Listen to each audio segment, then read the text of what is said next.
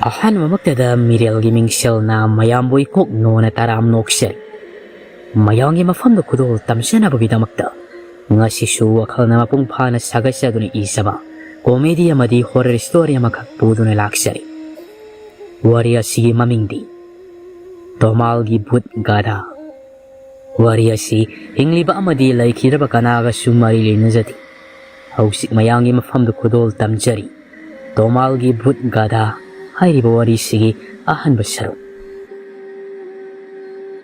ꯊꯋꯥꯟ ꯃꯇꯝ ꯑꯣꯏꯔꯛꯄꯒꯤ ꯂꯧ ꯄꯦꯡꯈꯠꯅꯔꯛꯄ ꯃꯇꯝ꯫ ꯂꯩꯇ ꯂꯥꯏꯔ ꯏꯃꯨꯡꯁꯤꯡꯅ ꯃꯤꯒꯤ ꯂꯧ ꯀꯨꯝꯂꯒ ꯏꯃꯨꯡ ꯄꯨꯅꯔꯤ꯫ ꯂꯥꯏꯔꯕ ꯏꯃꯨꯡꯁꯤꯡꯒꯤ ꯃꯔꯛꯇ ꯇꯣꯃꯥꯜꯒꯤ ꯌꯨꯝꯁꯨ ꯑꯃꯅꯤ꯫ ꯇꯣꯃꯥꯜꯁꯨ ꯂꯩꯀꯥꯏꯁꯤꯒꯤ ꯑꯣꯏꯅ ꯁꯦꯟꯖꯥꯎ ꯄꯥꯏꯕ ꯅꯤꯃꯥꯏ ꯍꯣꯏꯒꯤ ꯂꯧ ꯄꯦꯡꯕ ꯌꯥꯎꯔꯤ꯫ ꯁꯨꯅꯤꯡꯈꯤꯗ꯭ꯔꯕ ꯇꯣꯃꯥꯜ, ꯂꯩꯀꯥꯏꯁꯤꯗ ꯇꯟꯕꯗ ꯁꯨꯅꯤꯡꯗꯕꯗ ꯃꯃꯤꯡ ꯆꯠꯂꯤꯕ ꯇꯣꯃꯥꯜ꯫ ꯑꯗꯨꯕꯨ ꯁꯨꯅꯤꯡꯗꯦ ꯇꯜꯂꯤ ꯍꯥꯏꯗꯨꯅ ꯆꯔꯥ ꯍꯦꯟꯕꯗꯤ ꯌꯥꯕ꯭ꯔꯥ? ꯇꯜꯂꯕꯁꯨ ꯇꯟꯅ ꯇꯣꯃꯥꯜ ꯃꯄꯨꯟꯁꯤꯒꯤ ꯑꯍꯥꯟꯕ ꯑꯣꯏꯅ ꯉꯁꯤꯗꯤ ꯂꯧ ꯄꯦꯡꯕ ꯌꯥꯎꯔꯤ꯫ ꯄꯨꯂꯞꯅ ꯃꯈꯣꯏ ꯅꯤꯄꯥ ꯑꯅꯤ ꯅꯨꯄꯤ ꯑꯅꯤ, ꯃꯈꯣꯏ ꯃꯔꯤꯅꯅꯤ ꯂꯧ ꯐꯩꯗꯣꯝ ꯑꯅꯤ ꯄꯦꯡꯂꯤꯕꯗꯣ꯫ ꯇꯣꯃꯥꯜ ꯃꯥꯗꯤ ꯂꯣꯏꯔꯦ, ꯃꯁꯥꯗꯣ ꯋꯥꯕꯅ ꯑꯃꯨꯛꯇ ꯇꯧꯗ꯭ꯔꯤꯕ ꯊꯕꯛ ꯑꯣꯏꯔꯤ꯫ ꯃꯁꯥꯗꯣ ꯂꯣꯏꯔꯦ, ꯁꯂꯥꯛ ꯁꯥꯏ꯫ ꯇꯣꯃꯥꯜ ꯃꯈ꯭ꯋꯥꯡꯗꯣ ꯊꯦꯛꯇꯣꯛꯂꯒ ꯁꯣꯜꯂꯤ꯫ ꯑꯁ, ꯃꯁꯤ ꯊꯕꯛꯁꯦ ꯇꯧꯕ ꯍꯧꯅꯕ ꯊꯕꯛ ꯅꯠꯇꯦꯗ꯫ ꯑꯩꯅ ꯋꯥꯔꯤꯕꯁꯤꯒ ꯍꯣꯔꯦꯟ ꯃꯁꯤꯒꯤ ꯑꯔꯤꯛꯄ ꯅꯤꯃꯥꯏꯁꯤꯅ ꯁꯦꯜ ꯀꯌꯥꯕꯨ ꯄꯤꯔꯛꯇꯣꯏꯅꯣ? ꯂꯤꯛꯂꯤꯕ ꯈꯨꯂꯤꯛꯅꯦ ꯃꯁꯤ ꯅꯤꯄꯥꯁꯦ꯫ ꯃꯥꯅ ꯁꯣꯜꯂꯤꯕꯗꯣ ꯃꯥꯒ ꯊꯪꯅꯅ ꯊꯕꯛ ꯁꯨꯔꯤꯕ ꯃꯉꯣꯟꯗꯒꯤ ꯈꯤꯇꯪ ꯆꯍꯤ ꯍꯟꯕꯤ ꯅꯨꯄꯤ ꯑꯗꯨꯅ ꯇꯥꯔꯗꯨꯅ ꯍꯥꯏꯔꯛꯏ꯫ ꯑꯉꯧꯕꯤꯅ, ꯇꯣꯃꯥꯜ, ꯋꯥꯗꯅ ꯅꯨꯡꯉꯥꯏꯕ ꯌꯥꯕ ꯅꯠꯇꯦꯅꯦ꯫ ꯁꯦꯜ ꯇꯥꯟꯒꯦ ꯍꯥꯏꯔꯕꯗꯤꯅꯦ ꯈꯔꯁꯨ ꯋꯥꯕ ꯇꯥꯕꯅꯤ꯫ ꯑꯗꯣ ꯅꯪꯕꯨ ꯅꯆꯥ ꯅꯨꯄꯤꯗꯣ ꯌꯨꯝꯗ ꯂꯦꯝꯅ ꯂꯩꯍꯟꯗꯣꯏ ꯁꯔꯨꯛ ꯅꯪꯒ ꯈꯔ ꯂꯧ ꯀꯨꯝꯃꯤꯟꯅꯔꯒ ꯁꯦꯜ ꯇꯥꯜꯍꯜꯂꯨꯅꯦ꯫ ꯅꯪꯒꯤ ꯃꯇꯦꯡꯁꯨ ꯑꯣꯏꯅꯕ꯫ ꯃꯥꯅ ꯂꯧ ꯀꯨꯝꯕ ꯍꯩꯇꯦ ꯍꯥꯏꯔꯕꯁꯨ ꯌꯨꯝꯗ ꯐꯤ ꯇꯦꯛ ꯇꯦꯛ ꯁꯥꯔꯒ ꯁꯦꯜ ꯇꯥꯟꯕꯁꯨ ꯃꯌꯥꯏ꯫ ꯀꯩꯔꯣꯏ ꯂꯩꯀꯥꯏ ꯀꯣꯏꯔꯒ ꯂꯩꯗꯣꯏ ꯁꯔꯨꯛ ꯃꯥꯒ ꯍꯧꯃꯤꯟ ꯀꯥꯃꯤꯟꯅꯕ ꯃꯇꯥꯁꯤꯡꯗꯤ ꯁꯦꯜ ꯇꯥꯟꯗꯨꯅ ꯃꯃꯥ ꯃꯄꯥꯒꯤ ꯃꯇꯦꯡ ꯄꯥꯡꯂꯤꯕꯅꯤꯅꯦ꯫ ꯇꯣꯃꯥꯜ ꯑꯉꯧꯕꯤꯒꯤ ꯋꯥꯗꯨꯗ ꯈꯔ ꯁꯥꯎꯅꯤꯡꯉꯤ꯫ ꯂꯥꯏꯔꯖꯔꯕꯁꯨ ꯃꯍꯥꯛ ꯃꯆꯥꯅꯨꯄꯤ ꯅꯥꯏꯇꯣꯝ ꯌꯥꯎꯕꯤꯁꯤꯕꯨꯗꯤ ꯑꯋꯥꯕ ꯈꯪꯍꯟꯗ ꯀꯦꯅ ꯌꯣꯛꯆꯔꯤꯕꯅꯤ꯫ ꯑꯁꯤꯃꯛꯅ ꯇꯣꯃꯥꯜ ꯁꯧꯔꯥꯡꯅꯅ ꯈꯨꯝꯃꯛꯏ꯫ ꯏꯇꯩꯃ, ꯃꯤꯒꯤ ꯃꯆꯥꯒ ꯏꯆꯥꯒꯗꯤ ꯀꯥꯏꯗꯩ ꯃꯥꯟꯅꯕ ꯌꯥꯕ ꯅꯠꯇꯦ꯫ ꯑꯩꯒꯤ ꯏꯆꯥꯗꯤꯅꯦ ꯁꯤꯒꯨꯝꯕ ꯑꯋꯥꯕ ꯊꯕꯛꯁꯦ ꯇꯧꯍꯟꯕ ꯌꯥꯕ ꯅꯠꯇꯦ꯫ ꯑꯉꯧꯕꯤ ꯃꯆꯨ ꯄꯩꯊꯣꯛꯏ ꯇꯣꯃꯥꯜꯒꯤ ꯄꯥꯎꯈꯨꯝꯗꯨꯗ꯫ ꯃꯥꯁꯨ ꯈꯣꯟꯗꯥ ꯍꯥꯎꯇꯅ ꯍꯥꯏꯔꯛꯏ꯫ ꯅꯪꯅꯕꯨꯗꯤ ꯅꯆꯥ ꯅꯨꯡꯁꯤꯕꯒꯤ ꯇꯧꯔꯤꯕ, ꯑꯗꯨꯗ ꯍꯌꯦꯡ ꯃꯌꯨꯝ ꯄꯥꯜꯂꯕ ꯀꯥꯟꯗꯗꯤꯅꯦ ꯆꯟꯅꯔꯣꯏꯅꯦ ꯅꯆꯥꯅꯨꯄꯤꯗꯣ꯫ ꯇꯣꯃꯥꯜꯁꯨ ꯍꯦꯂꯥ ꯌꯥꯕ ꯅꯨꯄꯥ ꯅꯠꯇꯦ꯫ ꯃꯥꯁꯨ ꯄꯣꯡꯅ ꯑꯗꯨꯝ ꯈꯨꯝꯃꯛꯏ꯫ ꯂꯩꯀꯥꯏꯁꯤꯗꯅꯦ ꯑꯩꯒꯤ ꯏꯆꯥꯒꯤ ꯈꯖꯥꯏ ꯅꯥꯝꯃ ꯐꯥꯎꯕ ꯌꯧꯕ ꯂꯩꯁꯥꯕꯤ ꯑꯃꯠꯇ ꯏꯃꯤꯠꯁꯤꯅꯕꯨ ꯎꯖꯗ꯭ꯔꯤꯅꯦ꯫ ꯑꯩꯒꯤꯁꯦ ꯏꯆꯥ ꯊꯥꯒꯠꯄꯒꯤ ꯋꯥ ꯅꯠꯇꯦꯀꯣ ꯏꯇꯩꯃ꯫ ꯑꯗꯨꯒ ꯑꯃꯅ ꯑꯩꯒꯤ ꯏꯆꯥꯅꯨꯄꯤꯅ ꯍꯩꯇꯕ ꯌꯨꯝꯒꯤ ꯀꯨꯞꯅꯣꯝ ꯂꯩꯇꯦ꯫ ꯆꯥꯛ ꯏꯟꯁꯥꯡꯒꯗꯤ ꯃꯥꯅꯕꯨ ꯊꯣꯡꯂꯕꯗꯤꯅꯦ ꯑꯣꯟꯊꯣꯛꯅ ꯍꯥꯎꯈ꯭ꯔꯕꯖꯥꯠꯅꯤ꯫ ꯑꯗꯨꯒ ꯑꯃꯅ ꯑꯩꯒꯤ ꯏꯆꯥꯅꯨꯄꯤꯗꯤꯅꯦ ꯁꯦꯟꯖꯥꯎ ꯄꯥꯏꯕ ꯅꯨꯡꯉꯥꯏ ꯌꯥꯏꯐꯕ ꯏꯃꯨꯡꯗꯅꯦ ꯃꯆꯥ ꯑꯩꯅ ꯊꯥꯖꯒꯅꯤ꯫ ꯂꯥꯏꯔ ꯆꯨꯗꯠꯅꯕ ꯀꯥꯗꯗꯤ ꯏꯆꯥ ꯊꯥꯖꯕꯒꯤ ꯋꯥ ꯂꯩꯇꯦ ꯍꯥꯏꯖꯔꯤꯕ꯫ ꯑꯉꯧꯕꯤ ꯃꯥꯁꯨ ꯀꯔꯦꯝꯅꯅ ꯍꯥꯏꯔꯛꯏ꯫ ꯐꯩ, ꯑꯗꯣ ꯏꯁꯥꯒꯤ ꯐꯤꯕꯝꯁꯨ ꯈꯔ ꯌꯦꯡꯕ ꯐꯩꯀꯣ꯫ ꯇꯣꯃꯥꯜ ꯁꯥꯎꯅꯤꯡꯕꯅ ꯂꯣꯏꯔꯦ ꯑꯉꯧꯕꯤꯒꯤ ꯄꯥꯎꯈꯨꯝꯁꯤꯗ꯫ ꯃꯍꯥꯛ ꯑꯉꯧꯕꯤꯗꯗꯤ ꯇꯥꯏꯅꯕ ꯉꯝꯗ ꯊꯕꯛ ꯁꯨꯔꯝꯕꯗꯒꯤ ꯏꯁꯧ ꯂꯥꯡꯕ ꯍꯧꯔꯛꯏ꯫ ꯃꯥꯒꯤ ꯅꯤꯃꯥꯏ ꯍꯥꯏꯁꯤꯅꯅꯦ ꯍꯧꯖꯤꯛ ꯐꯥꯎꯕ ꯆꯥꯅ ꯊꯛꯅꯕ ꯊꯤꯜꯂꯛꯇ꯭ꯔꯤꯕꯁꯤꯅ ꯀꯔꯤꯒꯤꯅꯣ? ꯋꯥꯅꯒ ꯋꯥꯕꯅꯦ ꯏ ꯀꯥꯔꯛꯇꯅꯅꯦ ꯌꯨꯝꯗ ꯍꯟꯈꯤꯗꯣꯏꯅꯤ ꯌꯦꯡꯉꯨ꯫ ꯇꯣꯃꯥꯜꯒꯤ ꯋꯥꯗꯨꯗ ꯊꯕꯛ ꯁꯨꯔꯤꯕ ꯅꯤꯄꯥ ꯑꯃꯅ ꯑꯃꯨꯛ ꯃꯇꯦꯡ ꯄꯥꯡꯁꯤꯜꯂꯛꯏ꯫ ꯍꯣꯏꯅꯦ, ꯇꯥ ꯇꯣꯃꯥꯜ ꯃꯣꯏꯒꯤꯁꯤꯕꯨ ꯈꯔꯗꯤ ꯍꯦꯟꯃꯜꯂꯤ꯫ ꯐꯅꯗꯤ ꯀꯨꯏꯔꯦ ꯊꯕꯛ ꯁꯨꯔꯛꯂꯤꯕꯁꯤ, ꯍꯩꯊꯥ ꯄꯣꯊꯥꯗꯤ ꯁꯨꯡꯄꯨ ꯄꯨꯔꯛꯇꯦꯅꯦ꯫ ꯇꯣꯃꯥꯜ ꯊꯕꯛ ꯁꯨꯔꯝꯕꯗꯨ ꯇꯣꯛꯂꯒ ꯍꯥꯏꯔꯛꯏ꯫ ꯑꯩ ꯑꯃꯨꯛꯇ ꯍꯥꯏꯔꯨꯒꯦ, ꯃꯣꯏꯒꯤꯁꯦ ꯀꯥꯎꯁꯤꯟꯅꯔꯤꯕ꯭ꯔꯥ ꯀꯩꯅꯣꯝ ꯇꯧꯔꯤ꯫ ꯅꯤꯄꯥꯗꯨꯅ, ꯍꯣꯏ ꯇꯥ ꯇꯣꯃꯥꯜ, ꯇꯥꯗꯅ ꯈꯔ ꯍꯥꯏꯕꯤꯔꯨꯔꯣ꯫ ꯂꯧ ꯂꯩꯔꯤꯕꯗꯨꯒꯤ ꯍꯦꯛ ꯅꯥꯀꯜꯗ ꯅꯤꯃꯥꯏꯒꯤ ꯌꯨꯝꯁꯨ ꯂꯩ꯫ ꯌꯥꯝꯅ ꯅꯛꯅꯩ ꯌꯨꯝ ꯑꯗꯨꯒ ꯁꯨꯃꯥꯡ ꯅꯥꯀꯜꯗ ꯂꯩꯕ ꯂꯧ꯫ ꯇꯣꯃꯥꯜ ꯃꯥꯁꯨ ꯍꯣꯕꯦ ꯀꯥꯈꯠꯂꯛꯂꯒ ꯅꯤꯃꯥꯏ ꯍꯣꯏꯒꯤ ꯁꯨꯃꯥꯡꯗ ꯂꯦꯞ ꯅꯤꯃꯥꯏꯕꯨ ꯀꯧꯔꯛꯏ꯫ ꯈꯨꯔꯥ, ꯑꯣ ꯈꯨꯔꯥ ꯇꯥꯕ꯭ꯔꯣ? ꯇꯥꯔꯕꯗꯤ ꯃꯄꯥꯜꯗ ꯑꯃꯨꯛꯇ ꯊꯣꯛꯄꯤꯔꯛꯎ, ꯀꯩꯅꯣꯝꯇ ꯍꯥꯏꯖꯒꯦ꯫ Nimaisu Paijom Pumyat Anghoba set Sandon Chawa Pachana Tillaga Mapal the Togley. Nimaina, Kaidore Tomal, Nangukai Haininge.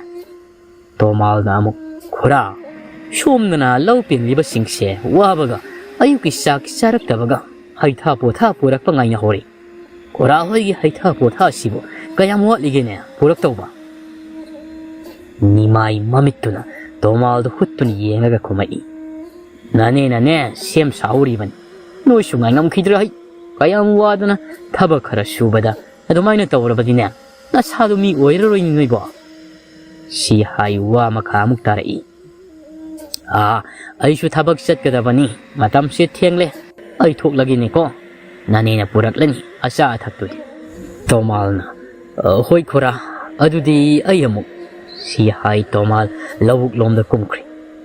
Nimai ma shoot, Tongala dom the Tokna, Masil the Saurap no son. Tabak the Shuki but the Mangairi. Shabagi Hanet away in it. Oi, Tabak Tobada. Masigi Tomal swinging the Basina Kit Hill. Masibuka died, which she level up even Kangdin. Mining way, Masi Tabak Loy the Loy, Shell Amatapiro down. Shomdana, Shaghendi Matang and Diga, Lakoi Pati Mapalda, Lep Pa to the Kumduna, Taro Tambal Hikliba, Nipa to the Onsen, Kodon be Tintin high. Shaghendina. Ta Shapaba Adagi Taro Angangbado, Adushu Heglo O. Shafaba, Akoibadu Yenglaga, Taro Angangbadu, Kodon be Tinduna Amuk Hairi. Shiro Shaghen be Noklaga Kumai. Hoi Adudo Nan Bina Amuk. Ta Shapaba. I gisu Tarikha Amate Hekpira O. Shapaba Sugat Laga Kumai. Nangidi, I hit Pangam Loiko. Kanadunu Helu Nandi Pai Toklaga. Mabuk Shekayada Patrinu Yengo. Shaghen Bina Amu. Ta Shapaba, Kok Hekpi Krokaino, Nandi Gisu, Nabuk Patabata Usanu. Shapaba Nokshin Naraga. Hoida, Pagito one. Hoi Shaghen Bina Hairagabu. I know the Hybro. Shaghenbi, Mamai to Nakalamado on Toklaga Sugar. Shapabashu, Badagi Karakaga.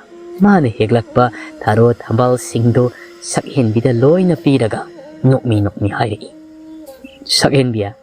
Say, Nanging Actani. Shaghen Bisu Nokshin Naraga, Pira Piba Single Lokshil. Aduga, Tankayama, Matangan be the Pi. Nganbi Shu Taro Tambal Singdo, Makuta Pai Hairaga, Knock me, Sakakna, Sapabado on Sin Hairi. Ta Sapaba. Nangna Aigi Taro Tambal, hanging Drabasuna, tu Aigidi, Mayam Pangi. Sapaba, Mamito, Nganbi the Paini. Kumbadi Kumlakti. Shaghen Bina. Ta Sapaba. Laishu Hekpire, Adudi, Aikoya Muksatlagi. Matam Sutengli. Sapaba, Makopta Makuna Nalaga Kumai. Hoi, Ado. I Nangonda Wama Haido Lako. Shaghen Bina Amu. Hoi, Ado ko na Hairo. Ay Tengli, Baba Lawu Kung Kibado, Halag Lambatare, ay Salagi. Shaghen Bi, Ngandigi Kudang Pai, Singli Hairaga, Sapavanaga Kama Nangda, Hobe Chienk. Sapavashu, Shaghen Bi Naga Satkibado Yenglaga, Masil the Swan. Shaghen Bia. Nangsi Padi Pazay Hai. Naming Naga Shaghen Bi Koksele. Natsak to Su, Pura Shaghen Bi. Nangbu Aigi Oibaga Pangjarabadi. Haidi Pokuri Mahayale. Nakalamadana. Tomal Nimaiga Mari kan yetnari. Nimai Saurap na Hai. Miloy na mag-ay na piri ba Chelsea Puraga hara-oraw siya nakay. Aduga nang nasida, yam din na tawri ba sibon nati? Nang umakoy digi nang nihiya naga tabaka sugra hay ba niya. Tomal masuk kang yet palipti. Adu ada ay kang dikura. Ay di nga si Shell kara haptri mamakay yung sida gisungan halaran. Nung siya marak sida ipum tit pa makay suhalaga. Kura na piri ba tarit senda sidi ontok na siya nakidran. Nimai makwang mitlaga siyaw nga hay. Is nang kaktarado ba misusuri ba dudi tabak diya. Moy na buhay na suram ni nang unday di. Laite Shell ga ay suhapang nga mo. Nang sumang sida tunggera kay daw gaya nang tukpatahoro ay siyang Si hairam Tomal nimai waga taramda imung da sankre. Machin da su kari no sol. Yehe nimai engunda bu shell hapu kakai naga haijaba sai. Tabak ti suninge aini ekta hapa da usimangai. Mi tani taroi ka khangda khoi ngang dana imung da sankre hairaga mamang thong do khangthing thingjanki. Tomal di kamdauri mak shauning mana yadri. Masu lonsin kriba thong do yeng khudom bi singlaga sauna hairami. Nimai haiba arikpa nang nungai ni horendi. Aina kaidogi yeng. Si hairam Tomal su mayum da halakli. Namit pungta tari.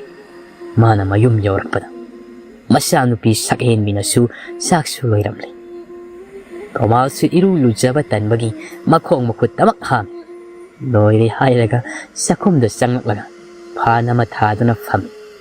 Masado su ngasidi loire hai kanadre wabana. Sakhen bi mapada on silaga wa hairi. Baba sakti loire thiroro. Tomal na. Sing le hodaba daina. Kadai digi sing no nang na sak thongli badudia. Sakhen bi kitang pom thoklaga kumai. Ngandi hoi digi lauraga thongli ni baba. Ay sumay na mingondagi niraga saba siya yamna ikay ko. Tomal masyano pida nangay. Taning di ko, karigi kay ribano. Ina kunba moy digi kara lauraga siya drabadi. Lai rabay ko'y di siroy ro. Ado na ikay biyadi. Ni ba dakan gadamani ko? Isa asidi. Ado nang bukari matil tonggene. Sakhen bina. Ensang di laita dana sauri oy na tongle. Tomal sugalaga kumai. As, tok na saning kidreda taurisa. Sakhen bi saurang na maso hayri kapli ga tauraga. Ay ni hena saning manate. Ay sauri pam di hayba pa busukang ni ba natro. Upay laita bay sadori ba ni? Tomal masano pina kapli taurapasida maso nungay tri. Parese, sakto tiro. Ipaso niya sakla man na yadraban. Hayeng do. Ipa na isagi pamsaba kazing do laibirage.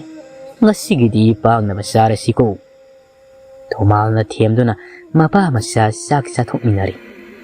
Taba ingkang pumbaloy silam saghin bidi magi ningol kada tumba sangkay. Tomal di pamong siyang labas sutumdi. Mahak masanupi tungki ba ngay do nalay. Tungkre kang baga mamang tong do hangtok do na mapal do toglay. Matam do su Pana di thieng laban. Tomal makuta thaumaya mata yaudi. Thonggal tamna thogle. Konthong sei pali bado hek yaw baga. Tomal masinda kanagumba ama yamna su hauda yamna su takta mingama kawai. Maimu ba o maimu ba nang haina kauba sitarabadi hausimak ay kinaktalao. Ngayak amuk kauba lepli hairaga Mana kau kribado lakpra haidana ngai. Lakpagi samil pangdrabada hantak mukti kara kalap na oina kaurai. Maimu ba? Maimu? Nang lakri bro? Tomal gitungdagi tapna konse lamana kumai. Hau? Ay laksare, guru. Gari sinta pangjaw haibage. Tomal kangpre kangna mamay ontorai. Kangine hay muti sidi. Tomal na maimu ba haidan masay di kauri basi taibang miga nati. Asiba thawai amakang. Maimu ba haidi ba thawai asiga Tomal ga pana koina loina rakpagi. Laywas holaga kaubugi mahutta maimu ba haidana Tomal na kawi. Thawai dusu Tomal na bu kaurabadi kudakta adumak lai. Ngasi su lakli basin. Tomal sur ni hak hontok le hairaga. Ikon ko na lepli ba maimu ba da onsan wa hairai. Yengoy, ay nangonda sintama pigani.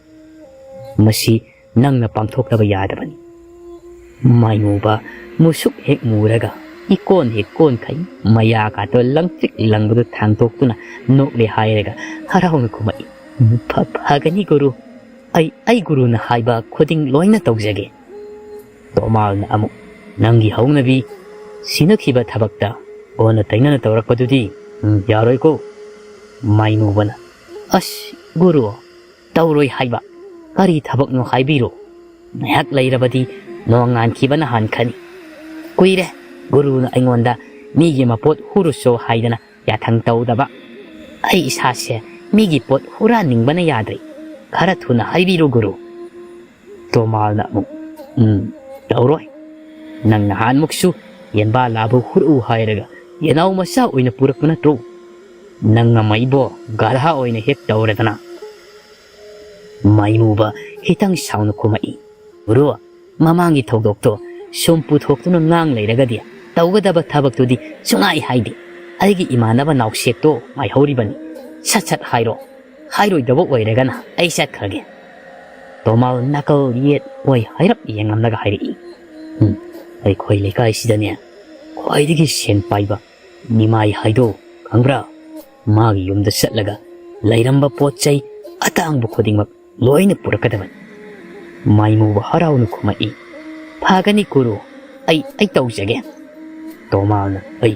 ꯍꯧꯖꯤꯛꯃꯛ ꯆꯠꯂꯨ ꯌꯥꯡꯅ ꯆꯠꯀꯗꯕꯅꯤꯀꯣ ꯃꯈꯣꯟ ꯃꯋꯥ ꯑꯃꯠꯇ ꯊꯣꯛꯍꯟꯕ ꯌꯥꯗꯦꯀꯣ ꯃꯗꯨꯏ ꯑꯍꯟꯗꯣ ꯃꯅꯥ ꯌꯥꯝꯅ ꯁꯤꯡꯕꯅꯤ ꯆꯦꯛꯁꯤꯟꯅ ꯇꯧ ꯑꯩ ꯃꯪꯒꯣꯟꯁꯤꯗ ꯐꯝꯂꯒꯅꯦ ꯅꯪ ꯍꯜꯂꯛꯄ ꯉꯥꯏꯔꯝꯗꯧꯔꯤꯕꯅꯤ ꯃꯥꯏꯃꯨꯕ ꯃꯥꯁꯨ ꯃꯂꯪꯗ ꯄꯥꯏꯗꯨꯅ ꯅꯤꯃꯥꯏ ꯍꯣꯏ ꯃꯌꯨꯝ ꯇꯝꯅ ꯂꯥꯛꯂꯤ ꯃꯥꯁꯨ ꯃꯇꯝ ꯀꯨꯏꯔꯕꯒꯤ ꯇꯨꯡꯗ ꯃꯤꯒꯤ ꯃꯄꯣꯠ ꯍꯨꯔꯥꯟꯕ ꯐꯪꯂꯒꯅꯤ ꯈꯟ ꯍꯔꯥꯎꯅ ꯃꯆꯤꯟꯗ ꯁꯣꯟꯗꯨꯅ ꯂꯥꯛꯂꯤ ꯍꯥꯍꯥ ꯑꯩ ꯄꯣꯠ ꯍꯨꯔꯥꯟꯕ ꯐꯪꯂꯅꯤ ꯅꯨꯡꯉꯥꯏꯖꯩ ꯂꯥ ꯂꯥ ꯂꯥ ꯑꯩ ꯍꯨꯔꯥꯟꯕ ꯄꯣꯠ ꯐꯪꯂꯅꯤ ꯃꯣꯟꯗꯥ ꯅꯨꯡꯉꯥꯏꯅ ꯂꯥꯛꯄꯅ ꯅꯤꯃꯥꯏ ꯍꯣꯏꯒꯤ ꯌꯨꯝ ꯌꯧꯁꯤꯜ ꯁꯨꯃꯥꯡꯗꯨꯗ ꯂꯦꯞ ꯑꯀꯣꯏꯕꯗꯨꯗ ꯀꯣꯏꯌꯦꯡ ꯌꯦꯡ ꯀꯔꯤ ꯍꯨꯕ ꯌꯥꯕ ꯂꯩꯕꯒꯦ ꯃꯃꯜ ꯇꯥꯡꯕ ꯄꯣꯠ ꯂꯩꯕꯒꯦ ꯍꯥꯏꯗꯅ ꯑꯗꯨꯕꯨ ꯀꯔꯤꯁꯨ ꯂꯩꯕ ꯎꯗꯦ ꯁꯪꯒꯣꯏꯗ ꯈꯥꯝꯂꯤꯕ ꯁꯥꯏꯀꯜ ꯑꯄꯠꯄꯗꯨ ꯅꯠꯇꯅ ꯃꯥꯏꯃꯨꯕ ꯃꯤꯒꯤ ꯃꯅꯤꯡ ꯃꯌꯥ ꯆꯪꯗꯨꯅ ꯀꯣꯏꯌꯦꯡ ꯌꯦꯡ ꯑꯗꯨꯕꯨ ꯍꯨꯕ ꯌꯥꯕ ꯄꯣꯠ ꯑꯃꯠꯇ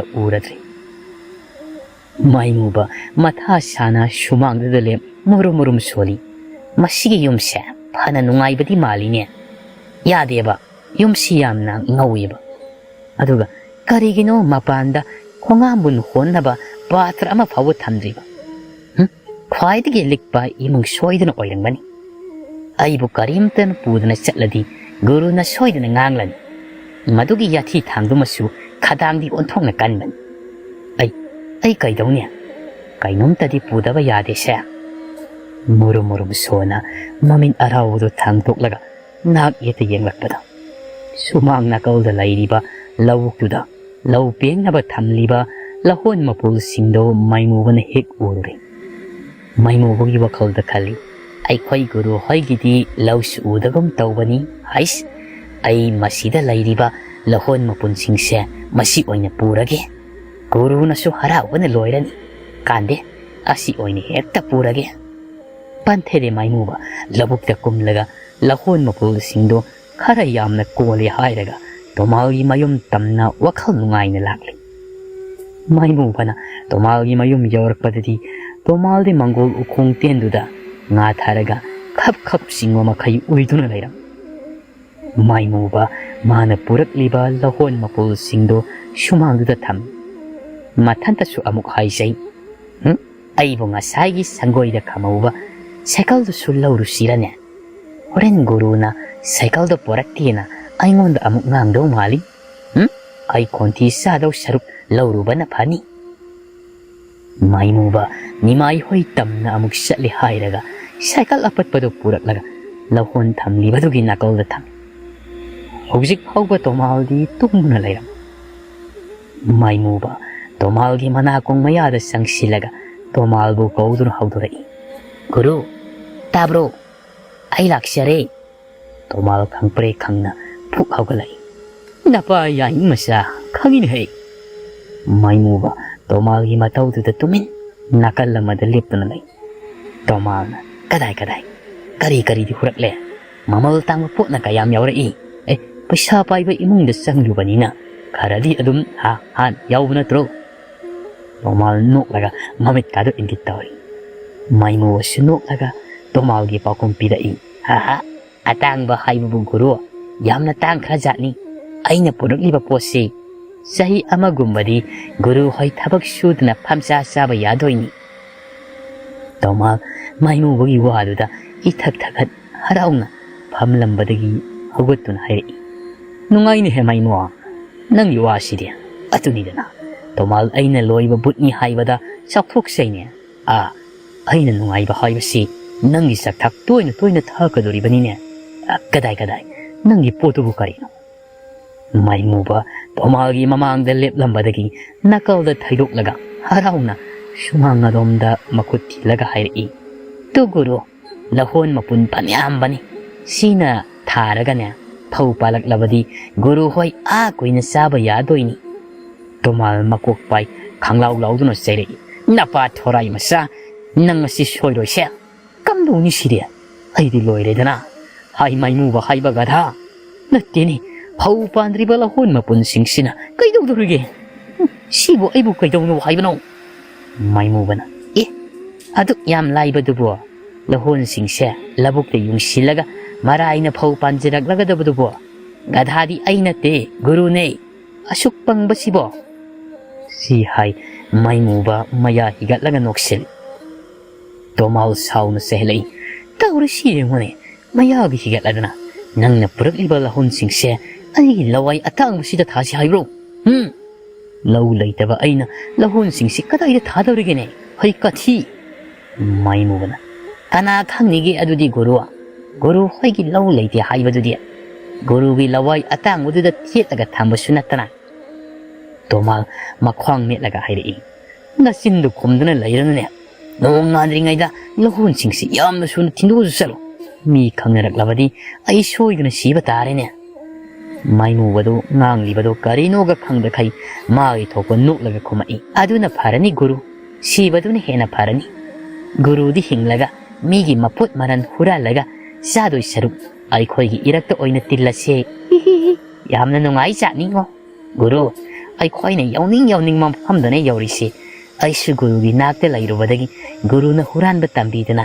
ꯍꯧꯖꯤꯛꯇꯤ ꯏꯁꯥꯁꯦ ꯃꯤꯒꯤ ꯃꯄꯣꯠ ꯃꯆꯩ ꯑꯗꯨꯝ ꯍꯨꯔꯥꯟꯅꯤꯡꯉꯤꯉꯣ ꯒꯨꯔꯨ ꯅꯪ ꯑꯐꯕ ꯃꯤꯗꯤ ꯅꯠꯇꯦ ꯇꯣꯃꯥꯜ ꯁꯥꯎꯅ ꯍꯥꯏꯔꯛꯏ ꯆꯠꯇꯨꯝ ꯆꯠꯂꯣꯍꯩ ꯑꯣꯖꯥ ꯁꯥꯗꯅ ꯉꯥꯡꯗꯅ ꯑꯃꯨꯛ ꯂꯩꯔꯤ ꯅꯣꯡꯉꯥꯜꯂꯛꯂꯒꯅꯦ ꯃꯤꯌꯥꯝ ꯈꯪꯅꯔꯛꯂꯕꯗꯤ ꯑꯩꯗ ꯅꯠꯇꯅ ꯅꯪꯕꯨꯁꯨ ꯃꯤꯌꯥꯝꯅ ꯍꯨꯔꯥꯟꯕ ꯕꯨꯠꯅꯤ ꯍꯥꯏꯗꯅ ꯁꯨꯅꯨ ꯌꯥꯏꯉꯪ ꯇꯩꯔꯒ ꯋꯥꯔꯛꯇꯧꯔꯤꯕꯅꯤꯅꯦ ꯃꯥꯏꯃꯨꯕ ꯏꯄꯪ ꯄꯪꯅ ꯇꯣꯃꯥꯜꯒꯤ ꯋꯥꯗꯨꯗ ꯊꯥꯖꯔꯗꯨꯅ ꯄꯥꯈꯠꯂꯞ ꯇꯧꯅ ꯍꯥꯏꯔꯛꯏ ꯀꯥꯏꯗꯩ ꯑꯗꯨꯃꯥꯏꯅꯒ ꯇꯧꯔꯕꯗꯤ ꯑꯩꯗꯤ ꯂꯣꯏꯔꯦꯗꯅ ꯕꯨꯠ ꯃꯌꯥꯝꯒꯤ ꯃꯃꯥꯡꯗ ꯏꯖꯠ ꯂꯩꯈꯥ ꯇꯥꯗꯧꯔꯤꯕꯅꯤ ꯑꯩ ꯆꯠꯂꯦ ꯒꯨꯔꯨ ꯂꯍꯣꯟꯁꯤꯡꯁꯤ ꯑꯃꯨꯛꯇ ꯊꯤꯟꯗꯣꯛꯂꯨꯈꯤꯒꯦ ꯇꯣꯃꯥꯅ ꯈꯨꯝꯃꯒ ꯅꯪꯕ ꯖꯥꯠ ꯅꯠꯇꯦ ꯃꯥꯏꯃꯨꯕ ꯄ꯭ꯔꯞ ꯂꯍꯣꯟ ꯊꯝꯂꯤꯕꯗꯨꯒꯤ ꯃꯅꯥꯛꯇ ꯆꯪꯁꯤꯟ ꯂꯍꯣꯟꯁꯤꯡꯗꯨ ꯄꯨꯂꯞ ꯀꯣꯟꯈꯠꯂꯒ ꯍꯥꯏꯔꯛꯏ ꯒꯨꯔꯨ ꯁꯥꯏꯀꯜꯁꯤꯁꯨ ꯄꯨꯈ꯭ꯔꯣ ꯍꯥꯏꯕ꯭ꯔꯣ ꯇꯣꯃꯥꯜꯅ ꯁꯥꯏꯀꯜꯗꯨꯗꯤ ꯊꯅꯝꯃꯨ ꯄꯠꯆꯔꯕꯁꯨ ꯑꯗꯨꯃꯗꯤ ꯑꯩꯉꯣꯟꯗ ꯈꯔ ꯀꯥꯟꯅꯒꯗꯕ ꯃꯥꯜꯂꯤ ꯃꯥꯏꯃꯨꯕꯁꯨ ꯍꯣꯏ ꯍꯥꯏꯔꯝꯂꯒ ꯂꯍꯣꯟꯁꯤꯡꯗꯨ ꯄꯨꯔꯒ ꯅꯤꯃꯥꯏꯒꯤ ꯃꯌꯨꯝ ꯇꯝꯅ ꯆꯠꯈ꯭ꯔꯦ ꯇꯣꯃꯥꯜ ꯃꯥꯗꯤ ꯃꯊꯥ ꯁꯥꯅ ꯃꯪꯒꯣꯜꯗꯨꯗ ꯐꯝꯊ ꯃꯆꯤꯜꯗ ꯁꯣꯜꯂꯤ ꯑꯩꯕꯨ ꯃꯁꯤꯒꯤ ꯕꯨꯠ ꯒꯙꯥ ꯑꯁꯤꯕꯨ ꯀꯃꯥꯏꯅ ꯀꯧꯔꯨꯔꯤꯕꯅꯣ ꯈꯪꯗꯦꯃꯤ ꯊꯥꯏꯅ ꯑꯩꯈꯣꯏ ꯕꯥꯖꯤꯅ ꯕꯨꯠ ꯁꯥꯟꯅꯔꯝꯕꯗꯨꯗꯤ ꯑꯩꯈꯣꯏ ꯏꯃꯨꯡꯁꯤ ꯌꯥꯝꯅ ꯅꯨꯡꯉꯥꯏꯔꯝꯕꯅꯤ ꯕꯥꯖꯤꯅ ꯊꯝꯂꯝꯕ ꯂꯧ ꯏꯪꯈꯣꯜꯁꯤꯡꯁꯤꯁꯨ ꯑꯩꯅ ꯀꯥꯏꯗꯨꯅ ꯆꯥꯕꯗ ꯂꯣꯏꯅ ꯂꯣꯏꯈ꯭ꯔꯦ ꯍꯧꯖꯤꯛꯇꯤ ꯏꯪꯈꯣꯜ ꯃꯆꯦꯠꯁꯤꯇꯪ ꯉꯥꯏꯔꯦꯗꯅ ꯑꯩꯈꯣꯏ ꯕꯥꯖꯤꯅ ꯕꯨꯠ ꯁꯥꯟꯅꯕꯒꯤ ꯂꯩꯋꯥ ꯇꯝꯁꯤꯟꯍꯧ ꯍꯥꯏꯕꯗꯣ ꯐꯖꯅ ꯇꯝꯂꯕꯗꯤ ꯑꯩꯁꯦ ꯅꯍꯥꯟꯅ ꯕꯨꯠꯀꯤ ꯃꯄꯥꯟꯗꯒꯤ ꯅꯨꯡꯉꯥꯏꯖꯔꯝꯂꯒꯗꯕꯅꯤꯅꯦ ꯕꯥꯖꯤꯅ ꯁꯤꯔꯝꯗꯥꯏ ꯀꯕꯛ ꯇꯥꯛꯂꯝꯕꯁꯤꯅꯗꯤ ꯕꯨꯠ ꯒꯙꯥꯁꯤꯗ ꯁꯨꯝ ꯇꯥꯕꯅꯤ ꯋꯥꯈꯤꯅꯤ ꯑꯩ ꯈꯪꯏ ꯃꯁꯤꯒꯤ ꯒꯙꯥꯁꯤꯅ ꯁꯤꯡꯂꯛꯇ꯭ꯔꯤ ꯐꯥꯎꯕꯗꯤ ꯑꯩ ꯋꯥꯈꯤꯅꯤ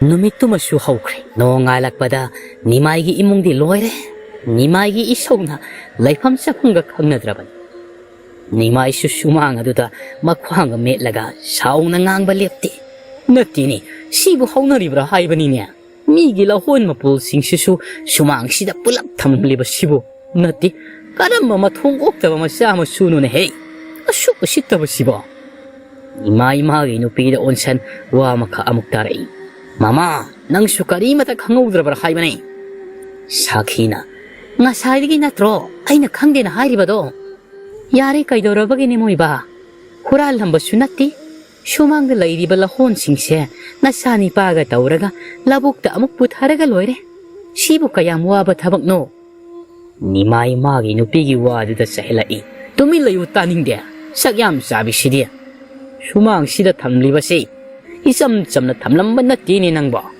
ꯍꯨꯔꯥꯟꯒꯤ ꯍꯥꯏꯗꯨꯅ ꯇꯧꯕ ꯁꯣꯏꯗꯅ ꯑꯣꯏꯔꯝꯒꯅꯤ ꯁꯥꯈꯤꯁꯨ ꯏꯁꯥꯎ ꯁꯥꯎꯅ ꯈꯨꯝꯃꯛꯏ ꯑꯩꯅ ꯆꯥꯛ ꯈꯔ ꯆꯥꯖꯕꯁꯤꯗ ꯃꯣꯏ ꯕꯥꯗꯤ ꯌꯥꯝꯅ ꯁꯥꯎꯅꯤꯡꯉꯝꯃꯤ ꯖꯥꯠꯅꯤꯅꯦ ꯐꯩ ꯐꯩ ꯉꯁꯤꯗꯒꯤ ꯑꯩ ꯅꯪꯒꯤ ꯅꯥꯔꯒ ꯑꯃꯠꯇ ꯆꯥꯔꯣꯏ ꯑꯩꯉꯣꯟꯗꯒ ꯆꯥꯛꯀ ꯊꯣꯡꯉꯨ ꯍꯥꯏꯕꯤꯔꯛꯀꯅꯨ ꯁꯥꯈꯤ ꯃꯄꯨꯔꯣꯏꯕꯗ ꯃꯆꯨꯞ ꯄꯩꯁꯤꯜꯂꯝꯂꯒ ꯏꯃꯨꯡꯗ ꯆꯪꯈ꯭ꯔꯦ ꯅꯤꯃꯥꯏꯗꯤ ꯁꯥꯎꯔꯤꯉꯩ ꯃꯊꯛꯁꯤꯗ ꯃꯥꯒꯤ ꯅꯨꯄꯤꯒꯤ ꯃꯇꯧꯗꯨꯗꯅ ꯍꯦꯟꯅ ꯈꯣꯏꯗꯧ ꯊꯤꯠꯅ ꯂꯥꯎ ꯍꯩ ꯁꯥꯈꯤ ꯅꯪ ꯉꯁꯤ ꯅꯄꯥꯝ ꯌꯧꯕ ꯁꯣꯏꯔꯣꯏꯀꯣ ꯁꯥꯎꯅ ꯑꯃꯨꯛ ꯃꯁꯦꯜꯗ ꯁꯣꯜꯂꯤ ꯁꯨꯃꯥꯡꯗ ꯇꯧꯔꯝꯂꯤꯕ ꯃꯌꯥꯝꯁꯦ ꯀꯅꯥꯝꯇꯅ ꯇꯧꯕ ꯑꯣꯏꯔꯝꯂꯣꯏ ꯃꯗꯨꯒꯤ ꯁꯨꯅꯤꯡꯗꯕ ꯇꯣꯃꯥꯜ ꯍꯥꯏꯕꯗꯨꯅ ꯁꯣꯏꯗꯅ ꯇꯧꯕ ꯑꯣꯏꯔꯝꯅꯤ ꯉꯔꯥꯡ ꯑꯩꯅ ꯈꯨꯠꯁꯨꯃꯟ ꯍꯥꯞꯇꯕꯒꯤ ꯊꯑꯣꯏꯅ ꯑꯩꯉꯣꯟꯗ ꯁꯤꯡꯅꯔꯤꯕꯅꯤꯅꯦ ꯐꯩ ꯈꯪꯒꯅꯤꯗꯅ ꯑꯩꯁꯨ ꯅꯤꯃꯥꯏꯅꯤ ꯑꯩꯅ ꯇꯧꯕ ꯉꯝꯕ ꯊꯕꯛꯁꯨ ꯅꯪ ꯑꯃꯨꯛ ꯌꯦꯡꯉꯨ ꯇꯟꯖꯥꯁꯤꯗ ꯏꯃꯨꯡꯗꯒꯤ ꯃꯆꯥꯅꯤꯄꯥ ꯈꯣꯡꯕꯁꯨ ꯊꯣꯛꯂꯛꯏ ꯃꯄꯥ ꯂꯩꯔꯤꯕꯗꯨꯒ ꯍꯟꯅ ꯌꯦꯡꯉꯝꯗ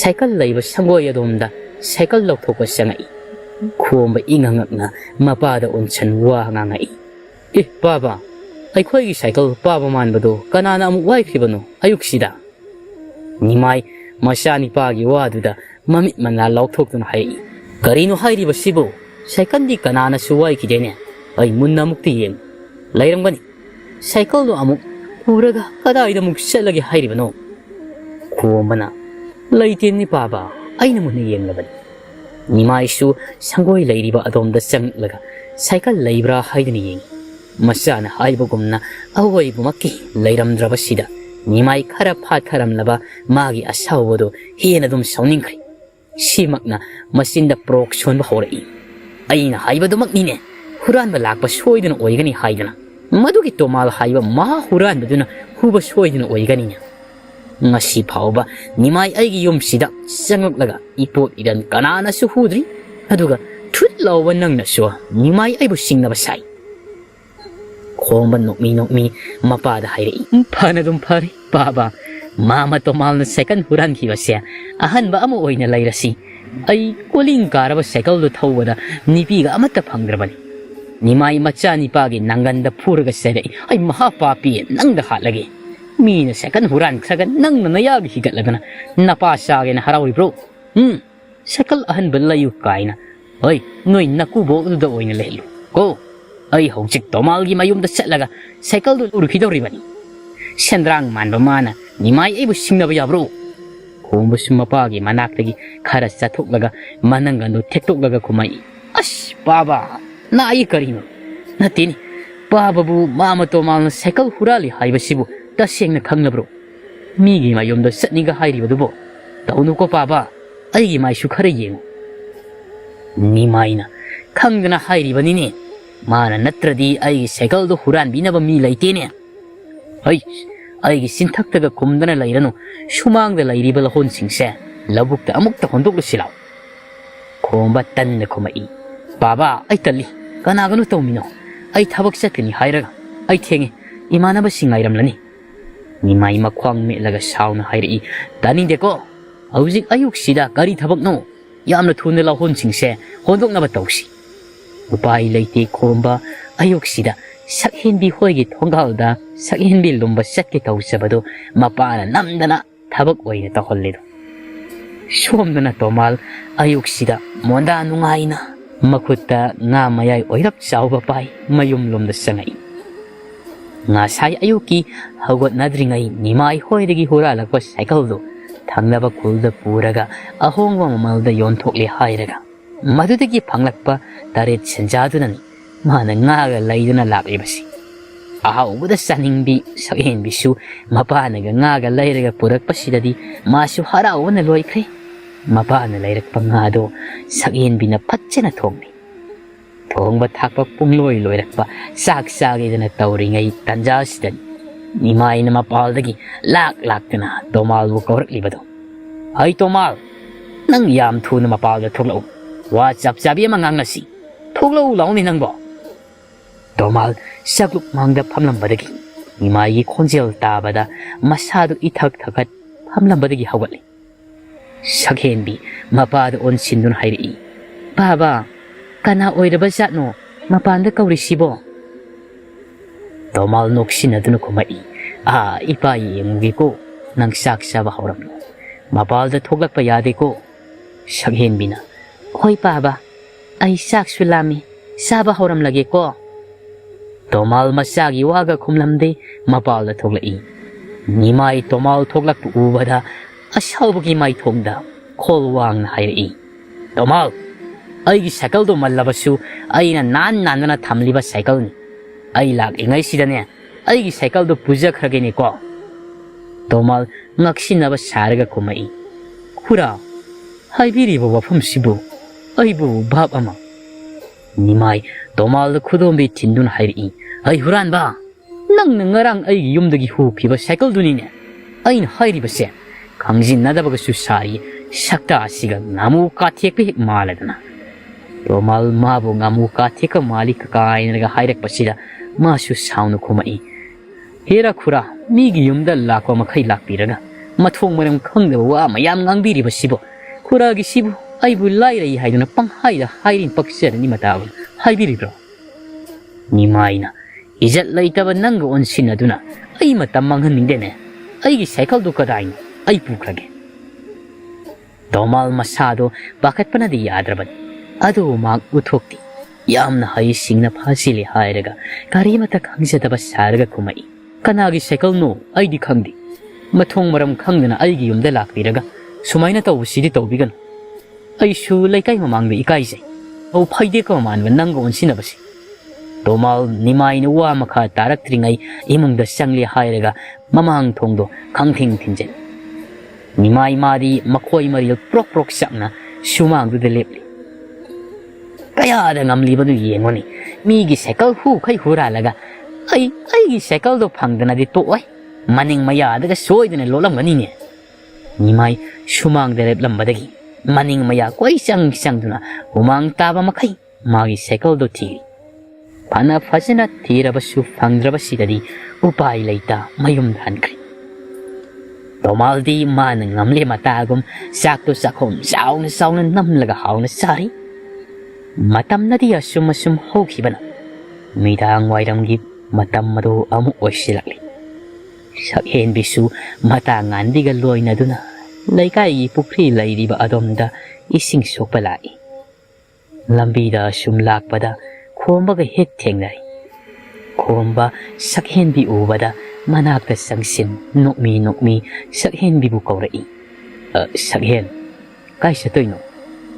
Sakhen bi suklaga, paukong pirai.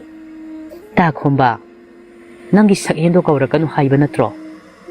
Ay siba no para, kay no kangdim ni.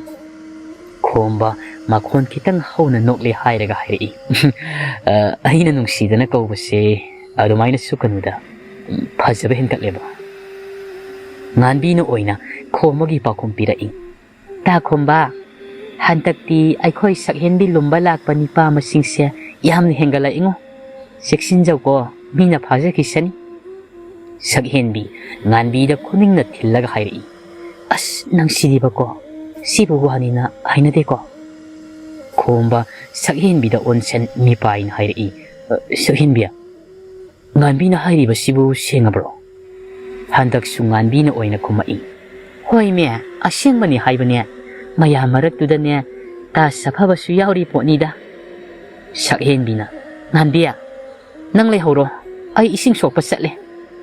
Si hay sakhen bi, para prapset pahoy. Nganbi su hobe, matong di inarai. Kumba di sakhen bina sat kiba duda, kaba su ngamda, tumin na lepawri. Nganbi na, ngay ko sakhen biya, sa mina se. Sakhen bi kumlakti, magi sat pamtok pasali. Nganbi su, sakhen bigi manak yawra duna, tap na sayrai. Sakhen biya, nang tawri do bukay no. Takong ba siya, nang uyam na nuksija ba ni? Sakhen bi tawa sada na kumai. Mana nuksiraga kay daw ragya. Nganbi may tong hanjin na hayrai. Sakhen biya, ay bo haysaw hayra ba din na? Nang takong ba dalay ba na henapani ko? Sakhen bi, mamit managa lautuk laga kumai. Is hare ay mangonda laydoy saruk niya, ta sapabada oy na laysagi. Ta kumbadi ni pa sutok dia. Laikay suoy. Ay pamde da. Nganbi na, Nungbu nungsinarabadine, laikai haiba laitabane. Phana kuire, ta khomana nangbu tanajara ise. Nangsu khanduna yengune. Nangna ta khomabu mirairaba. Sumaina hayengwai. Nangsu nangna nungsijaba kanagumba amana mirairabadi nang nungaigadro. Aduna ita nang munna khaluko. Sakhenbi yamna hainingdana khumai. Hoi, ai khallage. Nganbi suwa makha tarakidri. Makoisu ising soklaba matungda mayumda hanminarai. Nganbiga sakhenbiga mayum thangnai. Nganbisu mayum madonda sangkhri. Sakhenbisu mayum sanguklaga purakliba isingdo maningda thanamle hairaga imungi makuk mata loisali. Somdana nimai numit taba yamna wana ngairi. Usin hasin numisu tarakli. Sak ising tuknaba mina tumna himnaba matam. Ahing nung yay yaudringi matam aswaidan. Nimai hawgalaktuna mapalda thoglai. Maninglomda sangle hairaga laibak taunanaba yotpak amapai. Athengba ahing sida makhoigi ingkol matonda hawriba haining pambi adugi makhongda ngaihak leplamle hairaga. Makuta pairakpa yotpaktuna laibak singdo tawba horai.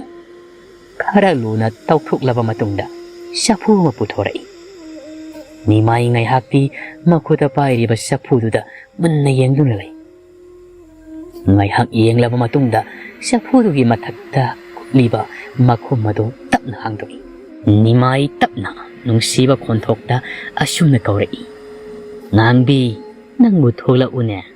Sapu manungsida nangna lairakliba sahi phana kuire. Hauzikti aina nangi thaudang sinarage thugla ulaune. Asumna nimaina hanjin kaurakpadagi. Sapu manungda lairamba thawaido manungda kuina laiba ngamdraba mali. Sapu manungsidagi maikhu onduna paithorakli. Ngangbigi thawaina masakti uhanda warauna hairai. Baba, karigi hauzikta aibu sapu sidagi lauthokpiribano.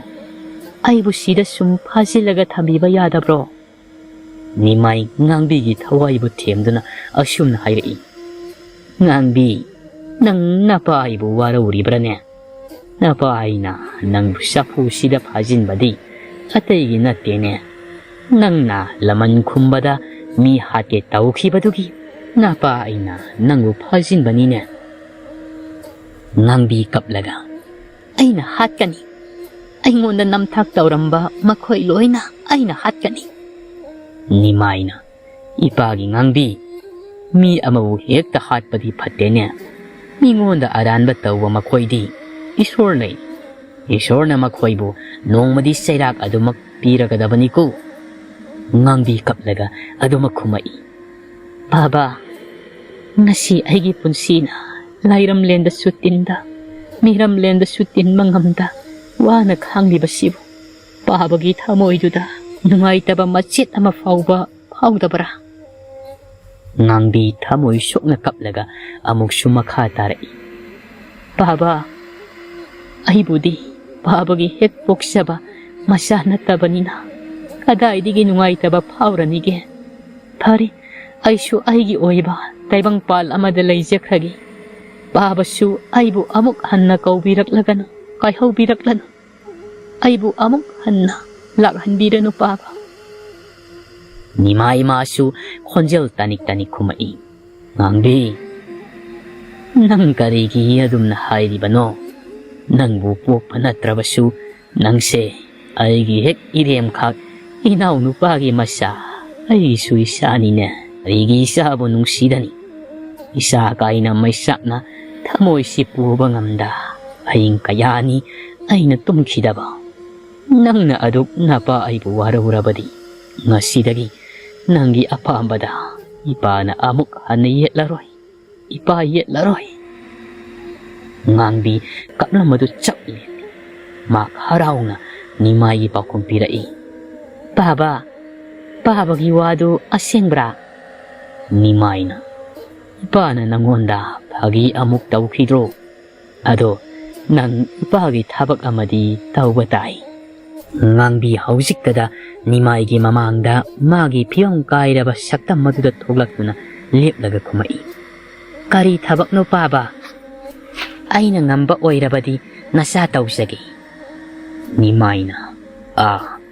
Nang nagngambadaba thabak nida.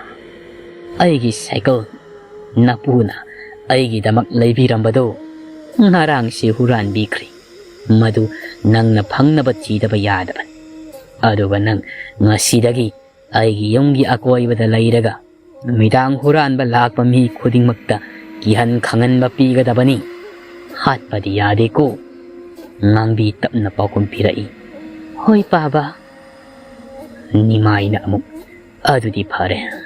Ay susang lagi. Matam si tiengle. Ngay hak layrabadi no ngange hayrani. Iba sangle ko. Nimay su imong da sangkre. Nga si sungangbi. Magi awaba kangbida. Magi kanagadaba tabak tamak sinaramledo. Nimay mahak. Ngangbi nimay na sangkre ba may kayadom da yeng mapita na masil da soli. Nga si su amuk. Ay di aigi awaba kangbida na. Aigi mateng pangba lakliboy kaluri. Adugadi. Ngangbi piendo na amuksu makataray.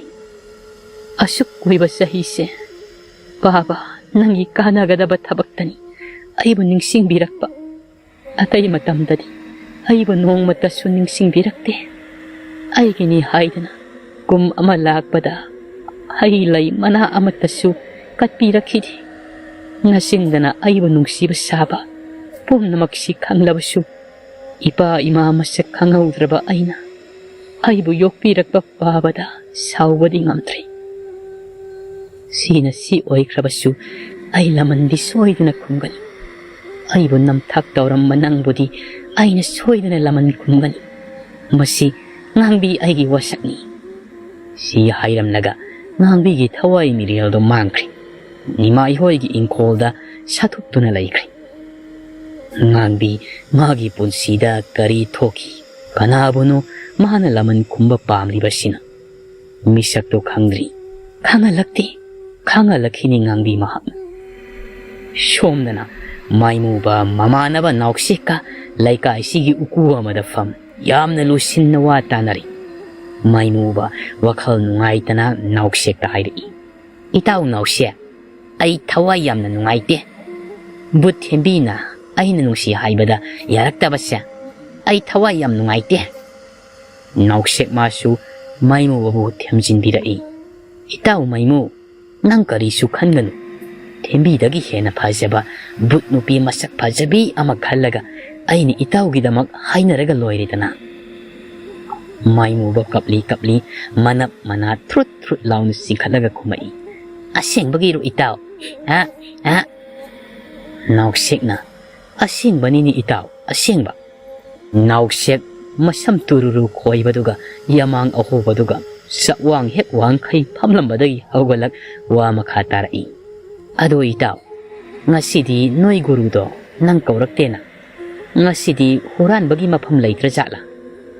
Maimuba wakham kharan ngaitana kumai. Kauraktaw mandeda itaw. Naukseng na amu. Parabani kauraktabaduna. Nanga maibo but mayamna huran bahayna khangnarabani. Huran bagi sinphamduna oiramnina. Thembina nangna nungsi haibada yaraktibado.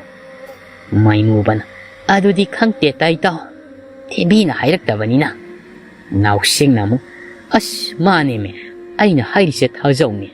Nang matung manawne. Noigi guruna huran ba chatlu haibada chatluраnuko. Maimuba khomningdana khumai. Hoi mawong yengsi. Nauksek maimuba mamit phaijai yenglaga hairai. Mawong yengsi kain. Huran bagi thabakse nang yamna pamjabagi wanine. Maimuba nuklaga. Hoi aidi migi mapot masay huran ba se yamna nungai. Adugini. Nauksekna. Nungai ni. Adudi nipi adum phangjadaba taba.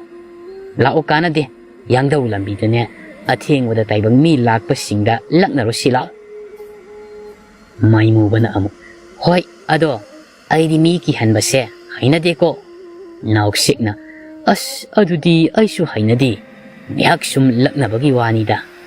Maimuba nauksek ani ado lambi lamjawda kana laki haidana yengba chatkri.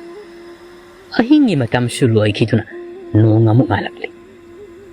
Ngasigi numisidagi iwadaw moirang tangjing harauba haugadawriban.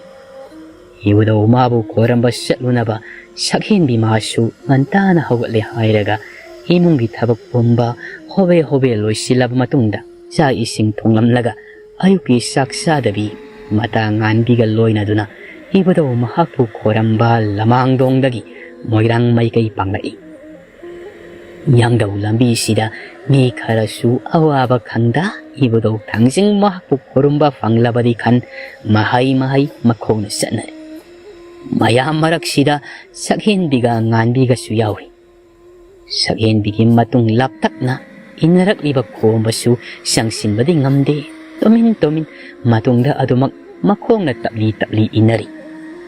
Tanja sida karomdagino khangdi safaba cycle lama thau makut namadana tharo thambal sabul lama pai sakhinbi hoina satlibadugi manakta cycle do khamduna makuta pairakpa tharo thambal singdo sakhinbida pi maithongdosu nokmi tauri komba thamoi tanik thawai wana sakhinbina lai singdo lobbidabi haidana mapukningda su adubu arimbani koma mahakna wajaba pumba loikrelo lairang sing adudi nokmi wa maithongga loinana sakhinbi madi saphabana pirakpa lairang singdo mapukningna khoida jaduna nupa mangondagi laukre matau singdu uraga khomba makhuta pairikliba mana sakhinbida pige khanba patagi hekserakpa tharo thambal singaduda nilu ira thang tumin yengduna lai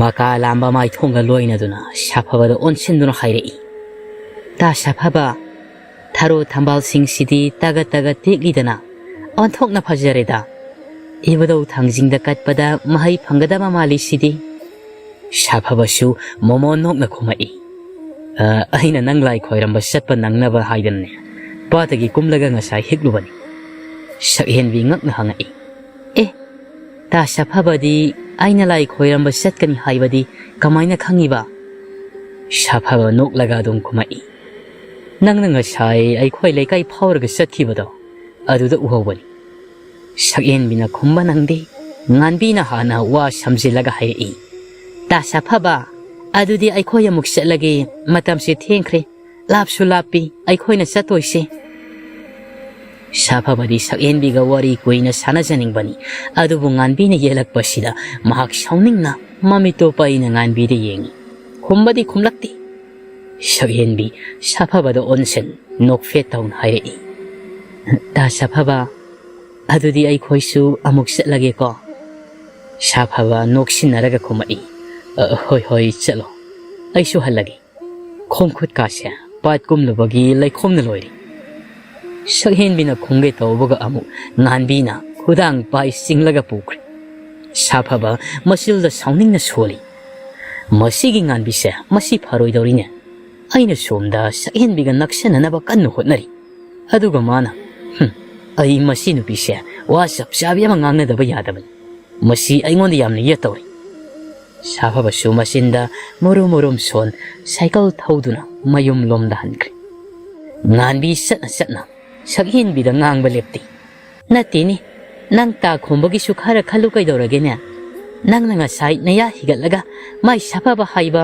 kharung akaima manbaduga noktana wari sanari badubu ai khoigi tungda inarak leba ta khombana nabanigi mataudu uraga mai thong maksilni yengkhibado nangdi khanglam loini ko sakhenbi thausadana hairei nganbiya ai mapu pandribi laisabini aina pakhang khudinga wari saba nokminaba kari sukaidi aduga ta khomana su saupam su thoktabara khalli nganbina hoi kasubudi kaide adubu nang wakhaldi khalluda ta khomana ne nangbu thamoi sengna nungsibani simatangdine nang khangjilu sakhenbi wari du taning dabagira karino khumlakhide makhoisu yauraduna lai khoirum laba matungda mayum lomda amuk halakli mayum yauramdai lambel tangkhai selakpa swaida nongna phudit phuba makhai su tharaklam ꯁꯛꯍꯦꯟꯕꯤ ꯉꯥꯟꯕꯤ ꯃꯇꯥ ꯑꯅꯤ ꯑꯗꯨꯁꯨ ꯎꯖꯥꯎ ꯑꯃꯒꯤ ꯃꯈꯣꯡꯗ ꯅꯣꯡ ꯊꯨꯞꯂꯤ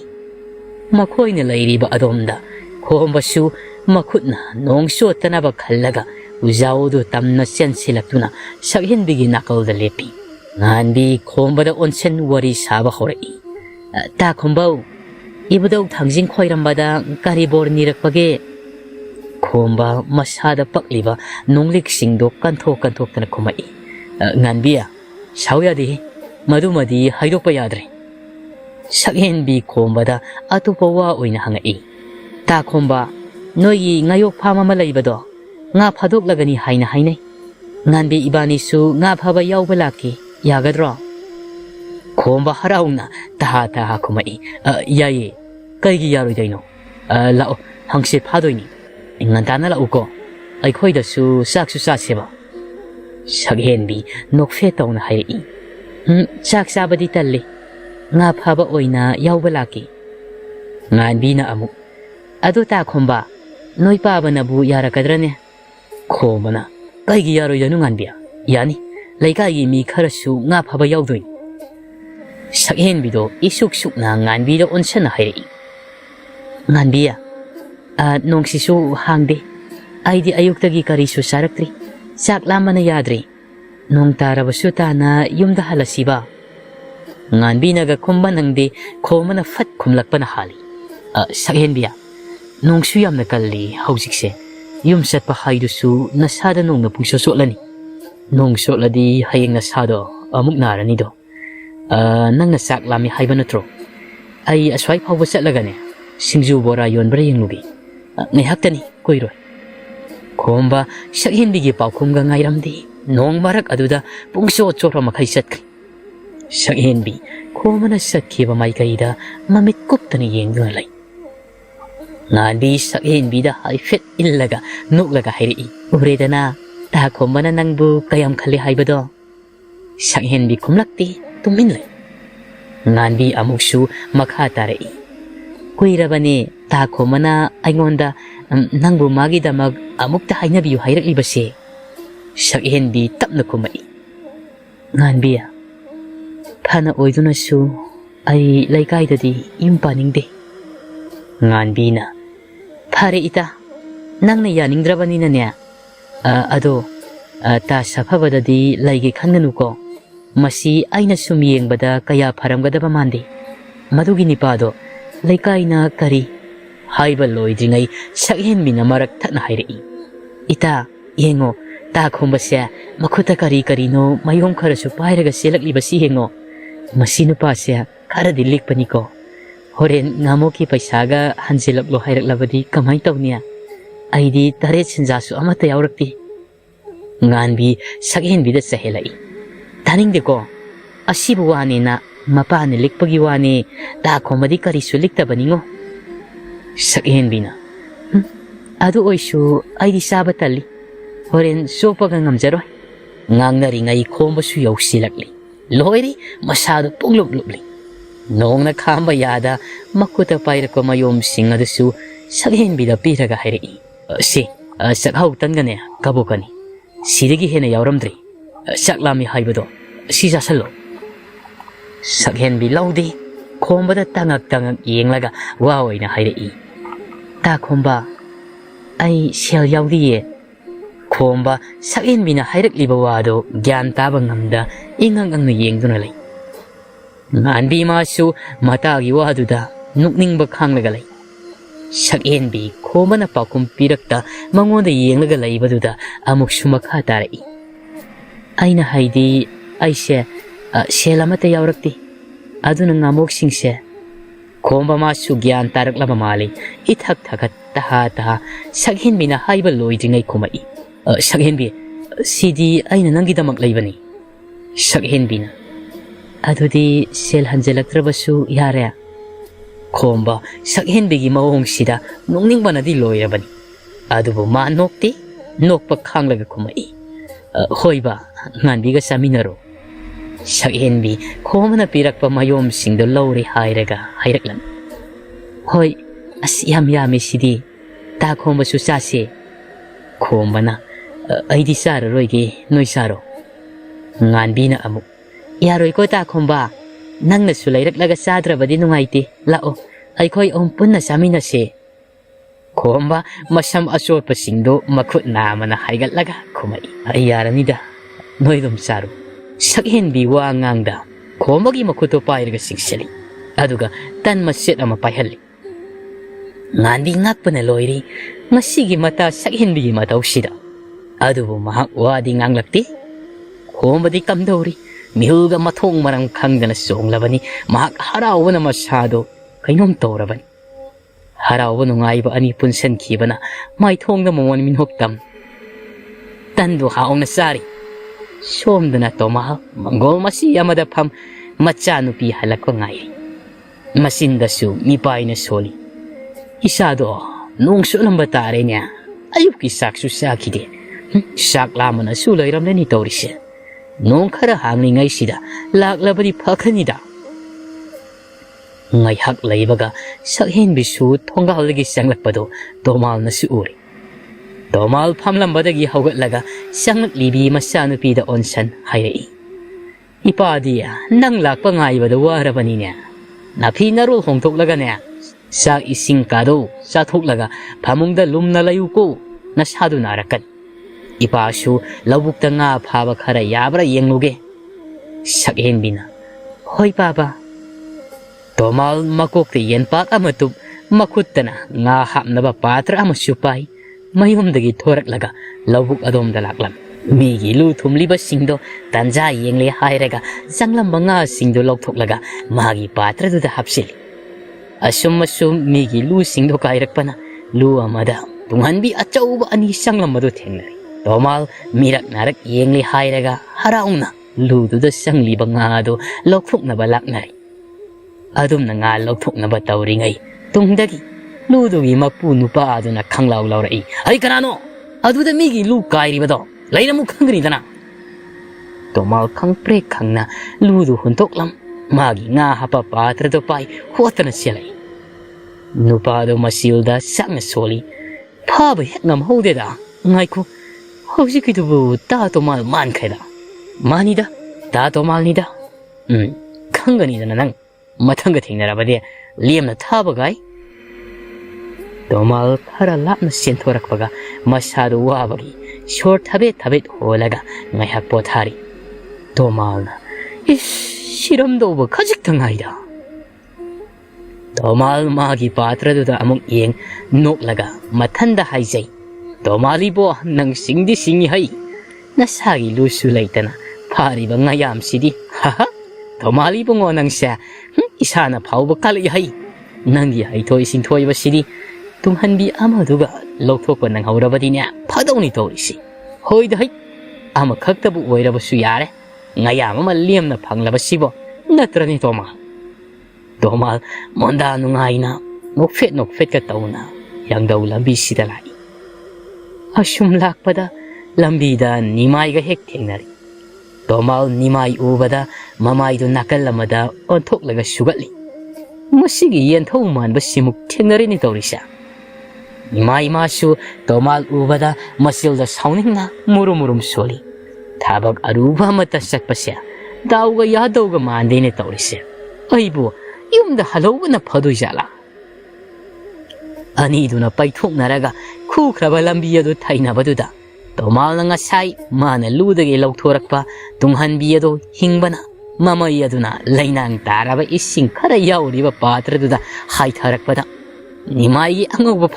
จอมดูดาคาราส่งทุกเรดนิมายีสาวนักขังเอาลาวระอีไฮตัวมาลนั่งนัตอริสิการิโนตัวมาลมาสุสลัมมาดูเล็บสักกักนักขมายใครนุคุระไอ้นักใครดูเรนิมายีสาวนะอามดปัสสวงบามากีไฟจอมมาปาดูดาคุโดมบิดุทินสาวนะไฮรีชีไก่โนฮะชีไก่โนไฮบ้าตัวมาลมาดีมากิงานตัวบันิกขังดับนะนิมายนะมังวันดาขันนับฮาวรินิขันมาสุขอนวางนักขมายไก่โนดูบ่ไอ้นัตัวบรูน้องตาริสิอุดระบรูน่าชานุสัตปดาไลคงกักวัดจาระกไอ้งูน้ำมุกไตนรักลิบสิบ่นกนกเชนิงรานิมายมาคอยมาเรียลทิดนะไฮรีไฮยามวดป้านั่งกับไทยนาบดาชงรักลิบไลคมนี่เนี่ยตัวมาลมาชูนิมายบมาปุ่มมาเรทิดนะสาวลากิมาตากมไฮรี ꯑꯗꯨ ꯑꯩ ꯀꯩꯗꯧ ꯍꯥꯏꯕꯅꯣ ꯅꯠꯇꯦ ꯈꯨꯔꯥꯒꯤ ꯐꯩꯖꯣꯝꯗꯨꯕꯨ ꯑꯩꯅ ꯁꯨ ꯍꯥꯏꯔꯤꯕ꯭ꯔꯣ ꯐꯔꯦꯅꯦ ꯑꯩ ꯁꯨꯔꯒꯦꯅꯦ ꯍꯧꯖꯤꯛ ꯂꯧꯊꯣꯛꯂꯒ ꯄꯤꯕꯤꯔꯝꯃꯣꯅꯦ ꯅꯤꯃꯥꯏ ꯁꯥꯎꯅ ꯈꯪꯂꯥꯎ ꯂꯥꯎꯔꯛꯏ ꯃꯁꯣꯡ ꯄꯥꯛ ꯅꯥꯏꯗꯕ ꯃꯆꯥ ꯅꯪ ꯑꯩꯅ ꯀꯩꯗꯧꯔꯛꯀꯦ ꯌꯦꯡꯉꯨ ꯁꯤ ꯍꯥꯏꯔꯝ ꯅꯤꯃꯥꯏ ꯁꯥꯎꯅ ꯁꯥꯎꯝ ꯅꯥꯏꯅ ꯄꯔꯞ ꯄꯔꯞ ꯆꯠꯈ꯭ꯔꯦ ꯇꯣꯃꯥꯜ ꯃꯥꯗꯤ ꯍꯟꯗꯦ ꯅꯤꯃꯥꯏꯅ ꯆꯠꯈꯤꯕ ꯃꯥꯏꯀꯩ ꯑꯗꯣꯝꯗ ꯑꯣꯟꯁꯟ ꯅꯤꯃꯥꯏ ꯇꯥꯅꯕ ꯀꯔꯦꯝꯅꯅ ꯂꯥꯎꯔꯛꯏ ꯐꯔꯦ ꯐꯔꯦ ꯑꯩꯅ ꯁꯨꯕꯤꯒꯦꯁꯨ ꯌꯥꯗ꯭ꯔꯕꯅꯤꯅ ꯍꯣꯔꯦꯟꯅꯦ ꯏꯅꯦꯗ ꯁꯣꯜꯂꯨꯀꯣ ꯈꯨꯔꯥ ꯅꯤꯃꯥꯏ ꯃꯍꯥꯛ ꯁꯥꯎꯃꯟꯕꯅ ꯊꯕꯛꯀ ꯆꯠꯇꯕꯤ ꯃꯌꯨꯝꯗ ꯑꯣꯏꯅ ꯍꯜꯂꯛꯂꯝ ꯃꯌꯨꯝ ꯌꯧꯕꯒ ꯃꯥꯒꯤ ꯀꯥꯗ ꯄꯔꯞ ꯄꯔꯞ ꯆꯪꯂꯒ ꯐꯩꯖꯣꯝꯗꯣ ꯍꯣꯡꯊꯣꯛꯏ ꯁꯥꯈꯤꯗꯤ ꯃꯄꯨꯔꯣꯏꯕꯅ ꯊꯕꯛ ꯆꯠꯄꯅꯦꯅ ꯆꯠꯈ꯭ꯔꯒ ꯁꯥꯎꯅ ꯍꯜꯂꯛꯄꯁꯤꯗ ꯄꯥꯈꯠꯅ ꯍꯪꯂꯛꯏ ꯅꯣꯏꯕ ꯀꯩꯗꯧꯕ ꯌꯥꯎꯔꯒꯦꯅꯦ ꯏꯁꯥꯎ ꯁꯥꯎꯕꯤꯔꯤꯕꯁꯤꯕꯣ ꯅꯤꯃꯥꯏ ꯄꯥꯎꯈꯨꯝ ꯄꯤꯔꯝꯗꯦ ꯁꯥꯎꯝ ꯅꯥꯏꯅ ꯍꯣꯡꯗꯣꯛꯂꯕ ꯐꯩꯖꯣꯝꯗꯣ ꯃꯈꯨꯠꯇ ꯄꯥꯏ ꯃꯄꯥꯜꯗ ꯊꯣꯔꯛꯂꯦ ꯍꯥꯏꯔꯒ ꯃꯉꯣꯟꯗ ꯂꯥꯛꯇꯅ ꯂꯪꯊꯣꯛꯏ ꯃꯥꯒꯤ ꯇꯨꯡꯗ ꯏꯟꯅꯔꯛꯄ ꯁꯥꯈꯤꯅ ꯃꯤꯄꯥꯏꯅ ꯍꯪꯉꯛꯏ ꯅꯣꯏꯕ ꯀꯔꯤꯅꯣ ꯇꯧꯕꯤꯔꯤꯕꯁꯤꯕꯣ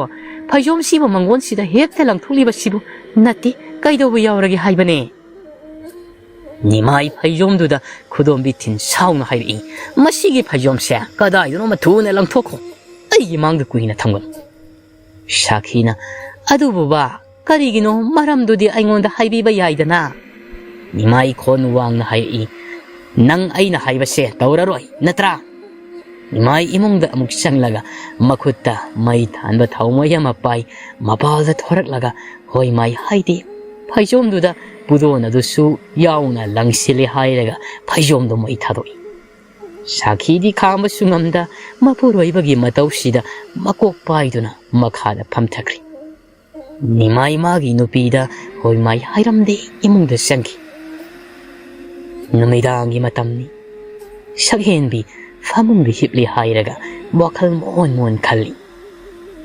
ꯇꯥꯈꯣꯝꯕꯁꯤ ꯑꯩꯕꯨ ꯌꯥꯝꯅ ꯅꯨꯡꯁꯤꯕꯗꯤ ꯃꯥꯜꯂꯤ ꯃꯥꯒꯤ ꯃꯑꯣꯡ ꯃꯇꯧꯗꯣ ꯑꯗꯨꯕꯨ ꯅꯣꯡꯃꯇ ꯑꯩꯉꯣꯟꯗ ꯃꯆꯤꯟꯅ ꯅꯨꯡꯁꯤ ꯍꯥꯏꯕꯗꯤ ꯍꯥꯏꯔꯛꯇ꯭ꯔꯤ ꯍꯥꯏꯔꯛꯂꯒꯅ ꯑꯩꯅ ꯀꯩ ꯄꯥꯎꯈꯨꯝ ꯄꯤꯕ ꯑꯩꯗꯤ ꯂꯩꯀꯥꯏꯗꯗꯤ ꯌꯨꯝ ꯄꯥꯅꯤꯡꯗꯦ ꯑꯗꯨꯒ ꯇꯥ ꯁꯥꯐꯕꯁꯨ ꯑꯩꯕꯨ ꯅꯨꯡꯁꯤꯕꯗꯤ ꯃꯥꯜꯂꯤ ꯃꯥꯅꯁꯨ ꯑꯩꯕꯨ ꯅꯨꯡꯁꯤ ꯍꯥꯏꯔꯛꯂꯕꯗꯤ ꯑꯩꯅ ꯀꯔꯤ ꯄꯥꯎꯈꯨꯝ ꯄꯤꯕ ꯑꯩꯁꯤꯕꯨ ꯇꯥ ꯁꯥꯐꯕꯒ ꯑꯣꯏꯅ ꯅꯨꯡꯁꯤꯅꯕꯅ ꯐꯗꯣꯏꯖꯥꯠꯂꯥ ꯃꯥꯗꯤ ꯂꯩꯀꯥꯏꯁꯨ ꯅꯠꯇꯦ ꯁꯛꯍꯦꯟꯕꯤ ꯍꯤꯞꯅ ꯍꯤꯞꯅ ꯃꯊꯥ ꯁꯥꯅ ꯃꯀꯣꯛꯇꯨ ꯑꯃꯨꯛ ꯍꯣꯠꯂꯒ ꯃꯊꯟꯗ ꯍꯥꯏꯖꯩ ꯑꯁ ꯑꯩ ꯀꯣꯛꯀ ꯉꯥꯎꯔꯦꯗ ꯇꯥꯈꯣꯝꯕꯒꯤ ꯉꯁꯥꯏꯒꯤ ꯃꯇꯧꯗꯨꯗ ꯑꯩ ꯃꯥꯒꯤ ꯋꯥꯈꯜ ꯈꯟꯗꯕꯁꯨ ꯉꯝꯗꯦ ꯃꯥꯅ ꯂꯩꯀꯥꯏ ꯑꯣꯏꯔꯝꯗ꯭ꯔꯕꯗꯤꯅꯦ ꯑꯃꯨꯛꯁꯨ ꯐꯕ ꯁꯛꯍꯦꯟꯕꯤ ꯃꯃꯤꯠ ꯎꯏꯁꯟ ꯃꯄꯨꯛꯅꯤꯡꯗ ꯈꯜꯂꯤ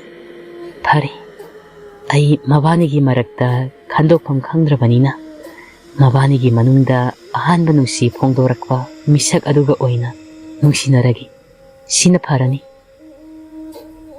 ꯁꯛꯍꯦꯟꯕꯤꯁꯨ ꯋꯥꯈꯜ ꯉꯥꯏꯍꯥꯛ ꯈꯜꯂꯝꯂꯒ ꯊꯦꯡꯖꯤꯜꯂꯛꯄꯒ ꯀꯔꯤꯒ ꯑꯗꯨꯃꯛ ꯇꯨꯝꯈ꯭ꯔꯦ ꯁꯣꯝꯗꯅ ꯊꯦꯡꯂꯕ ꯑꯍꯤꯡꯒꯤ ꯃꯇꯝꯁꯤꯗ ꯕꯨꯠ ꯁꯪꯒꯨ ꯑꯃ ꯎꯃꯪ ꯎ ꯀꯌꯥ ꯍꯧꯗꯕ ꯃꯐꯝ ꯑꯃꯗ ꯃꯈꯣꯏ ꯃꯁꯦꯟ ꯄꯨꯟꯅ ꯋꯥꯔꯤ ꯁꯥꯟꯅꯔꯤ ꯕꯨꯠ ꯅꯨꯄꯥ ꯑꯃꯅ ꯅꯥꯎꯁꯦꯛꯇ ꯑꯣꯟꯁꯟ ꯋꯥ ꯍꯪꯉꯛꯏ ꯏꯇꯥꯎ ꯅꯥꯎꯁꯦꯛ ꯅꯪꯅ ꯃꯇꯧ ꯀꯔꯝꯅ ꯕꯨꯠ ꯃꯔꯛꯁꯤꯗ ꯇꯤꯜꯂꯝꯂꯤꯕꯅꯣ ꯏꯇꯥꯎꯒꯤ ꯋꯥꯔꯤꯁꯨ ꯇꯥꯁꯤ ꯂꯤꯌꯨꯗꯅ ꯕꯨꯠ ꯅꯨꯄꯥ ꯑꯗꯨꯅ ꯕꯨꯠ ꯃꯌꯥꯝꯗꯨ ꯇꯥꯅꯕ ꯑꯃꯨꯛꯁꯨ ꯂꯥꯎꯔꯛꯏ ꯕꯨꯠ ꯃꯌꯥꯝ ꯄꯨꯝꯅꯃꯛ ꯑꯩꯈꯣꯏ ꯏꯇꯥꯎ ꯅꯥꯎꯁꯦꯛꯀꯤ ꯋꯥꯔꯤ ꯇꯥꯅꯤꯡꯗ꯭ꯔꯣ ꯕꯨꯠ ꯃꯌꯥꯝꯗꯨꯁꯨ ꯇꯥꯅꯤꯡꯉꯤ ꯍꯥꯏꯗꯅ ꯂꯥꯎꯕ ꯈꯣꯡꯕ ꯍꯧꯔꯛꯏ ꯅꯥꯎꯁꯦꯛ ꯃꯁꯝ ꯑꯈꯣꯏꯕꯗꯨ ꯐꯦꯔꯦ ꯐꯦꯔꯦ ꯍꯥꯏꯔꯒ ꯈꯔ ꯏꯀꯥꯏꯅ ꯍꯥꯏꯔꯛꯏ ꯑꯁ ꯏꯀꯥꯏꯗ ꯏꯇꯥꯎ ꯖꯨꯒꯣꯠ ꯆꯥꯕ ꯋꯥꯔꯤ ꯅꯠꯇꯦꯗ ꯃꯥꯏꯃꯨꯕꯅ ꯀꯩꯒꯤ ꯏꯀꯥꯏꯔꯤꯅꯣ ꯏꯇꯥꯎ ꯂꯤꯌꯨ ꯇꯥꯁꯤ ꯑꯩꯁꯨ ꯌꯥꯝꯅ ꯈꯪꯅꯤꯡꯉꯦꯕ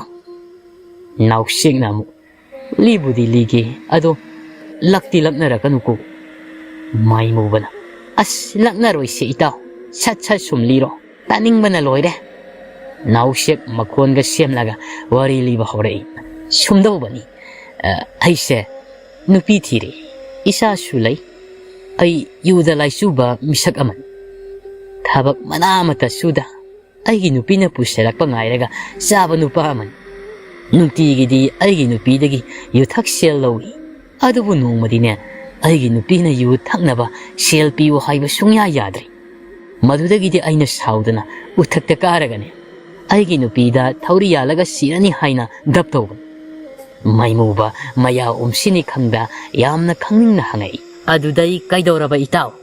ꯅꯥꯎꯁꯦꯛ ꯊꯋꯥꯏ ꯅꯨꯡꯉꯥꯏꯇ ꯍꯥꯏꯔꯛꯏ꯫ ꯑꯩꯗꯤ ꯁꯤꯒꯦ ꯍꯥꯏꯅ ꯇꯧꯕ ꯅꯠꯇꯦ, ꯃꯥꯅ ꯈꯝꯂꯛꯀꯅꯤ ꯈꯟꯅ ꯇꯧꯈꯤꯕꯅꯤ꯫ ꯑꯗꯨꯒꯗꯤ ꯃꯥꯗꯤ ꯑꯩꯕꯨ ꯌꯥꯝꯅ ꯁꯤꯍꯟꯅꯤꯡ ꯂꯩꯔꯝꯃꯤꯖꯥꯠꯅꯤ꯫ ꯑꯩꯅ ꯙꯞ ꯇꯧꯕꯗꯨꯗ ꯁꯨꯡꯈꯝ ꯈꯝꯃꯛꯇꯦ꯫ ꯑꯩꯁꯨ ꯈꯝꯂꯛꯀꯗ꯭ꯔꯥ ꯈꯟꯅ ꯊꯧꯔꯤꯗꯣ ꯉꯛꯁꯝꯗ ꯍꯨꯛꯁꯤꯟꯕꯅꯤ꯫ ꯂꯥꯏꯕꯛꯅ ꯊꯤꯔꯤꯁꯨ ꯈꯣꯡꯁꯦ ꯃꯐꯝ ꯆꯥꯍꯧꯗꯗꯅ ꯑꯣꯟꯊꯕꯗꯒꯤ ꯉꯛꯇ ꯊꯧꯔꯤ ꯊꯨꯈꯤ꯫ ꯃꯗꯨꯗꯒꯤ ꯁꯣꯔ ꯍꯣꯟꯕ ꯉꯝꯗꯅ ꯑꯗꯨꯝ ꯁꯤꯔꯤ꯫ ꯅꯨꯄꯥ ꯑꯃꯅ ꯌꯥꯝꯅ ꯅꯨꯡꯉꯥꯏꯇꯅ ꯍꯥꯏꯔꯛꯏ꯫ ꯑꯁ, ꯌꯥꯝꯅ ꯅꯨꯡꯉꯥꯏꯇꯦ ꯏꯇꯥꯎ꯫ ꯅꯪꯒꯤ ꯅꯨꯄꯤꯗꯨꯗꯤ ꯅꯪꯕꯨ ꯀꯟꯒꯦ ꯀꯥꯏꯗꯤ ꯇꯧꯗ꯭ꯔꯣ?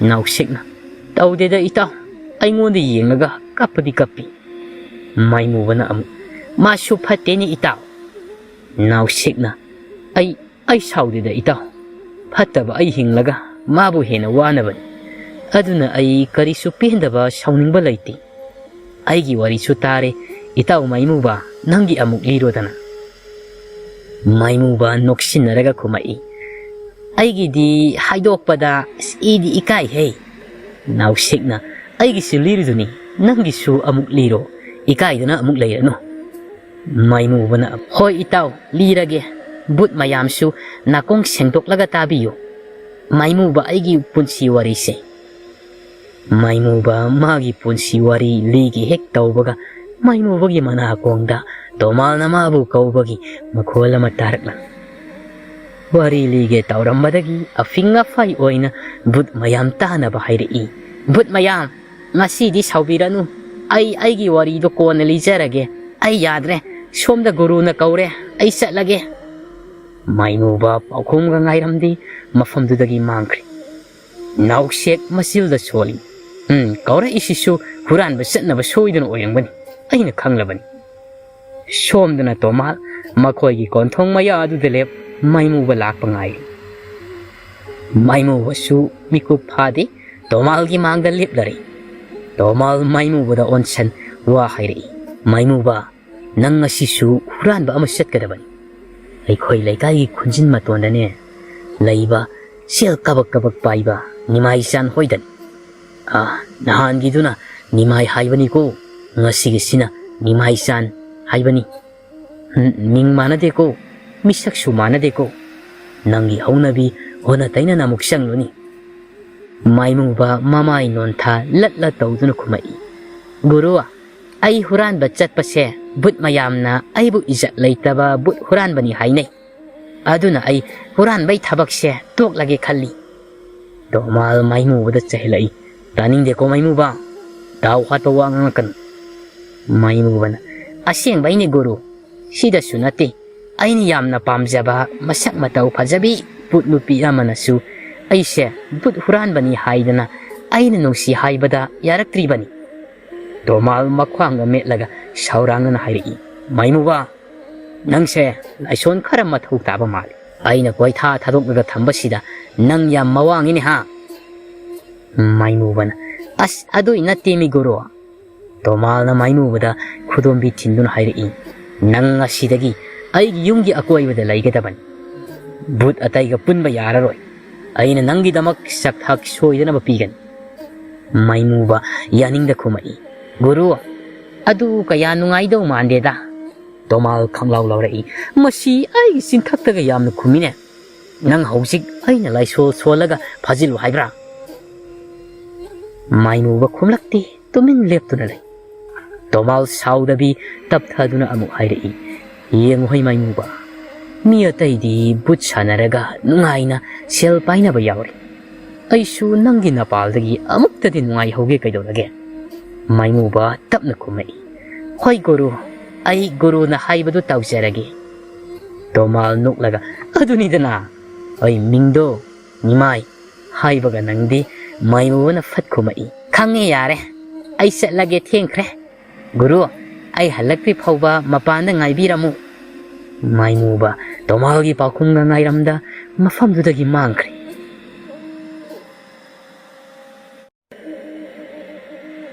Tomal wakal nungaina Mangol masiyamada Tidahama thaduna family hairaga Maimuba lapangay. Shomdana Maimuba Laika yadugi lamlum ahum pangbadalep wakan kan na khali. Ngasai guru na haiba mingdubu Nimai haibagum tawkibani. Sumjatla. Aigi kok sina thi hanbane hekta kauba.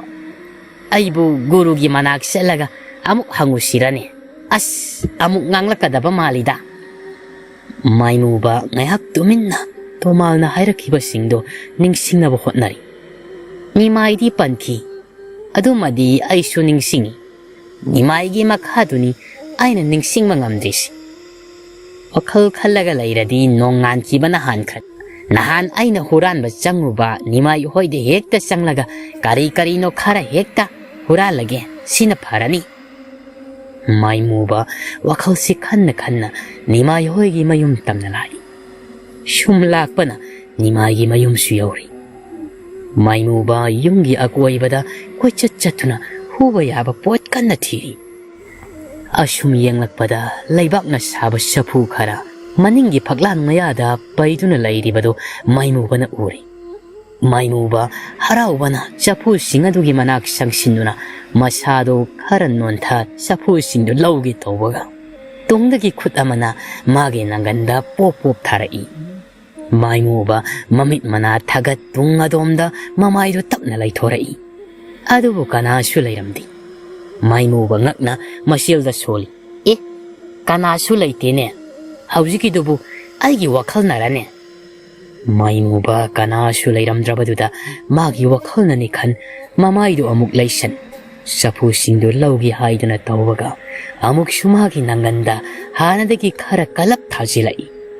Maimuba namanbana khanglaw lawrai. Hoi ima ai sire kanano nangak to laithek laga hatke. Kanano aingondi yelise.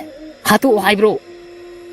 Maimuba handaksu onthoktuna yenglakpada kanashu lairamdabasida makhoi maril titli mamit arawdu sangtoklaga sauna hairei. Miki thi kanano thokla ulaune lotpana kanaro but Maimuba aingonda usitaba kadi yaro hai. Sumna koira ulauringai Maimuba gi mana yamna nakna nipi amagi khonjelna karemna na hairei. Ngasaidagi namangdi lip libi aise uda khai apang thongna utlaga koirau lauriba nangbu gadhani haidana kanade hairuni. Maimuba mamai mamit koirei laiduna khonjeldugi maikai thiri. Nupiduna sauna amuk su hairei. Hai kalimu ai sida laire nangi namangda. Maimuba magi mamangdi yengi kanashu laiti. Matha sana makukto hotlaga laimaida phamtharakpada khangpre khangna songthoklaga khanglaw lawrai. Hoi ma ai sire nangde kanano. Ngangbi pitruk hek pikai Maimuba gi mangda lep makhwang metlaga sauna khumai. Ai ngangbi but ngangbi nang sida huranba lai natro. Maimuba ngangbi da usitana yenglaga karemna hairei. Mani nang kaidawge haibano. Ngasaidagi aingonde yel isidi saw hendabi nang oire. Ipik hek pik ladana chathose ai thiengkhani sapu singse honnaba amuk tawge. Maimuba thawasada ngangbi bu inthoklaga chatpau. Ngangbi sauna amuksu Maimuba gi mangda lep hairei. Ai yumsibu sangliba butni. Ai laina nangna pot hekta huba yabro. Ai leirise nang kai oina uge. Maimuba karemnana makhutka tamlaga khumai. Ai di nangse ai gi mitta simuk sauba hangoi oina ui haijariba. Ngangbi makhwang metlaga makhyat ka sikladana sauna hairei. Nang ai usitre. Maimuba thawa sadu khumai. Usitte. Ngangbi prap sangsin. Ipik pikai Maimuba gi lengbanda pan launa hekta songkhalaga makoktuda mayana sikali. Maimuba naman mana koirau lauri. Hai saw hendabi but khongnem thadu unaine nai haibane. Ngangbi mayana siklambado toklaga makut namana Maimuba do ngakthi sablaga makut nama amana makuk lawaida makut na suraga sauna hairei. Piksarabasu aisa samprani hausikti aigi igun khara khanglam leni nang hausiksu aibu kide. Maimuba naman bana kaplaga khumai Kiye, ay nang kiye, ay pulis amukta thaduk piyo. Ngangbina. Adudi matung manaw huran ba tabakse, tawkidra. Maimuba kapna hairi. Ay huran jararoy, ay bo amukta thaduk piyo. Ngangbi masu karimna nanuklaga kumai. Siya bro. Maimuba kapagi manap kada trut launa singkatlaga kumai. Siya ay bo thaduk piyo, ay nabana kainom tawre. Ngangbi pura madule makada falong na songtaki. Maimuba finga fay tauna tonga lomda kangsen centoki. Ngangbi lip na maimuba tana ba kan na laurai. Nang matung yum sida amuk lakla dinya natay kaya saroy si makangzilu. Maimuba ngangbi na ngangba gado taraga makuk laway do nan da na sauning na masin na murum swali. Chow hendabi nang hayeng di kangani. Ngasidi nang nangamlabasu hayeng di ay nasoyda nangamgani. Masi maimuba ay giwasakni. Maimuba ngangbi na purak pagi sayna kang na yang daw lambi sa sali. Ma tomal gi manak di sangdri madugi mahut but mayang gi laifam adom da oy na chatri. Matam na di asum hawki mana nong supungan ngalakli. Sa henbi hanagi mataw kong nga sisu yahungan na hawi. Pamungdagi kumta manggol adom da toglak pada mapana manggol masiyamada tasilaga tumagalairam basida sa henbingak na mapagi manak sangsin mapagi masanom dun hogdoray. Papa, tabro papa. Tomal masano pinahogdorak padu tara duna masu hawalakli. Sa henbi mapada onsan wahang lai. Kay gino papa, imong dagatum dakay mapal sida tumlam liba sibo. Toman bap me na matadi masado ingaw-ngaw na. Mana tumliba mafam maduda fam na koyeng-yeng. Maak ingag na masano pida onsan wahang lai. Ipagi bema, ay busida tumlam branin. Sagihin bina. Hoy, tumpam lay taba daw na manggon sida tumlam liba sibo. Papa bungaw rabra hay bani. Tomal hausik tada ngarangi tawdok singdo ning singlakli. Madi ngarang ahing maimuba ngay na manggol sida adum tumno na layramli. Tomal masagi pakong gapidi pamlambadagi hawad sumang maning maya kwasya satuna potsay ahin ba laybra yekli. Karisu layba udraba sida tomal sumangda makwang mitli hayraga leplaga tomin na wakal kali. Maimuba dubo. Kari mata huralak trabasya alane. Pot ahin ba kari sulay ba udeda. Ay bo, nati, mabu karim tehek hural mangam trabasala. Manggonda mapagi mataw dubo ngak yeng libi sa hin bisu. Mapada tangak yeng laga kairi. Baba, nang kayo ragi. Tomal masyano pidan noksin na doon ako may. Kari su tawde, ipa kari su tawde ko. Nang tabag ingkang losin daw losin jaruro. Sa henbi mikup kara mapadi yang laba matungda masu imong gitaba ingkang lusin kri. Tomal madi mata sana sumangduda adum lepawri. Som na ayok sida kumbagi masi nimaigi na matsanupi an mayumpan krebido mapam dalaglaga mama mapada kap na wakatli. Ay si isigi pap na rakangtri. Ay gipun sise nungay na layba sungamgamtri.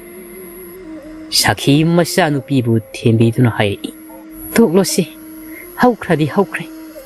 Nang su awabado karakang batamlo kay dawge, imagi bihama. Takhelay kap na, iliba fiziya do karatakali hayi. Mapuro iba na fubagi dakpam singdo yang hali.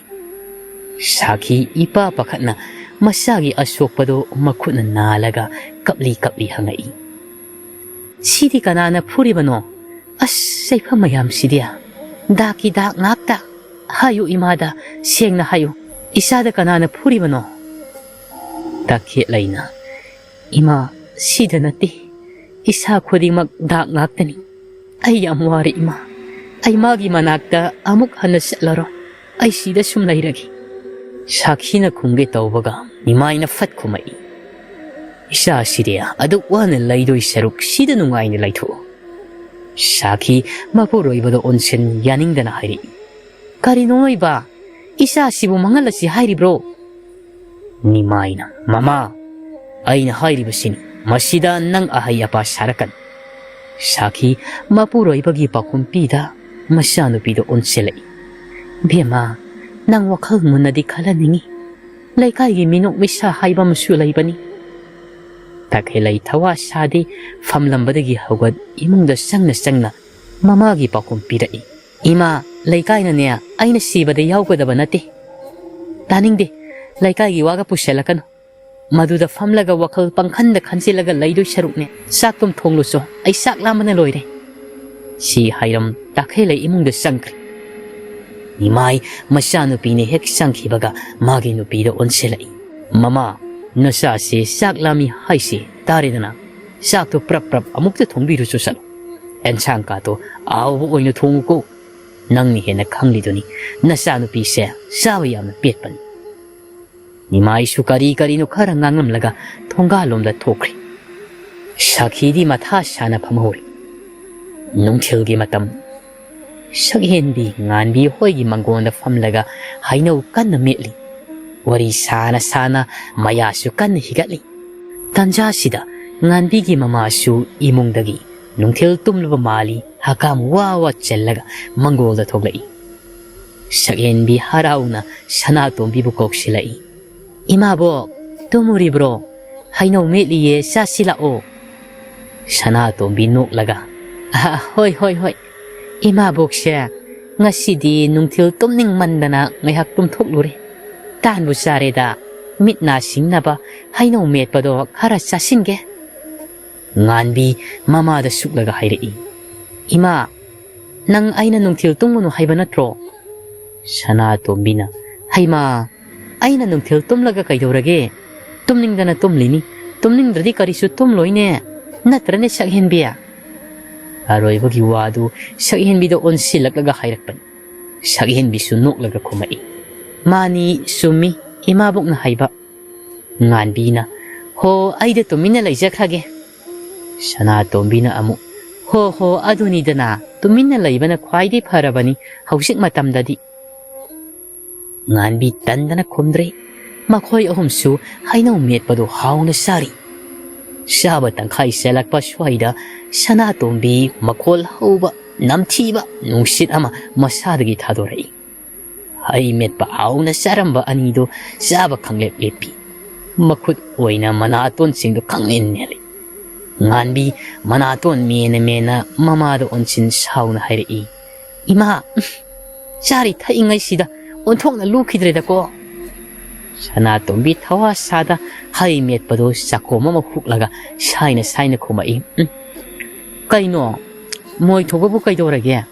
ꯅꯣꯏꯁꯨ ꯊꯣꯛꯂꯤꯗꯨꯅꯤ ꯆꯞ ꯃꯥꯟꯅꯩ꯫ ꯁꯛꯍꯦꯟꯕꯤ ꯅꯝꯊꯤꯕꯅ ꯀꯨꯏꯅ ꯐꯝꯕꯒ ꯉꯝꯗꯦ ꯍꯧꯒꯠꯂꯛꯂꯒ ꯆꯠꯇꯨꯅ ꯉꯥꯟꯕꯤ ꯁꯥꯎ ꯌꯥꯗꯦ ꯑꯩ ꯌꯨꯝꯗ ꯆꯠꯂꯒꯦ꯫ ꯑꯗꯨꯋꯥꯏꯗꯒ ꯀꯨꯏꯅ ꯂꯩꯔꯕꯗꯤ ꯑꯩ ꯁꯣꯔ ꯍꯣꯟꯕ ꯉꯝꯗꯅ ꯋꯥꯟꯊꯕ ꯇꯥꯔꯦ ꯆꯠꯂꯦꯀꯣ꯫ ꯉꯥꯟꯕꯤ ꯃꯅꯥꯇꯣꯟ ꯃꯦꯜꯂꯒ ꯃꯃꯥꯗ ꯁꯥꯎꯅ ꯍꯥꯏꯔꯛꯏ꯫ ꯐꯔꯝꯃꯅꯤꯅꯦ ꯁꯤ ꯑꯣꯏꯔꯕꯗꯤ ꯅꯊꯟꯗ ꯆꯥꯍꯧꯔꯣ ꯃꯅꯝ ꯃꯔꯛꯁꯤꯗꯒ꯫ ꯉꯥꯟꯕꯤꯁꯨ ꯐꯦꯠ ꯇꯧꯔꯝꯂꯒ ꯏꯃꯨꯡꯗ ꯆꯪꯈꯤ꯫ ꯁꯅꯥꯇꯣꯝꯕꯤ ꯍꯩ ꯆꯥꯅ ꯃꯨꯔꯨꯝ ꯃꯊꯟꯗ ꯁꯣꯜꯂꯤ꯫ ꯍꯧꯖꯤꯛꯀꯤ ꯑꯩꯒꯤ ꯃꯣꯏꯗꯨꯕꯨ ꯀꯌꯥꯝ ꯅꯝꯊꯤꯖꯥꯠꯅꯣꯅꯦ?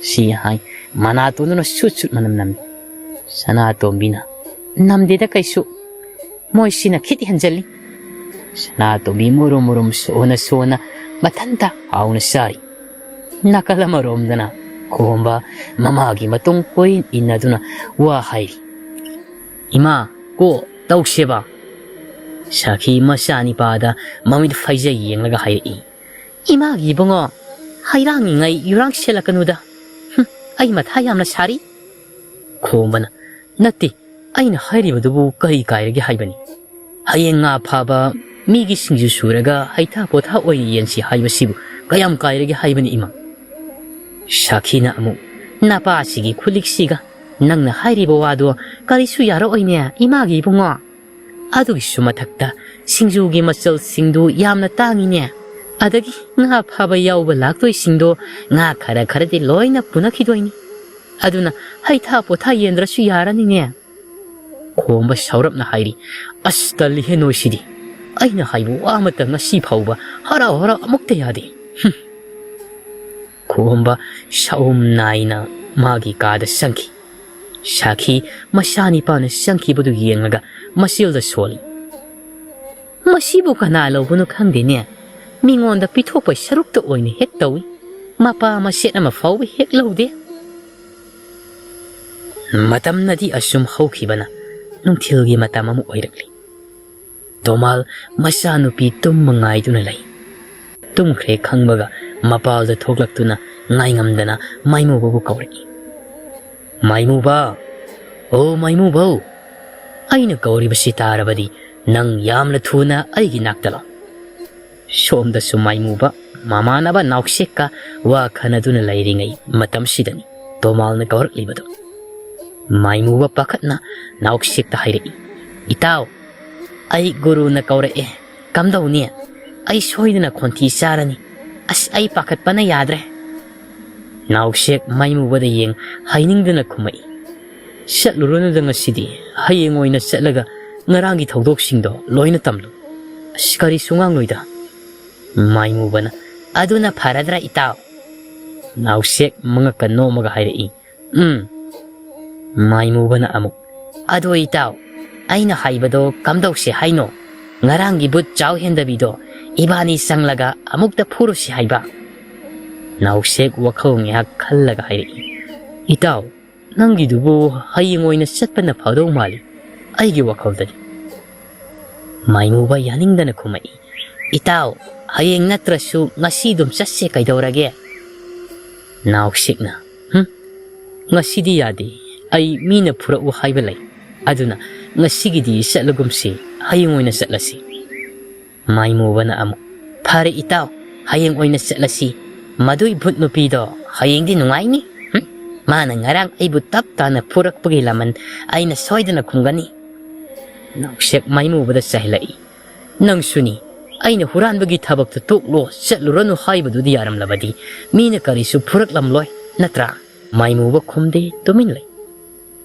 ꯅꯥꯎꯁꯦꯛ ꯑꯃꯨꯛꯁꯨ ꯃꯈꯥ ꯇꯥꯔꯛꯏ ꯅꯪꯗꯤ ꯆꯩ ꯌꯥꯝ ꯆꯥꯈꯤꯅꯤꯌꯦ ꯑꯩꯅ ꯈꯪꯏ ꯅꯣꯏ ꯒꯨꯔꯨ ꯍꯨꯔꯥꯟꯕꯗꯨꯅ ꯍꯥꯏꯕ ꯏꯜꯂꯤꯈꯩ ꯅꯪ ꯆꯩ ꯌꯥꯝ ꯆꯥꯈꯤꯅꯤ ꯃꯥꯏꯃꯨꯕ ꯍꯟꯇꯛꯃꯨꯛꯇꯤ ꯇꯞꯅ ꯈꯨꯝꯃꯛꯏ ꯌꯥꯔꯦꯕ ꯏꯇꯥꯎ ꯒꯨꯔꯨꯗꯁꯨ ꯄꯪꯇꯥꯏ ꯇꯥꯏꯅꯕꯤꯅꯨ ꯃꯥꯁꯨ ꯌꯥꯝꯅ ꯋꯥꯕꯗꯨꯗ ꯇꯧꯔꯤꯅꯤ ꯅꯥꯎꯁꯦꯛꯅ ꯍꯣꯏꯁꯦ ꯍꯣꯏꯁꯦ ꯅꯪꯕꯨꯗꯤ ꯅꯣꯏ ꯒꯨꯔꯨꯅꯕꯨ ꯍꯥꯏꯔꯕꯗꯤ ꯊꯤꯒꯤ ꯀꯣꯝ ꯀꯣꯠꯂꯨ ꯍꯥꯏꯔꯕꯁꯨ ꯀꯣꯠꯂꯒꯦꯗ ꯂꯩꯔꯕ ꯅꯠꯇ꯭ꯔꯣ ꯁꯤ ꯍꯥꯏ ꯅꯥꯎꯁꯦꯛ ꯃꯥꯏꯃꯨꯕꯗ ꯅꯣꯛꯁꯤꯜꯂꯤ ꯃꯥꯏꯃꯨꯕ ꯃꯥꯁꯨ ꯅꯥꯎꯁꯦꯛꯇ ꯃꯃꯤꯠ ꯐꯩꯖ ꯌꯦꯡꯉꯤ ꯁꯣꯝꯗꯅ ꯐꯅꯗꯤ ꯀꯨꯏꯁꯤꯜꯂꯛꯂꯤ ꯇꯣꯃꯥꯜꯅ ꯁꯨꯃꯥꯡꯗ ꯂꯦꯞ ꯃꯥꯏꯃꯨꯕꯕꯨ ꯀꯧꯔꯤꯕꯁꯤ ꯑꯗꯨꯕꯨ ꯃꯥꯅ ꯐꯅ ꯀꯧꯔꯕꯁꯨ ꯃꯥꯏꯃꯨꯕꯅ ꯂꯥꯛꯇ꯭ꯔꯕꯁꯤꯗ ꯇꯣꯃꯥꯜ ꯁꯧꯔꯥꯡꯅꯅ ꯏꯃꯨꯡꯗ ꯆꯪꯂꯦ ꯍꯥꯏꯔꯒ ꯃꯃꯥꯡ ꯊꯣꯡ ꯀꯥꯗꯨ ꯁꯥꯄꯨ ꯀꯟꯅ ꯂꯣꯟꯁꯤꯜꯂꯝꯂꯒ ꯃꯥꯒꯤ ꯀꯥꯗ ꯆꯪꯂꯒ ꯐꯃꯨꯡꯗ ꯃꯈꯣꯡ ꯌꯥꯟꯊꯗꯨꯅ ꯐꯝꯂꯒ ꯃꯆꯤꯜꯗ ꯁꯥꯎꯅ ꯁꯣꯜꯂꯤ ꯅꯣꯡꯃꯇ ꯑꯩꯅ ꯀꯧꯕꯗ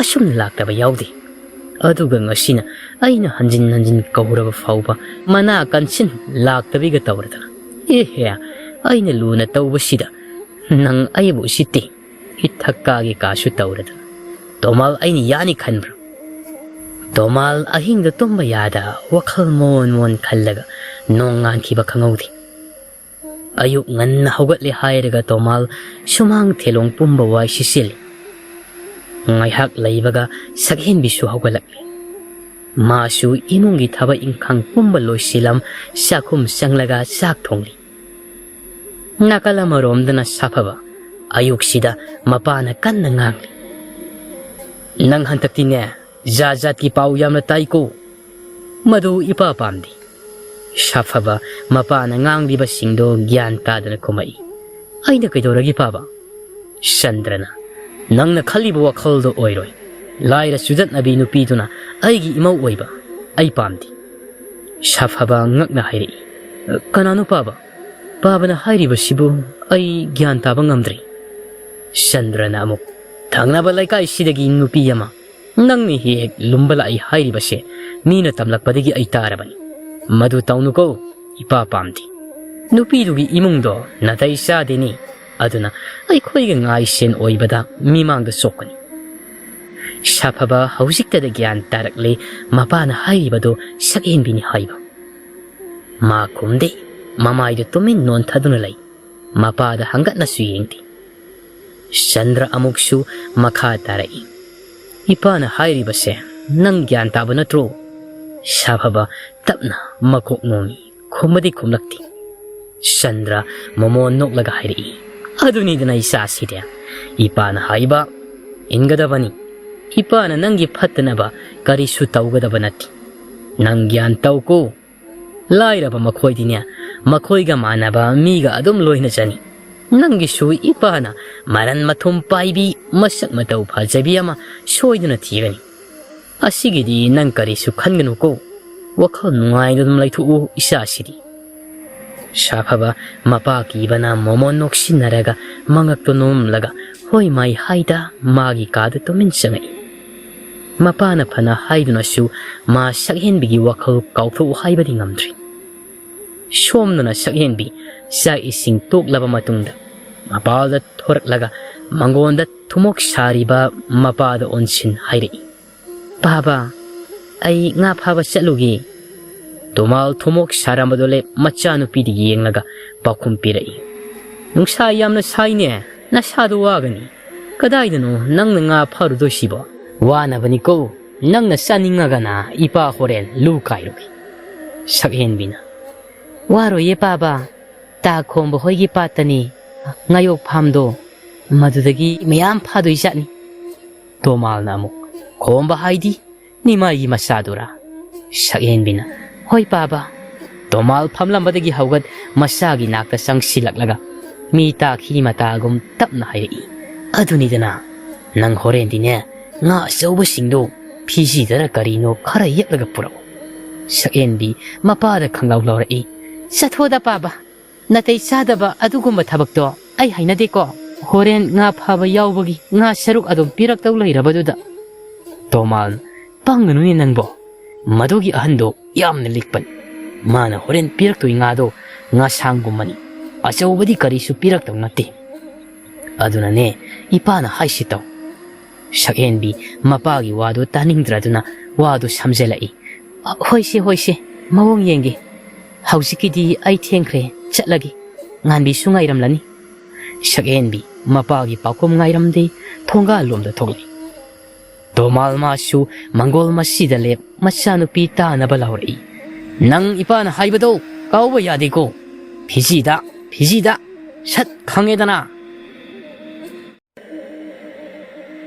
ꯈꯣꯝꯕ ꯉꯥꯌꯣꯛ ꯐꯥꯝ ꯑꯗꯨꯗ ꯂꯣꯡꯍꯨꯞ ꯇꯧꯗꯨꯅ ꯉꯥ ꯐꯥꯔꯝꯕꯗꯒꯤ ꯁꯛꯍꯦꯟꯕꯤ ꯂꯥꯛꯄ ꯎꯕꯗ ꯂꯩꯈꯣꯝ ꯂꯩꯅꯥꯡ ꯏꯇꯩ ꯈꯨꯗꯩ ꯃꯇꯦꯛ ꯑꯗꯨꯃꯒ ꯉꯥꯌꯣꯛ ꯐꯥꯝ ꯑꯗꯨꯗꯒꯤ ꯄꯨꯔꯞ ꯀꯥꯈꯠꯂꯛꯂꯒ ꯁꯛꯍꯦꯟꯕꯤꯒꯤ ꯃꯅꯥꯛꯇ ꯍꯔꯥꯎꯅ ꯆꯦꯟꯆꯠ ꯇꯧꯗꯨꯅ ꯂꯥꯛꯏ꯫ ꯈꯣꯝꯕꯒꯤ ꯃꯇꯧꯗꯨꯗ ꯂꯩꯀꯥꯏꯒꯤ ꯅꯨꯄꯤ ꯉꯥ ꯐꯥꯕ ꯌꯥꯎꯕ ꯂꯥꯛꯄꯁꯤꯡ ꯑꯗꯨꯅ ꯆꯤꯕꯣꯟ ꯇꯨꯃꯤꯟ ꯑꯃꯒ ꯑꯣꯟꯁꯤꯟ ꯋꯥꯔꯤ ꯁꯥꯟꯅꯔꯤ꯫ ꯇꯧꯔꯤꯁꯤ ꯌꯦꯡꯉꯨꯅꯦ, ꯃꯤꯁꯤ ꯑꯣꯟꯊꯣꯛꯅ ꯅꯥꯈ꯭ꯔꯦ ꯋꯥꯅꯦ꯫ ꯇꯣꯃꯥꯜꯒꯤ ꯃꯆꯥꯅꯨꯄꯤꯁꯦ ꯁꯦꯜ ꯄꯥꯏꯕ ꯅꯤꯄꯥ ꯈꯟꯗꯅ ꯅꯞꯄꯤ ꯍꯥꯏꯕꯅꯦ꯫ ꯅꯨꯄꯤ ꯑꯃꯅ ꯑꯃꯨꯛ ꯆꯤꯔꯣꯜ ꯇꯧꯅ ꯈꯨꯝꯃꯛꯏ, ꯑꯗꯨꯅꯤ, ꯈꯨꯔꯥ ꯅꯤꯃꯥꯏꯒꯤ ꯃꯆꯥꯁꯤꯁꯨ ꯃꯥꯅ ꯐꯥꯈꯤꯗꯧꯔꯤꯕ꯭ꯔꯥ ꯀꯩꯅꯣꯝ ꯇꯧꯔꯤꯌꯦ꯫ ꯑꯍꯜ ꯅꯨꯄꯤ ꯑꯃꯅ ꯑꯃꯨꯛ ꯃꯤ ꯇꯥꯈꯤꯅꯤ ꯃꯇꯥꯒꯨꯝ ꯌꯥꯝꯅ ꯇꯞꯅ ꯍꯥꯏꯔꯛꯏ, ꯑꯩꯗꯤꯅꯦ ꯑꯁꯤꯒꯤ ꯁꯛꯍꯦꯟꯕꯤꯁꯦ ꯃꯁꯛ ꯃꯇꯧ ꯐꯅ ꯐꯖꯔꯕꯁꯨ ꯏꯆꯥ ꯏꯃꯧ ꯀꯥꯇꯤ ꯃꯥꯏ ꯑꯩ ꯑꯣꯏꯕꯒ ꯉꯝꯖꯔꯣꯏꯀꯣ꯫ ꯃꯤ ꯈ꯭ꯋꯥꯏꯗꯧꯅ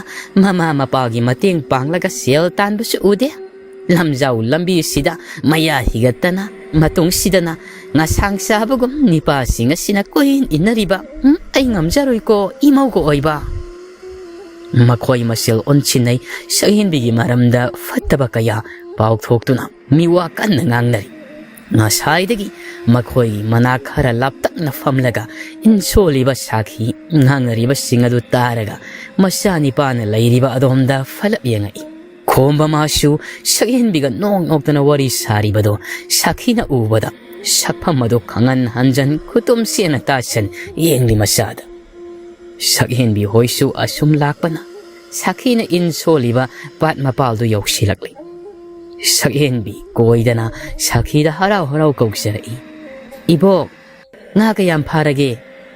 ꯁꯥꯈꯤ ꯅꯣꯛꯇ ꯌꯥꯗꯅ ꯅꯣꯛꯁꯤꯟꯅꯔꯒ ꯈꯨꯝꯃꯛꯏ, Kaisu yamna phadrida. Nganbi sakhi gi manak changsin tongol do yauri banga sing adu de yenglaga hairi. Sidi nga asawa ngaktani. Sakhen bi susang silatuna hairi. Kadai aisu yenge. Komba nga sayma kay sakhen bina magi mama sakhida ibo kaubogi wakal nungaitana mangduna lairambadagi. Kanghay kangjin tauna sakhen bida onsan taha hairi. Sakhen biya nang nai ko imada ibo kauribado karigino. Imara kaino masu kaurabasu yabasida. Sakhen bi nga yenglambado leplaga. Kombada tingak yengai. Nganbi imadi kombagi waduda nakalamada ontong nokning bakan na khangli. Sakhi saurapna masagi pako mahak na oina pirai. Kaino ne masibo ibok thokpagi ibok kaurisini seran tora nang maibo ingau heng oksinaradana. Komba mamagi paukum sida kara ikairap tauna kumai. Kanana khangnigi idea. Komba su nokmi matanta murum suamuk soli. Kara lairaga ibuktagi ima olodo sida. Sakhi masani pada haipet yenglamlaga sakhen bi hoida onselai. Ibema noi sunga phaba yawba lakpa natro. Ngan bisu hoi abo. Sakhina adudine noi sunga phaba haururo matam se khangauroi jara hekta hogsin kini. Ado na khoibo inkati yawrakpa natro. Sakhen bi nokfe tawna khumai. Hoi abo yawre e. Sakhina ho phare adudi noi su aswaidara karino indo tharaga phaba hauroko. Sakhen bi hoisu hoi hairamlaga chatpa hawi. Kombasu nukmi matung inage taubaga mamana khudang pharai. Sakhina kadaidono nangna amwa. Komba lali tauna kumai. Nga phaba chatke tawbani kaino. Kaidoroge ima. Sakhina amu kaisu taude. Ising kumdoi natro. Nang sidagi sung kumkro. Ata na amuk satoi sarup.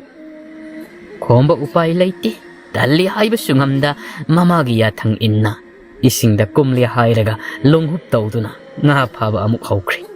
Sakhen biga nganbi gasu nung samaraktuda wabaga khangda khai wari sana dana nga phari. Somdana nimai yumdana. Pamhaiba nungthil talak asida yutap taba makai thaksilaga. Nimai hoigi sumhangda lep urau tharau lauduna ngangli. Aigi punsibu laikha tahalamlaga nangna nungaina laigi haibadudi. Ay pamhaiba ay yagani haibadi kakhalun. Takelay imungda laibana kanaro. Mapalda thoglaw wa sapsabiya mangangnasi. Thoglaw haibane. Takelay ngasay makai pamhaiba na urau tharau taurabasu mahak mapalda thokta. Tasinadana imungda lairambani. Adubu pamhaiba na kahinba maongda kanna ngangbudu taraga masu pakali. Yumlo na basing na taraga mahak lali haiba khangkragani khan. Imungda kuina laiba ngamda mapanda parap thoglay. Yunggi mi kanasu laiba nati. Pata nga fabaloy na chatkraban. Mari pata kumba tali haidana yung sida matanta lay hauriban. Takhelay mangolda sauna lepli hairaga pamhaiba da onsan shaptra amaga loy na hairi. Ikay khangdaba nang sida kaido bala ino. Nasakto yengin din he. Yamna thuna chatkro chalu. Pamhaiba shumangda leplambadagi. Hairang mangolda kakhalak masu sauna kumai. Aibu ikai khangdaba kakaidanaga haizaba sari. Aigi imungna migi sel taufam olhalamlaga nangna sida nungaina laiba yabro ha. Napamda hangi hairabasu nangna mingondagi puramba sel mayam singsa singlamlaga napam sida napun sisufu laigi hairabasu laiko. Maduda aina thingadaba nati. Takhelay masu sauna hairi. Aidi kaidobogi singdoiba ha. Tibongdobu ai thanda sakhibro. Nangsu nangin nama napadusu chaba yawbu natro. Aduna ai singba ngamoy. Noi thokpa singko. Adugidi aingona ne mathaga salakanu. Pamhaiba asawa fathaba ngamda nisa palakpaga kariga. Takhelagi manak sangsin masin banda thajin mathong maram khangda khai phuba horai. Masil lasu sauna ngangli. Nanggumbi mathong maram khangde binipina. Ay imay paga palaga ngangbadi natikla ha. Takhelay masu mapuroy bada makhutan kapngang tawduna kumai. Ngangni aidi ngangni nang kaidogi haibano. Aibo hat ke haibro. Nangonda laibadigi aise nungaiba khangdrabani. Laita lairagi di tokro. Nongmata aibo harau nungain thabiba yaukrabro. Ai khangbadi yaba khangbani adubo ai ngamlaktre. Pam haiba nokningda noklaga hairi. Aibo hana sumain tawrambro. Iyum phange ngai fana lairakpani. Isil inausu ai thantani. Ima ipanasu ai karisu walanba nati. Selda ngaubi nang lakpadagi aise manglabani manglaba. Iralli thumpum namaksu nangna kai dana loikhaidana. Inkol masit asi phauba nangna lemna tharamdi. Bandana thamlamba natra. Dakhelai mana ngamda yadi matagum masil kabuk poko makai nganglai. Kaida dia yomda da sel thokpa kana yauge. Namana pa phangi hanure. Sel chiki amata tanma natte. Nang phangi yurai sudana laikhe. Adudadi hana fana nungairam labasu imungdo adum marai saitharakpa taba. Pamhaiba handak muksu takhelagi kabuk pokna ngangliba machin aduda sapu kanna khutchauduna thachil. Kan khodana nachindo pharamanina nachindo. Nangse aina pamdana laukhrabasu. Laibakta tamlambani punsigi laiminagena khankhibani. Pamhaiba mapi ira thang pendra amuksu makha tarai. Thamoigi maisaksya puba ngamda aina yuda taina khibani. Madu pumanangdi khangna aigi thamoibu themjinbikhidi. Themjinbidraba thamoisina hena nisagi pakta lukhibani. Sina si oikhrabasu nangdi aina nungsidana laukhibani pinati. Izatki khallaga laukhibani pini. Takhelai kapna manakong mensilaga khanglaw lawrai. Taningde nangi adugi wadu ai taningde. Matung amuk hana haiganu ai taningde. Pamhaiba mahak takhelai karemna na yengli hairaga hai. Nangi napaduna ne nangse imungi izat kidamak khallaga aingonda namnana pirakhibani. Simadi nang kaudaba fai. Aduga amana namit humnigi manungda nangna mingondagi puramba sel khudingmak singadabani. Natrabadi nang atai kya saro. Mayu wahi kharasi hairamlaga hanne yenglamdana thongalomda thokre. Takhelai madi kamdauri. Pamhaibana phurambadagi mamai mamit ikai mangol masi amada fam taminna kapli. Manakong adasu pamhaibana hairamba nangdi izati khalaga laukhibani haiba wahi singasina haujiksu nillari. Takhelai manakong mensin hik kapli. Numit na khara laitharaka matama swaida. Nga fabadu sulushil. Nga faba yauba lakpa miyam singadasu. Magi nga saruk puduna mayum da hanarakban. Sayen bisungan biga loinana mayum da halai. Tomal na haiba domakni nga asaw mamakhaidi amata piraktri. Nga macha ngakta oina pirakledo. Sayen mi madi panghada harauzay. Ngan bidi khara sauni. Sa marakta mamay mamit ngang sangang mamakhay ngayama maparaga. Nga sangkara pirakpasida mahakara di sauni. Sagen bi madi ngan bi sawi khangdabana chatna maya higatlaga haibi. Ngan bi aidi nga sangsingse horen nganam laga khoi pabaga hauna sadoiningo. Nangdi yondoiro natraga. Haibaga loide ngan bi hainingdana kumai. Ita nang namarolama panghada harawi. Aina somda nga sang oina pirakpagi khoidaw saungningi.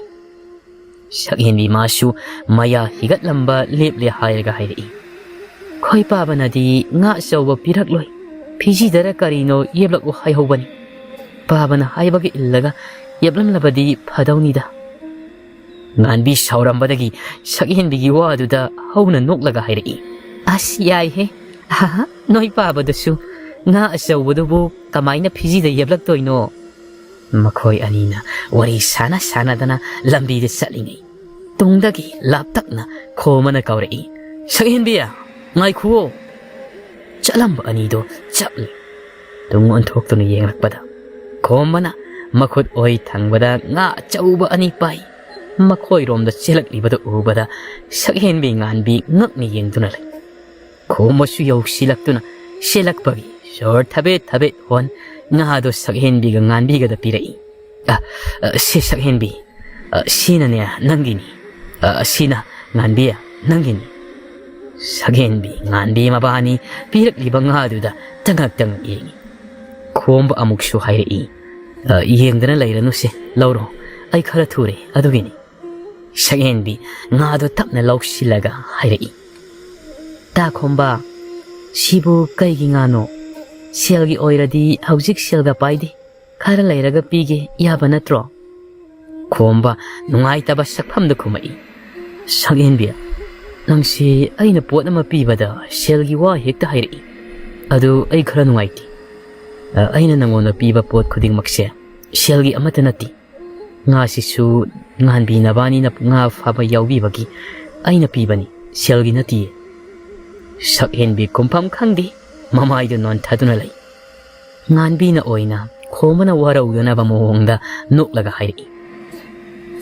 Ta khomba khoi sagenbi dinya masagi asmaina sum tawbani nanglana khanganu ko. Khomama su khajik noklaga ta khumai. Khandeda ado aisu khara thuri aisaleko. Khomba pakunga ngairamde chanchat Sagenbi nganbi ngasigi khombagi matau sida ingangakna khomana sakhiba mai ka yenglaga lai. Mitko phadi nimaisu mamai tekhat sagenbi hoina laire mamai ka yadomda sor thabe hona chansilai. Nimaina nganbiya somdaga nang ta khomodo sakhibaga ubro makutta nga achauba ani ama supai khibanine. Sagenbi nganbi amana amadi yengnai nganbi lali tauna nimai gi pakum pirai. Ipo somda sin khibane. Nimai nganbi na makut thiliba domda masum makut thin hairi. Somda haiba ho nganbi mangang nomi hoi haibagumna. Nimai makut khudombi sing masilda saungna hairi. Pai khangani drama aina phangmi kupta mabudi aina maru koke khangani. Nganbi kithi kirom tauna khangninglakli hangai. Ipu ta khomana kaidauram lage ipuna asuk sauri sibo. Nimaina nga mayamdagi khwaidagi sawa ani khalagani ne mana mingonda piruni haidana puraga sinkhibado madugi tanaraga nga sino mulauge haidana ipuna tanarakliba sing adudi aisu nang ta khomado phangnaba mukta tanarukige si hairam nimai satki haidana mamai laithorakpaga karigumba maning singlakpagum mamai do amuk lai silaklaga. Sagenbiga nganbiga na makut anisang pairiba nga aduda munni yenglamlaga murum soli. Hais, sibu nga say kumana pukiba nga do mankreda iba. Nganbi nimagi mityeng duda ipapakat noksinaduna asyum na kumai. Adudi ipusu matam tengle ay koisu amuk salage ko. Pakum nga ngayramde tangag liba sagenbigi kudang pay singlaga chatkri. Nimaina manida masinida ngasagi ngado madugi mahagi sandangi angangdo yumda anda lagpaseno ma aina nungai chanjau khara mana manghalaba nga yon bide yolabadi sel phaniamdi siladoneba ai butanaraga nga simulu siranya pamdi pamkheda matamnadi asum hawkhibana midangi matam amu yoksilaklam sak ising toklaba matung mi pum namak nungai na tumnaba matamni. Domal hanagi matawgum ahingi matamda mapalda thorakle hairaga maimu babukaw. Maimu bamasu domalgi mangda leplari. Ngasidi nauksik yawri. Domal khara saurap hairi. Ngarang aina kaubaga laktribaduna karigi. Natti nangi sibu ay usitribro. Nan aina huran bachalo haikibaduda maduna kamdauraba. Maimuba tabli kumai. Usitaba na chade guru. Ngarang kido ay lakpa yada na tawbani. Domal kolwang hayai. Kay yadi ba Nangdi ay nataba atopa kanaga tabak tawi. Nang siyang na kumu. Maimuba pakat na. Kaday digi guru. Ay adumba tawjade. Sayagi tuminelep lamba. Nauksik maimuba ginakong mayada sirol tawrai. Itaw, noy guru siya, ay amna puningi, kamay taw niya. May ba, pakumpidi, nauksyak talanganu haida na makunayin kitaw. Tomal nauksikta munna yengduno hairi. Ay, yong yanggang manba, nang nakanano. Ay di amukta udrine. Nausik Tomal yuwa aduda sauning na pakumpira. Kay di udoy ba? Ay koy di masak pajaba minatrabadi uwang amdabani. Haybong tinjan bang manba nang nasu. Kay di uradoy ba? Tomal makya siklaga hairi. Kaya ada usitrini yungani. Masi aibo haybong tinjan bang malik kain. Sakta asiga amang sang hik malad. May muban. Yare, sakta singne na iti kay ngangnaribado. Tabada ay nakong itadaw re. May muba, Tomal da mo onsan. Mananahan huran ba chatpada thoki ba thaudok pumba tamduna khangal. Tomal wari singdo tarega sauna may muba da sayai. Nangdi gadha buduni na. But nupi adun ngamli ni ha. Nang may bo. Tomal ay but ni haibadi ikay jayne. Naril adu iyaw da ba gadha haisini. Chalu haiba mafam da su chattaba. Sali ba mafam adu da su. But nupi adun ngaman ba hay gadha. May muba masil pom thulga khumai. Guru daga oiram ladi nahan na sumangla taram lani. Ay oiwai pharini. Madugi bhut nupi do yamna sathi khangaba. Guru na khangdi khangdana. Nauksek marak thatna khanglaw lawri. Yare loina lepo taningdre. Wathi warim tawduna lairi. Tawgadaba thabakti tawdi. Oiroi paroi dabana awai khum tawna duna lairi. Tomalda amonsan khudom bi tinduna hairi. Nang masuni naya kongon kaba makai ngang duida tawraga shega maiga kari tawraga bhut nupi dubu maithiba pisigi edi khanadi Tomal harauna khuba khuraga nauksekta khudom bi thil noklaga hairi. Nangna hairi do khanaba yaba wafamni ne ama sidaidi nangna khara singba mali hai nauksek tawja sarisi haibagumna mangaktu illaga sugali. Tomal na wa makha amuk tarak shumain tawrasi Nimaigi yumda ngasi su satlagane. Ngarang mainuba na huran ba ngamkhidraba sapu singdo noibani na huralaglo.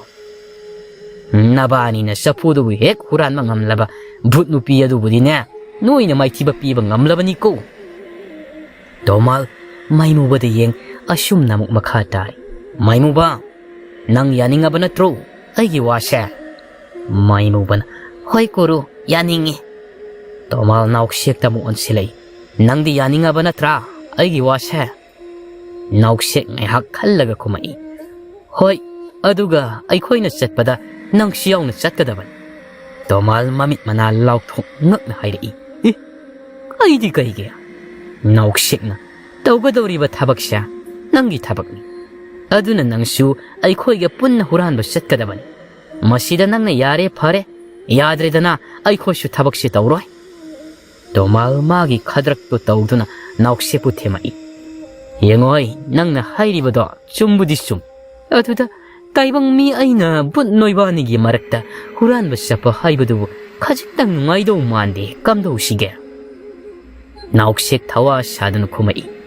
Adudi aikhoi su satredana. Tomal upai leite sapu singadu su pambanina masu satpatari. Hoise aisu yaurage salasilao. Si hai Tomal mang thadana chatpau. Tungdana srot maimubaga naukseka su inari. Tomal chatna masilda su hairi.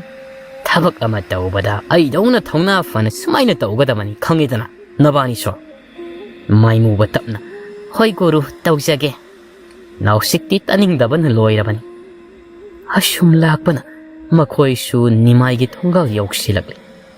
Hausikta thawna fana nganglamba Tomal nimaigi konthong mapa yaurakpada chatlamba do chap lepi. Nausikna kaidawre lepi duna changlodana yaure mafamse. Tomal noksinaraga kumai. Hoida sangdoini. Sangidi hai masidi sungleng dabaduda nauksik karemna nuklaga hairi.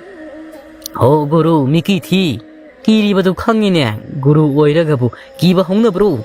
Miki thi sidia. Tomal na kidi hai. Mi khong sajing haubugi lepanine. Nauksik namu. O khangjare oja. Si hai nauksik na oina mang thaduna nimai hoigi konthong lanchilage. Maimu wasu maya higa tungde inarai. Tomal na maning itang ahum do siyang silay. Asum siyang lakpada ingkol layriba adomda nipiyama masam mana isang sang tung onthok phamlibado mangda satliba nauksingna uraduna tapna hairi itaw maimuba asiro itaw na haibado maimuba shu tapna khumai hoi itaw mane asine tomalna makhol maya thokanda tapna chaluko maimuba nang sapu thamphamdo taklo thabak asi sat sat pangthoklaga mafam sidigi thuna chanaba toksi maimuba na amuk hoi guru ai takcharage ai tung inbiraklo maimuba na mangtha sapu lairiba adomda mari mari changai tomal madi sapu singdu ubada haraumana loikre taha sapu manakta sangsin makut oyet sapu amung paiduna leplaga yengliba maimubada unsin hairi hoi yengra leiranune sapu singsi thangsi laune maimubaga naukse kasu magi angamba sapu painaraduna thonga lomda makhol thogandana tapna mari thoglai tung thangna lakliba maimuba makhongdo mafam sahuda leimaida ublaga tushali makhuda pairakpa sapu singadasu leimaida ta pungkai kai mangda salamba anido salamba lep tung onthoktuna maimubada yengai tomal oiramliba fibam maduda maimubada sairei asiloiredana thuriba sire e maimuba haiba budgadha nang sibu thabak ama tawbada asuk yamna seksinriba sibu natti nang sibu ai kamaina ngangna sige sapu sisu loina kaira maleni naushing namu itaw namit nanada khara yengaga chetlabadi phagadabani sapu sisu loina kaire nang siribako maimuba laimaidigi hawalaklaga masu paithoklaga khumai aina sibu tawningdana tawbra ai su tu sanbagi nari jatni kaino khangdi peng pang pungang dengang sapugi wabu amuk laururaga loire ai lauruge noi sida lairamu si hai mama idu laithoktuna setke tawbaga magi tungda ngangbi ipik pamakai shauna maimuba tungda leplam libadu ubada maimuba khang pre khangme khang laure ho ima siradana ngasi itaw leire sida leire nauksek su pakatna khumai kaino itaw leire dubo maimuba kapli tawna hairi aina haibado maimuba mamai laithok thonga lomda senthokre hausikta naukseka tomalga su ngangbi leplibadu ui nausik usitana ngangbi de yeng maimuba tana balori itaw nang sidibako nupa onthok na man khidrei sin khinu laune masigi khongme bisina ai tawgene nang kari suki gan tomal nauksiki marumda sangsen ma suki daba saraga mateng pangselai tawgadabani mana ikhoidigi ngamba yabro ai leiri kari suki gan nausek ngangbida mamit khane yengduna lep ngangbi ma suwa ngangdi nausek ti yengli maimuba nausingna adumna hairakpaduda ma su selambadu lep kina nausiki manakta sangsin manakong mayada tapna hairi itaw se kainom tawbani ai khoi selhobana phaniko nausek maimubada onsin chailai taningde dei taw musi but khungem sina kaidobu ngamdoino ai tawgi taw tumina dum yenga laimna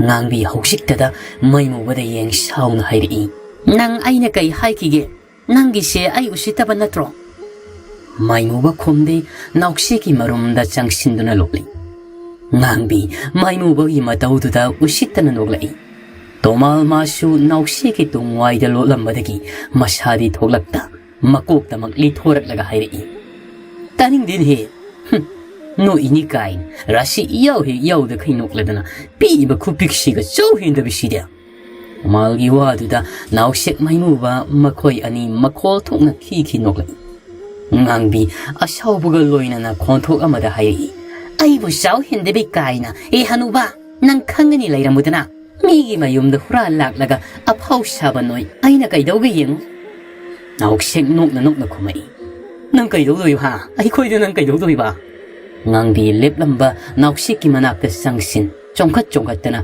nauksekpu phuba hori nauksek sumagi laisabi mapangol sisinaduna ngangbi bu phuri tomalga maimubagadi khara lapthok phunabudu yengi Tomal madi kibana yadrabani karinungi lakpuno haibadu yaurabani. Maimu basu ado mangai masungang bigi masing kangbana masado kibana yadri. Kiman bana naushiki manakta sangsin mating bufang bafaw ngamdrabani. Ani dusu fanakway na fudat nai ngangbi na pi ubani na chit litok laga naushik patcha na putagri. Naushik masu ngangbi masam lam duna karadi poiribani. Adubu ngangbi na asum laksa bay helak pasida mahak punara mo tuk laga thongga haladom da sien bahoy. Masil da su sien laure I. Itaw ay ngamdre masigi but khongnem se mapangal yam na kali ay magalamba pa ngamdre no shu ay daw na say saning rabadi na thwai hinga ba senaro. Nagtingag lip lamba ani adusu mathwai hingna ba thongga haladom da sien thore. Tomal madi nga say pai kiba sapu ani dusu adum pai na sieli. Tungdana ngang bisu makoy butana duna shaw na laurei. Sien kino miki tisa. Sien kino hay bane. Sapudo tanamo hay. He hanuba. Nang napay di ba sapudo tanamo? Tomal masu sien kumay. Ngamloy. Ay ngamoy. Ay sungtam tamamoy. May mo wala. Asguru tanamo kay daurage. Kuwa na amuk hurala suyay. Sapudo tanam drabadi. Hingsabi sinatanarak palip laro. Guru tanamo kay daurage. Tomal may mo wala sere. Ay tanindi. Katimu. Nangi senpam tokpa chelo matung chapusi hurani huraloi tammang manati khangaba naril mata aduga maimu watandana kumlakhidri magi senpam tokpa chel ngangbi su tanaba lepti tomal madi saphuga paibaga ma yang sen bangam silaktri simakna maimu buga nausheka tanaba lauduna hairi maimu ba naushek ai saphusi paimana yang sen bangam dre nabani gi marakta kananom na aibu thangu ai sen bangam silaktri ne masigi putno pisina aibu pharaga saphusi mun khiba tare aibu amukta thangu ne naushek sena masu lauri siram daidu danang saphudo yamna pambar natro kuk thanamba yadra hai hanuba Maimu wanam itaw ay koy gorudi mana hay krabadi loire chapu sisira pawwa thaduk laroi naushing no o adudi sijara sen sibaduna bu phari ay koy gi irakta tilak laba natra si hay naushing maya higali tomal sauning na khangau lore ha maha chandan ani ay amna sianing braha Maimu wana naushik ta unsin hairi itaw ay koy guru si amna saure ibani sanglaga amukta thangasi natrabadi ay horen natay kaya sadoy mande naushik karem nan nuklaga khomai toli da ko itaw maimu banang sha maimu baga naushik asu selambadagi khara tap tharak tomal na makoy mana yauksilak pa ngai ek yauksilak paga tomangi sagal nama pa aiduna thangaga kanna cheli Ngangbi su tanaba lipti. Naushek madi karaga sangle maklab asang baduna kanna selak pada tomal madi masado paijay sa chegay dori. Tomal masado naushek na sin bagi senga kang isaw lang laga maimu bada hayri. Ay maimu ba ay sa si segay batari ni nang bukara tu na chelo uni. Namana ba hangoy tong sang maan basiga mana na ba karkan na silo ni. Natrabadi ay isa siya ay isa laga siba tari ni ayo hima may mo basu masyado wabaga isaw lang na kumai hay ay susili ba ni yada tao ba ni kayo kangdi pangang dangangi ay na marula mawabaga kok tadaram ni siya tomal ahoy ba makimabot hadaram labadi kan wagang ang siya Masu upay de laita banina narabasu nana dum kangli ngangbi masu waraba mali chelam badagi lep sor thabet hon sauna maimu bo hoita na balawri huran basa noi matanglak padiri nungai ngasigi de aina thadok pirabani mathangda dise nangakana sagat tongan tari khangu ngangbi makut yauraga lawrakpani maimu bo madi mane ngamle matagu harawana yadri simak na masu sina Karimna na ngang bigi pa kung pirai. Tas kam daw iya. Nga sidi ay na ngamleda na. Haha. Kong niem lay hauri. Ngang bi makoy maril tit na. Ato ay dataram manung kitang saurap daw ba amapay. May mubutam na lang ay. Tong on tong ngang bi daw on chen chelam ba may mubudo. Ngang bi na tomlak pa nung do na. Higat di ba maya do da kang pon pa. May muba naman ba na kang lawri. Ayoy ma. Loy na tik lehe. Heng sabi Nangbi maya tangdok maimu wada onsin noksil Tomal sumaya higan maimu wada hairi ꯍꯧꯈꯣꯗꯅ ꯃꯤꯉꯣꯟꯗ ꯀꯔꯤ ꯁꯥꯔꯤ ꯍꯧꯖꯤꯛꯇꯤ ꯃꯥꯏꯃꯨꯕ ꯈꯨꯇꯨꯝ ꯇꯥꯁꯤꯟ ꯇꯣꯃꯥꯜꯒꯤ ꯂꯋꯥꯏꯗꯨꯗ ꯁꯨꯊꯔꯒ ꯈꯨꯃꯛꯏ 나가 나버니 하우코자는 낭쇼 잉원다 까이노 칸디 도마을 마슈 나라두나 세리 나빠야 이마샤 나이네 낭나두나 시락바나 도마을이 염수 욕시락 수망 액 여락바가 나옥시까 마이무가나 도마을이 사갈 빠이란 바닥이 마카다 강타타다이 도마을 수갈라가 하이이 나이네 노이보 카르따나 담바야드로 닝가가 로이네 까이리네 도마을 팜람바다기 아핑 아파이 따우나 마낙다 따두나 라이리바 샤푸 아니도 마쿠나 빠이레 하이레가 까이브레 잉리 까이람드라바두다 사닝 따나 소라마 호도이 마이무바 도마을도 온신 와 하이리 아두디 구루아 아이코이슈 한크라기 도마은 호이 아도 하행슈 아이나 까우다 삿라카다 버니고 나옥색 마슈 빠이투이 도마을이 와두다 마이무바나 아무 허이고로 아두디 아이코이 아묵 마카가 다바 낭디 나옥식나 삭하이리 야레 고타드나 아묵 레이라노 쩔어시라오 시하이 마이무버기 쿠당 빠이 마펌두드기 징라가 쳤크리 도마을마슈 원다 누가이나 샤푸 아니도 빠이 모몬노 마실다 가리가리노 소나 이뭉상이 하이행디 샤푸 싱샤 빠이틸 가비 샤푸 요원비데 요원칠라리 마두드기 방락바따리 첸자드나 이빠이 짜짜나바 시행원 토케 이나군바 모이드기 카라 후라라가 짜드라바디 라이라바디 사라헤누나 시로이드로 마두 라이카이 시나디 캉디에바 아시 가당 학드니다 라이카이 미싱시수 아이 각드니 라이카이 시드 싱리바 하이부 헤이 쇼르 나나 하이부 싱한 비버기 하나하나 다gat자이 마시오다 마기 톡바 빵앙랭랑라가 마기 가다상 파문 까할라가 뚱크리 너미도 마슈 하우크리 농알락바다 니마이디 로이레 망고도다 마콩 상나 띵톡라가 마국바이 마타사나 팜리 사키 마부로이버기 마낙상신 기나 답나 항에 하우식부 가이도시 하이리바노 모이바 니마이 캉라울라우리 이사우나 감다우바 하이브 로이레 아이뿡 로이레 이런 니툼 팡에 망딱레드나 공질 마빠가 뚜미네 랩람바 콤바 마빠기 바콤피라이 헤라 바바 샤푸 카라 까이람 버기부 아dum나 하이바 하우나데다 니마이 마짜다 마밋 파이자이니 행 하이리 샤푸시 마마루 까야노 난 강나브로 현자우니 아이나 마항리바시 고마나 오 현자우이라바 수야리 똑로 이 서우도 아이 따닝들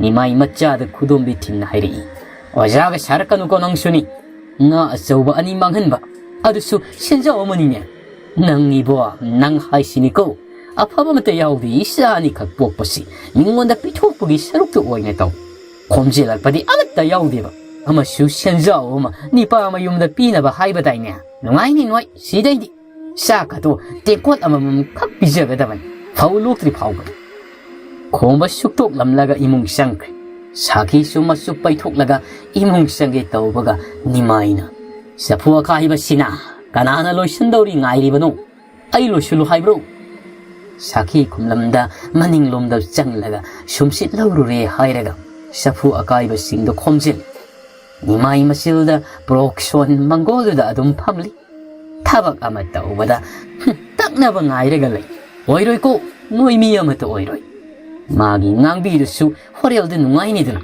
ma leina huran ba changhanba khangani dana horenne thik tawge safu ani ama suwali soidana huduna puram lagani 마담디 아슈마슈 하우키 농틸기 농사 카라 냠타락바 마다마 슈아이단 샤파바 마샤마루 나나 사이칼라도마가 사게헨비 호이기 통가알다 사게헨비 톡락바 nga이두나레 누피 롬바 락리바 가이드니 마비시 nga이학 레이바가 코마슈 단사나 사게헨비 호이기 통가알다 사게헨비 롬바 락바다 샤파바게 핵 마욕나리 샤파바 마실다 모롬모롬 소니 시나무 그이도불라 이자노네 곰바슈 마미토 빠이니 옌라가 마북응다 두민나 칼리 민나 사파바 마사리 와시 마이 마신 슈아이다 목 레이람 리바시나 까이게 수힌 밀룸발라 리바샤로 마이시보 아니도 와디 강나디 아마나 아마다 마미토 빠이나 옌네 아니도나 사이클 아맘가 사겐비 화이게 통가하다 yet oida leblak li basya phana di kui selak li sakhen bi ma di thoklak pa kau ba leiti shafaba sakhen bi hoi gi yum madom da yenglam badagi khom bada onsin masin pairap singlaga karemna na hairi i oi na saidi gi yengman nangi se soida kana ngai riban khom ba ma su sakta khatna khumai mi ngai ribani mi shafaba na ngai riba mi do ai khangi oiroi ko oiroi asha kairaga tokani khomana amu adudi aina namonda haigada wani ne nangna khaliba wakhalda oiroi na thamoi kairaga tokani ko shafaba fingna mamit mana lauthoko makai shaunu kumai nangi simi usitribro namaidu thugayu haibro khomusu shauna khodo misinglaga hai hoi nangda nati khutpali se aisu pali aisu nangi namaido thugaiba ngami khangabra shafaba makhut khutum sena tasin mamit khani yenglaga hairi nang phajana haure aingonda khombasu ashaubana maya karkrak siksilaga kumai nang kaidoge haibno khanaba se nang na hobra aina hobra mitkupta lapna lainaramba anido amana amagi manak sangsin makhauri pai kin thinge tauna baga tongdegi nipa amagi khonjelna itap tapna hairi chawbana noiba ani na tawri bado kanisu kahnaroine phunage tawri bado amukte lep sakhen bidi aigine ma aina lauraga daban atopa ama yengurako sakhen bidi yaralo phunage tawramba ani yadusu sap sap lep chawbada ngakne yeng shafaba khomagi makhauri metlambadu thadoklaga chawbada yeng sauramna hayai baba kaudoira khura kaudoira khangdreni ahalnena hanu thangasiga lemna layu natrabadine ahal chai lakani shauba shafabana mabu ahal kaina hairak pasida mak sauning mana diloi mamai mamit ngangsin nganga makai masu saunu kumai kari aibu baba kain hai payade mi hunba manba nang hujik aina soru thalu haibro aise lijarabasu pakhang konsenine nangumbana aibu baba kain heta haibi abro shafaba shaubugi manak changsin khon kan hairi hai dedi kaino nang pakhang oigera oiroira sahi du dei khoi pabagi longa dum oiramnine tan sadrabadine ai khoi pabagi mamana madum oiramnine shauba makhoi marial titna khumai hianga nang aibu phajen usitre shafaba karimna noklaga hanuba haidana aibu kanada hayu haibno shaunu pabagi sahi dunani shauba khomlakti ashaubane henman khibana tuminna shafabada mamit khani yenglagalai shafaba ma sunuk lambadagi ashauba shakhamda chawbada khudombi thinduna hairi ahaloirabadi lemna layu shakhen bidi aigini kanagi su oibe yaro nangsu kami hanjelaklabadine ahal oira su khut tharakani ko simadi khang shawbana khongge tawbaga khomana noklaga wa hairi khanau noibani sakhen bibu munauko nungsinabadi aiga nungsinaragi yarabro ha ahalanga shafaba shauba animak komada shauni yengai ahumdo amaga onsan sakhen bi munari amana hai sakhen bi aigini amana muk hai sakhen bi aigin sauma shu ahal yoi oiba makai angang ani siga nipi kan munari sindagi khut yaunakri ahumdo amana amada kinna pangthinda thindani sawa madi loire mamaidu pungko masa phaba anidugi kin sabada ahumduna thongalda khanaribadu philau sinba thoglakpa sakhenbina uraduna pakhatna mapa tanaba lawrai o baba mi khanare aikoi thongalda tabru baba tomal suma chana kaudu taraga makhuda thangsang mapai imongdagi fingna senthori ha kana khanare haibano sakhenbi thongal lomda makhut thinduna hairi tu thongalda nipa ahum khanare tomal masu thongalda khanaribadu ure mak sauningna machilda soli mathong huktaba machasa khanafam leitadawna mi thongal sida laklaga khannaradana adusu laisabi laiba yumsida phai leiramu khanganidana si haidna tomal makhuda thangsang adu mapai onga lomda senthokrakna saunu lawrai napa yaimi machasa leiramu khanganidana tomal aigi thangsang sina matu kaklaga hatte leiramu Naramba uhum madusu kanaramadi chap lep yum adomda yengthorakpada tomalna makuda thangsang ma pai makhoina leiriba adomda chanchilaknibada ubada pakhatna magi cycle du namjabi thaduna kanna thoduna chakri tomal selakpagi shor thabe hon masilda sauna lahori kaidobugi seliba sin hinune maha chandan cha ngai khone he usittaba sharadana tomal ai leiringaida noina phe haibe yaroi khongidana masilda kari no khara ngangamlaga mahasyu madomda changkri matamnadi asum satki numidangi matam amu oisilak nakala maromdana takhelai sak ngaiba oina magi famungda hipna minu pirang thang haukraba thaudo khara mamitta urai sumang ado mina pungau ngauna tilli sumang mayai du dasu pamhaiba koget adomaga singliamna phamli pamhaiba gi mapa saba ani aduga maithong maga lamna phamli sumna leiringai nipa ma sengaklaga pamhaiba gi mapa gi nakongda wa khara hairi karibo haiba hausikta maithong maga lamna phamlambado thangnaba mikupta asaubugi saktamda phamlambadagi haugalaktuna imung adomda changaklaga nimaibu koithi thirai nimai masu matha sana lamyaida phamaga leirami ibo yaima nimai gi manakta sangsin saunga hairi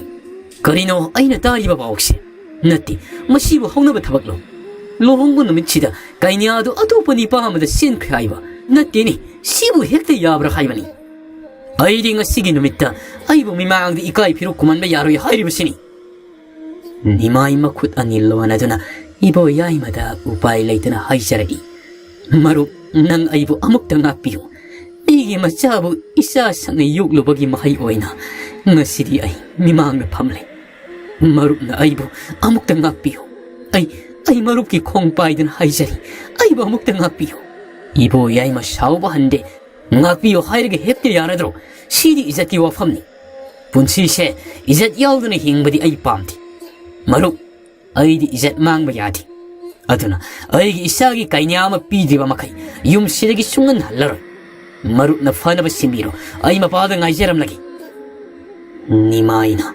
hausikpu aibu kadaidagi nupino thirugadaba sigu marup ibo yaimanam ai khangde marup aigi di hairibasini aigi izat mangba yaroi hairibasini si hairamnaga ibo yaima thoke tawwaga ngasayima khai tungjilda lumduna wari taramba takhelai tan sare khan ibo yaimagi mangda lep kapli hairi ipal isiena imungi ijat manghalam labasu aina imung anigi ijat kallagi ai tapam haibagi kainya oiseragi aigi punsi se manglabasu ai imungi ijat puti kallagi khalle ibo yaima wanganti takhelagi kokta nan thabiram laga thokre takhelai tarak liba mapido makhuna taithokna mapukningda khalle simagni aina tanaba sinbasu aigi ningba adamaksu thongle iche nang aibudi warongno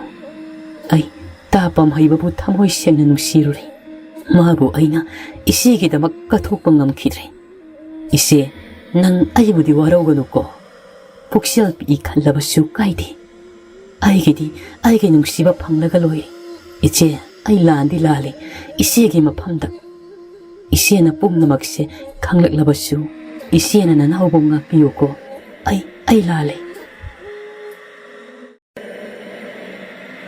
haukraba thodok singado ningsinglakpada takhelai mapi dana kablaki ise nanaugi ngehaki khanthaudraba wakhaluna isegi punsibu sumangli aise khwaidigi phatraba mi iseda langjakhiba paptuna ngasidi aigi punsisu nungaiba ngamdana wana lele asumna kaptuna lairingai mama sakhisu sapau haiba sangai sakhi masanu pina kaplaga lairambasida ta manakta sangsinuna themjinbirai kaidoragi ni isabo wakhaldu pangkhanda khanjilabadi yararoine magi pamhaibadusu kharadi himali Isabu mahakna ngammi matagumna sa san phubagumna phurambasidi aikhoibu usitabani.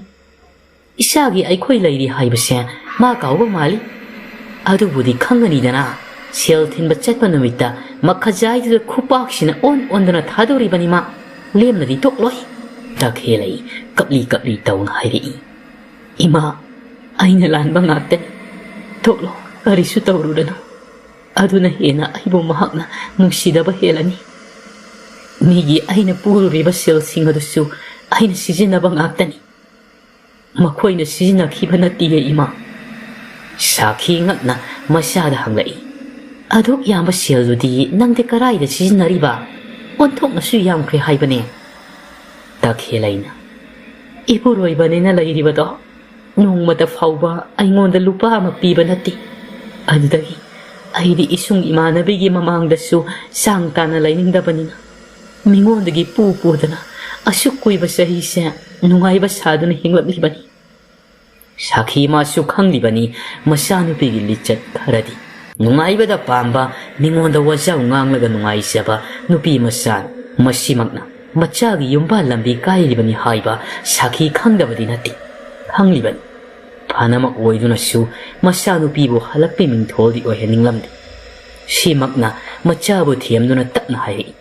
Imagi bema haukiba oirabasu imanane isabu halakpi haibadudi oihaningdi. Napaga aiganane isana mingondagi pusiluriba selsingdo loina singdiragi. Nang pamhaibada lale hainadunane maga hanjinanaba tawsine. Takhelai mamada yenglaga nukningdana noklaga khumai. Ima lale haibadumadi samarak haijau hairabasu ai haiba ngamgani. Adubu maga aiga amuk hanjinarabasu aigi punsi sidi nungaiba haibadumadi phanglaroi. Sahi mari mukti phari aini yum pali basi. Adubu ima imitadi isadi amatasu uba ngamdri. Aise nipi ama oibada matik sadraba nipini. Maram sigi suni aini ipamda halak libasi. Atay gi sainadi ay khangba ngamni. Sigi saina simadi ima nasa khangba ngamdi. Si haiduna takhelai masil khumjin hikap. Sakhi su kaptaba ngamdri. Masu kapna machagi makokda nantha masabu thiamduna asumna hairi. Ima sunupini isada phawrang badaba sainado ima su khang. Se pharese toklasi sida sum khanjinduna lairabadina nasadu yararoi. Ima na sak loiramlabani sathuk lurasi lao. Napadu sagluk mangda phamhaurabani ne lakti hayam lagani. Lao khomba thungsil talep ngasaidagi sanariba wari singdo tariban. Masi punsi khanbada wakhal mahak su nungaitri. Adubu khomani nungai thokpatana magi punsi. Haujik su wakhal mehak nungairamdrabasu kadomdagi khanjiluriba wakhalno makok aduda sakhenbigi wakhal lamduna kanna khalli. Aikhoi siena angang yaudrabasu sakhenbi aikhoi banigi isama isedi yokhalaga ibaiga hanjin hanbana su yai. Kanadi ai sakhenbida nungsi thuna phongdok haudaba yadi. Wakhal amada mangduna lairamba khomba mamana masanomduna kaurakpadagi gyan khangta masadu ithak thakan hairi. Kaino khangine Sakhina kari wakhal bu khalibano asuk kana kaubaga ta da khai khaliba wakhal dubo khomba mama gi waduda kumpham khangdi saujinnaduna hairi. Hoi maga pabagadi ai yengsinduna dum lairo karino khangdim aina thabak ama tawbu khuding pet pa pangang da ngangwa. Si hairamlaga mama gi pakumga ngairamda para sakhum lomda sangkri. Sakhi khomana sathibadu yenglaga masilda ngakna soli. Karino ne masibo laigo ungaraba jalane mari makhung samnadaba wa mayama mangang liba sibo. Nati ai isani ba sibo ngaura jala tawri sibo. Takhelai masu kadigi thoklakpada mamana masilda murum son tuminna leplambada ubada ngakna hairi. Kaidorage ima sakhumda sangda khai swaida amuk leplam libasina. Sakhi noksinaraga khomai ho kai shu tawdiye isa thoklak pangairambani lao Mama masa anidusu wa makha tanada sakhumda chak chaba changkhre. Ngasigi numidang asimadi Tomalsu mainuwabu kaurudri. Makutta ngasai sapu yon kibagi sel khara lairibanina mahak ngasidi huranbaga saningdri. Sakyama masari hairaga magi famungduda nakuktuna tumli. Ashomdana athengba asawbana helabani mai. Imungdagi thoglak ingkho lairiba domda sangsinduna ngangbibu kauri. Ai ngangbi tabra aina kauriba se ngangbi. Ngangbisu ingkho manung aduda sathuptuna lairambadagi. Nimaina kaurakpasida nimaigi mangda leplari.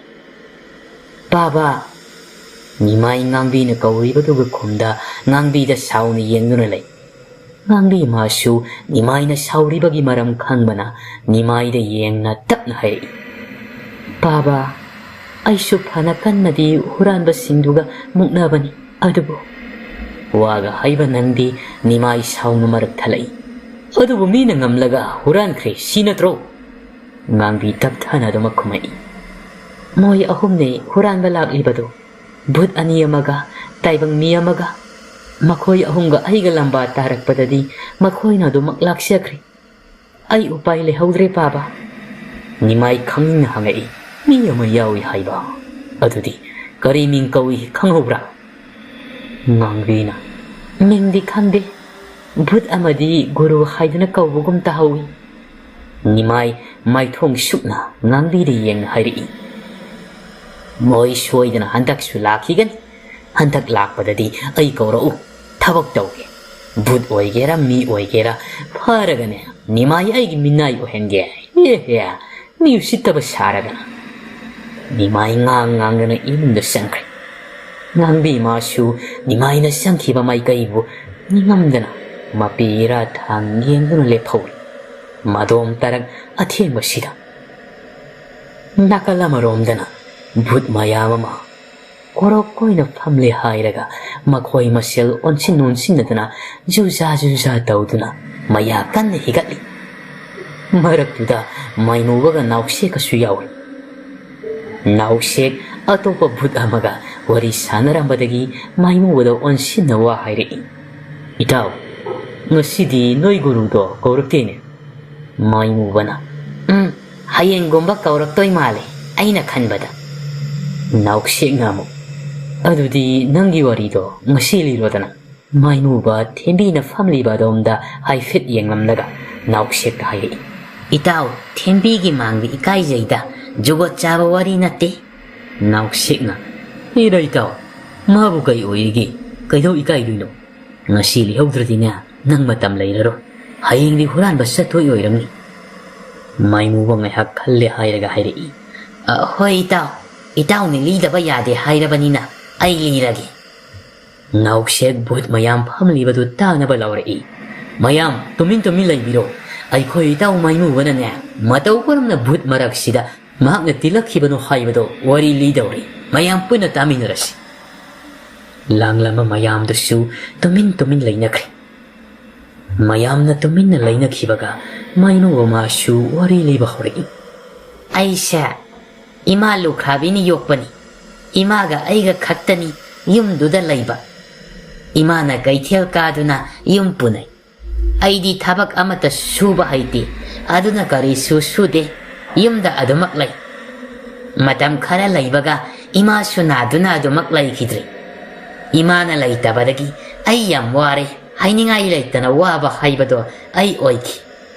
Thabak su amata haitabana ai saningai phauba lai silaktre.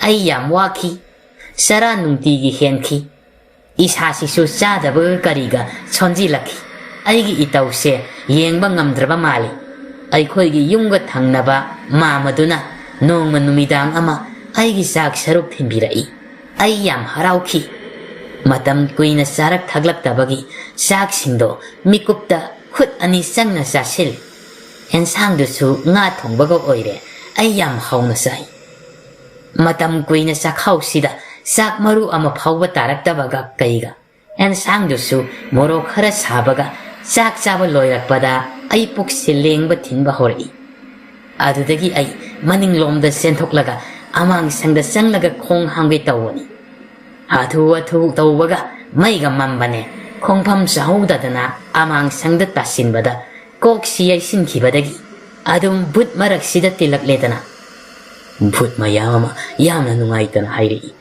itaw mayuba itaw di chiraktuda yamna wana thawai tharaboiriko manam maraktuda wanthong wana khanglamnida aidi itawi khanbada thawai sin nungaitreni itaw mayu wa nok fe tawna pakhum pirai hoi itaw manam di thi hairedana wanthokna nam thi khaba wari taramba thembi wanthakai noklaga mayu bada hairi aina nanga thainabada thinam hek namisidi nangdi thirakta thawai tharakpagi oira aidi sireda ha ha ha natti nangbu sifamga leitrabra haibani ibungo nangse siba phawba jugo sana side haiba maimuba thembi waduda pakhum piba ngamda ikaibana mamai mamit adungang sengang sinna dominale nauksek mari sauningbana loiri simak na masu thembi de yengna karemna na hairi ibema nang suna thibung lawbudagi natro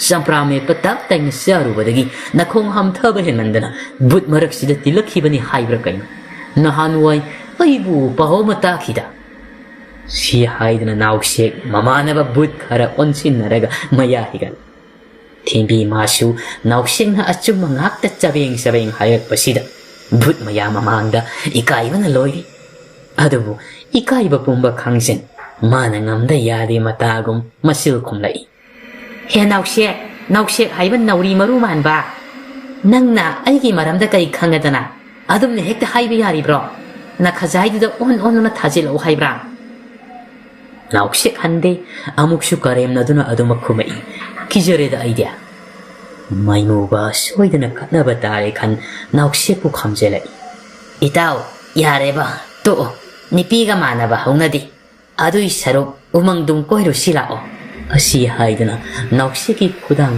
paiduna singlaga chatpa thembi maimuba waduda mangondadi hena karemnaba oina thokre saliba anidogi mamangda parap sangsing makhwang mele hairaga sauna hairi sakhiba yaroi wa sapsabi amangang nakisi thembi aibu usitabadi khak yaroi nauksek khanglaw laun hairi chatoi thijit pisidia kai kanadabada chagat yamna hinadiko nasaktuga taw wigi thi hek malagan si haidna thembi bu inthok lamlaga maimubaga punna chat lehoriba but mayam ni loire abuk toiba thembi da onsandna pangnukta noksil thembi satkriba ani duda mamit khana khutum sena tasin leptuna yemle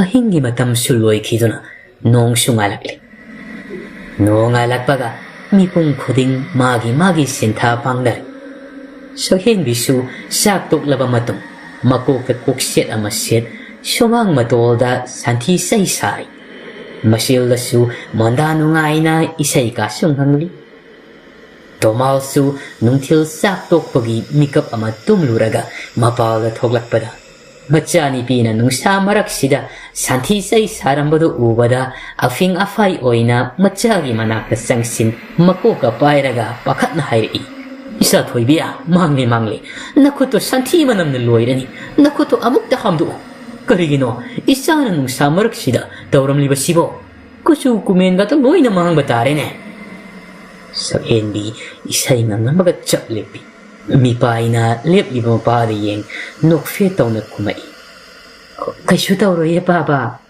chak thongnaba sing oige tawani santhi saisina tomang adu nangna singwa lasu ipada haiba yadro maimu ba tharga kok ora lasu yai harige tawbaga gyal laklaba mali tomal machildo makhutna khangmen meli sagen dingakna mapada hairi baba kananu maimu ba haibo tomal masanu pida asengmadudi haiba yadabanina wa oina thaidorakli nangna khangoroida sigi wa si araibani nangna tawribado amukta toklo wabana loirani haibani nangbo sakhenbina iyamdre tup si khakta ngaire si loisan khige aduga toklageba tomal na amuk yarene tu uni nangbo sakhenbina Hoi me baba, tok lagi, kitang sidang loy silam gigi tawbani. Tabak tawbada ay di sumayna machit marang thanambasi hainadi. Aduna loy sim gigi tawbani. Baba imung da sangbikro, ay tabak ka amata tawhum khangdre. Tomal na amuk, nang sidi ba ko, pare, adu loy ba ka tok luko. Sakhenbi, makok tak na ngomi, hoi hai ba ko. Tomal sumasadi yang mamlaga imung da sangkre. Tomal hek sangki baga. Nganbi su tonggal lagi hobi sangi. Nganbi Sakhenbi da ngakni yang duna hairi. Ita, kaino tawram ni sidia. Natte, aina uri basibu mangla taibang lo haiba. Sakhenbi, mamito pa ina nganbi da yang laga kumai. Kaino ita, nganbi nok laga.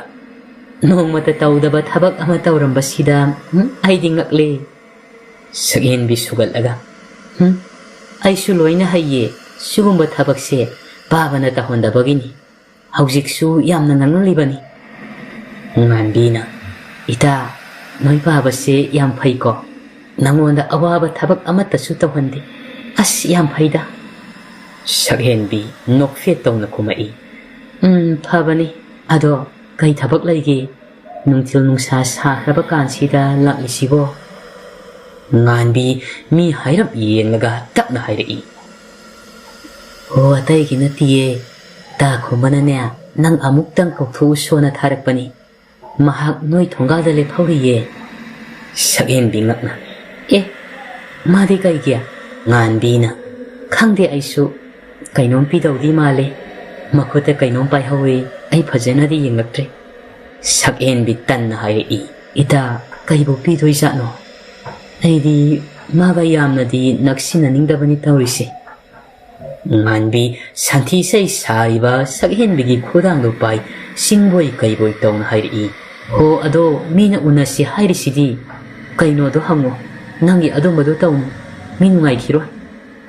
Sakhenbi masil la talle haijarabasu tamoy nungdadi mathong warang khangda kay harawdi paw. Makoyani na tonggaw yorakpada Homba masu lambi matay lep di hairaga layram. Homba Sakhenbi thoglak tu ubada. Haraw na manaka sangsin. Kao mayo mamapiraga hairi.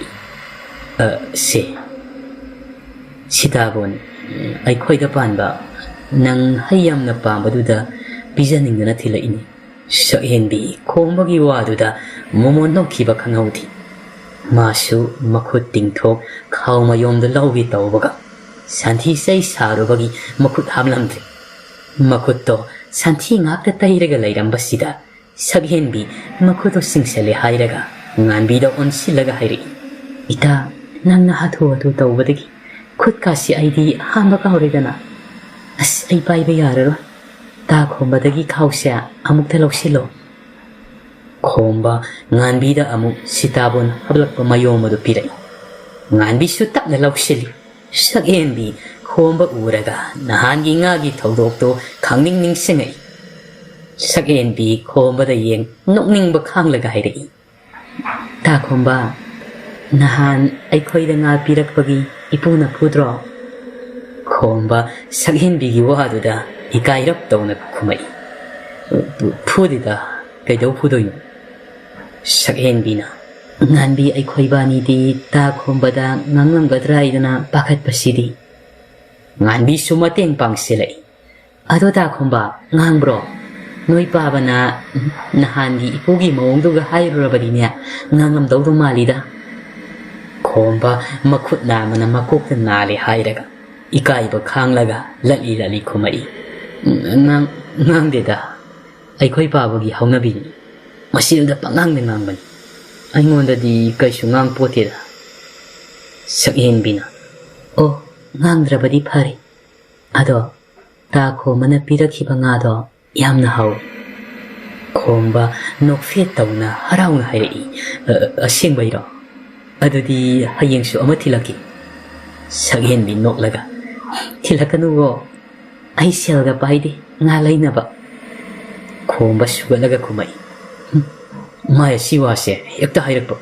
Sidani ay nanungay trisi. Sakhenbi na. Pagi tawanida. Nahan ta khomana pirakpa nga do ayaiba khara leiri. Adu hana saba loikigi. Aduga amuk laugeba. Ahumdusu nok-noktana wari nungairi. Asung wari sanarambadagi khomba makhutna oi thangma mamit namado khangpai pasil. Sakhenbi khombogi magtaududa pakhatna hairei. Kaidorage ta khomba? Nganbina amuk. Mito kaidorage ta khomba? Khomana. Tumit ama sangkramali. Mit pangba ngamdri. Hoi mai haibaga nangde sakhenbi pakhatna. Khombogi manaka sangsin mamit paisiliba makhuto lauthokle hairaga mana oini yengbirai. Ayengi mita tumit sangbasya yamna nungaitabani. Si haidana mamitu makhut ani sangna pairi hairaga masinna phupuka. Khomba asumna itha thajadana sakhenbina taurakpasida madi tarangamada laikre. Nganbi pakhatna sakhenbida hairei. Ita nakhuto. Sakhenbi magi khutta yenglakpada khangpre khangna khombogi mamit yenglambadagi khangan handore. Khombasu sakhenbina lapthokibaduda gyan khangta tarai. Gyan tarakpada santhi manam namukpaduda manatondo sut tauna manam namle hairaga makhut namit panda pairagi yengbada santhi kara tairam. Makhuttusu sakhenbina pairambagi hunamdusu santhi ngakta tairam. Sakhenbi noksinaraga hairei. Soikibani ta khomba sauyade. Khombasu noksinaraga khomai. Saudeda kaigi saudoino. Ai saude ko. Machinda ai saude haina ogi taurakpadagi.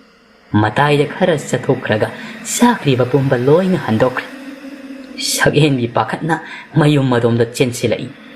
Sena machinda su pakhatna lauri. Ising paba ising amukta. Tomal masu thabak leitabana phamungda oiri hiplamman. Masanupina khonjau thaduna kaubadagi makolama tabasida ikhang khangna phamungdagi hogat mapanda senthori. Mapan yaurakpada masanupina sumangda makhut hamlaga leirambaduda tomal manak changsin pakhatna hanglai. Kaidoragene nangna kanna kaukhribadubu kaidobo yauragene bima. Sakhenbi pakhunga pidi makhut hambadu chat loisen ising yauba patra mapai thonga lomda senthore. Tomal masu ingangakna masagi matung inarai. Masilda sumatha sana murum soli. Karino ni aigi sanupi sibo nati masibo ngaura jalane. Masinda sona masu thongal yausilak. Thongal yaurakpada oiramliba mata waduda tomal parap taha hangai. Kaido naregini sa khomba magi manakta lep sintengba sangliba sakhenbiga nganbiga su tomalda yengai. Sakhenbi lali tauna khumai. Ta khomba se santhi manamda hadu iba adugi ising na masil tengthokhanbane. Tomal khomba da onsin nuklaga hairei. Hera ibo nangsu onthokpa. Aidi kai taurabano khalureni. Ngai khone nahanwai nanga nasiyama laibaduga natro. Noi pabana noi sanbi thadokpada mina santhi khunkragani pakhattana. Sanbi matung inahalaga santhi khunkhibado. Khomba masil tengthokpagi pakliba ising marik singdo makhutna taithoklaga. Ikai tomalgi pakhumpirai. Hoi mama. Ado haujikti santhi se. Ai hainadri. Adogini. Khoi pabana santhi khunlu hairaktanaba. Santhi ubada hadopi hainadabise. Tausinabada awai makisu taukri. Tomal nuklaga. Balo hai. Nangsu yaine. Lausing paudi aiga manai hai. Ado noi pabase. Likti okak likpa jatniku. Khomana. Likpai wadi mama. Nupa masan aitom yauba aigi pauba. Cycle anba amata laibiyu haiba pauba laiba nati. Migi amana kaine lairaga tholisi. Tomal na amu. Tauram nine adu yahando. Lingmandana saka mabuk thanna saram do mandi. Khomba sugatlaga hairi. Kaidai no da mama. Sing thong paubane miruk animak hai khaktan mana thongalisi. Likpai haibadine personally aikhoi pabasi. Khomba tungdagi khonjel amana sauna khanglau laurei. Kari haiba maha chandan. Khomba tomal khangpre khangna masado songkhali. Maya sini khang da khai wari taramba nganbi ga sakhenbi ga su khangpre khangi konjel da. Khomba mihul dang songo makai matung onthok kananu yengai. Nimai bisum ani samjinna masil da sauna yenglaga hairi.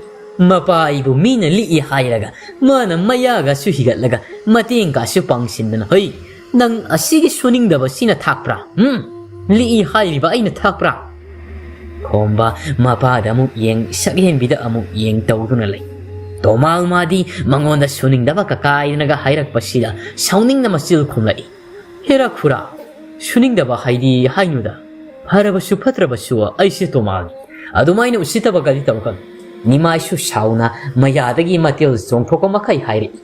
Nang tomal oire kaidorage nati nang gumba khudai phawba ahan ba set pangam dawa nang gumba nasu wajau ka sungang basari yengning de he nasakto. Tomal nimai do khudom bitin sauna hairi. Ai hanuba nang gumba phaijoma mana sahi ama senabado aina te khangabra namthi basidi nganbi taunari ba mong duda mari pakat pani yad. Mas mamay humang taba makai sakhen bigi nakong mayada tap na sirol taw asum na hairi. Ita, noy baba si amuk te kamdo natrabadi soy da nakanabatari. Sakhen bi nganbi de yeng hoy haibagum mangat no. Nganbi koma da su ingit tawi kamdo haibagum na. Koma masu tansa na sakhen bi de yeng wakpada nganbi na tawrak liba ingit to masu uri. Koma masu mangak nomlam laga mapagi manakta sangsin tapthana hairi. Baba, yari toklosi. Mina uradi phajadi. Yumda halasi lao. Sakhen bisu mapagi manakta sangsin kapli hairi. Baba, yari toklo kaidoge. Mi mangsi da ikaising sangasi lao haiba. Si hai sakhen bi mapagi khudang paising. Nimai khubaka khuraga nok laga hairi. Ahayo nok tu mokine. Iru thangom leiraga lujaba nang naswa aibu namthiba ka kainaga mai noklam badagi asawbagi mai thongda mu khairi hei thang nimba nang nasu nimai aibu singnaba natik natene khangabra nathibong phawba charana masaba nang nasu aibu sitaba yabro saghenbi nimai waduda mak sauning mana masadu kainom tawri mapana khumbaga nangdringai mana oina asawbagi khonthokta nimai pakum pirai Ipo, aikoy bu laire haidana adum na thibong palaga hekta ngang badudi ipo su khara hakmali. Laira base aikoy na oiningdana oiba nati. Mihoy ba aikoy se khuba khunamni kanana khangba. Hausik ipo na nungai na saba thakba watna lairi base kona aikoy gumna warak praso. Khomba sakhen bigi mamit tuda tatu yeng. Wai amata haiba sungamdana tuminna lep. Nimai sakhen bida mamisuk na yeng na hairi. Namito kakturak pada ngairi ni hai. Hayin he wangang bade. Ngakha nang na aingon na paukta ka pirat na. Napa sinapok pa ni hai bada matik sapchay ni hai. Hai ngarangi ngakha. Ay sumingon da hantaba wangang ba si hay na ba natin Adabu nakoy naram chatto na hayan ba ni ne. Sakhen bi wangang de milu iratang nimai da man na yeng. Tomal saw na hairi. Kura. Adway da leblo. Natrabadi ay si haiduna tomal makut masa sindo paisinduna purok thi ni main natrabadi nang kaidawdoi no ha natti nang ay phugi hairi bro saghen bi tumina leplam badagi nganbi gi manakta sangsin khomana pirakpa sitabon hapa khawro nganbi dagi laure hairaga khombagi manakta sangsin namdana pisilaga milu irathang makhol tanik hairi se nang napurak pa po ito ay law bang amlaroy. Nahang nang napirak pa nga dugi tarit sanjaso ay piraki.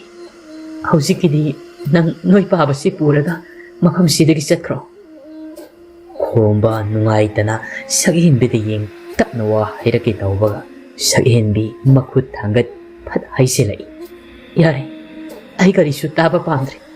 Noy mapamsidagi karatuna sakro. Si hayram saghin bi wa maghataram di. Mayum lom da changkri.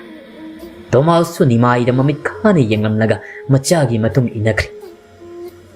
Nganbi su kuina laiba tallabra karino khomba da chatlage hairam laga masu mayum madom da changkri.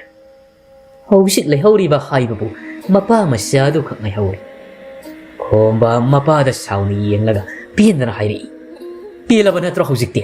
ꯅꯪ ꯄꯦꯜꯂꯝꯂꯅꯤ꯫ ꯋꯥꯍꯩ ꯈꯔꯁꯤ ꯍꯥꯏꯔꯝ ꯃꯥꯁꯨ ꯃꯄꯥꯕꯨ ꯍꯟꯅ ꯌꯦꯡꯂꯝꯗ cycle ꯊꯧꯗꯨꯅ ꯃꯌꯨꯝ ꯆꯠꯈ꯭ꯔꯦ꯫ ꯏꯃꯥ ꯏꯃꯥꯁꯨ ꯇꯣꯃꯥꯜꯒꯤ ꯃꯌꯨꯝꯗ ꯃꯃꯤꯠ ꯈꯥꯅ ꯌꯦꯡꯂꯝ ꯃꯆꯤꯜꯗ ꯁꯥꯎꯅ ꯁꯣꯜꯂꯤ, ꯍꯨꯔꯥꯟꯕ, ꯅꯪ ꯅꯨꯡꯉꯥꯏꯅꯤ ꯉꯁꯤꯗꯤ꯫ ꯏꯃꯥꯏ ꯀꯨꯏꯅ ꯂꯩꯔꯝꯗꯦ ꯑꯗꯨꯃꯛ ꯆꯠꯈ꯭ꯔꯦ꯫ ꯁꯣꯝꯗꯅ ꯁꯥꯐꯕ ꯃꯥꯒꯤ ꯀꯥꯗ ꯋꯥꯈꯜ ꯀꯟꯅ ꯈꯜꯂꯤ, ꯑꯩ ꯁꯨꯃꯥꯏꯅ ꯁꯨꯝ ꯂꯩꯕꯗꯤ ꯌꯥꯔꯣꯏ꯫ ꯕꯥꯕꯥꯅ ꯍꯥꯏꯕ ꯅꯨꯄꯤ ꯑꯗꯨꯗꯤ ꯑꯩ ꯄꯥꯝꯗꯦ꯫ ꯑꯩꯒꯤ ꯊꯃꯣꯏꯁꯤꯅ ꯁꯛꯍꯦꯟꯕꯤ ꯈꯛꯇꯅꯤ ꯅꯨꯡꯁꯤꯕ, ꯑꯇꯩꯗꯤ ꯅꯨꯡꯁꯤꯕ ꯉꯝꯒꯗꯕ ꯃꯥꯟꯗꯦ꯫ ꯁꯥꯐꯕ ꯇꯨꯃꯤꯟꯅ ꯉꯥꯏꯍꯥꯛ ꯑꯃꯨꯛ ꯈꯜꯂꯦ ꯍꯥꯏꯔꯒ ꯃꯆꯤꯜꯗ ꯇꯞꯅ ꯁꯣꯜꯂꯤ, ꯑꯩ ꯁꯛꯍꯦꯟꯕꯤꯗ ꯅꯨꯡꯁꯤ ꯐꯣꯡꯗꯣꯛꯇꯕ ꯌꯥꯗꯦ, ꯅꯠꯇ꯭ꯔꯕꯗꯤ 이반이 통나박이 와라이티.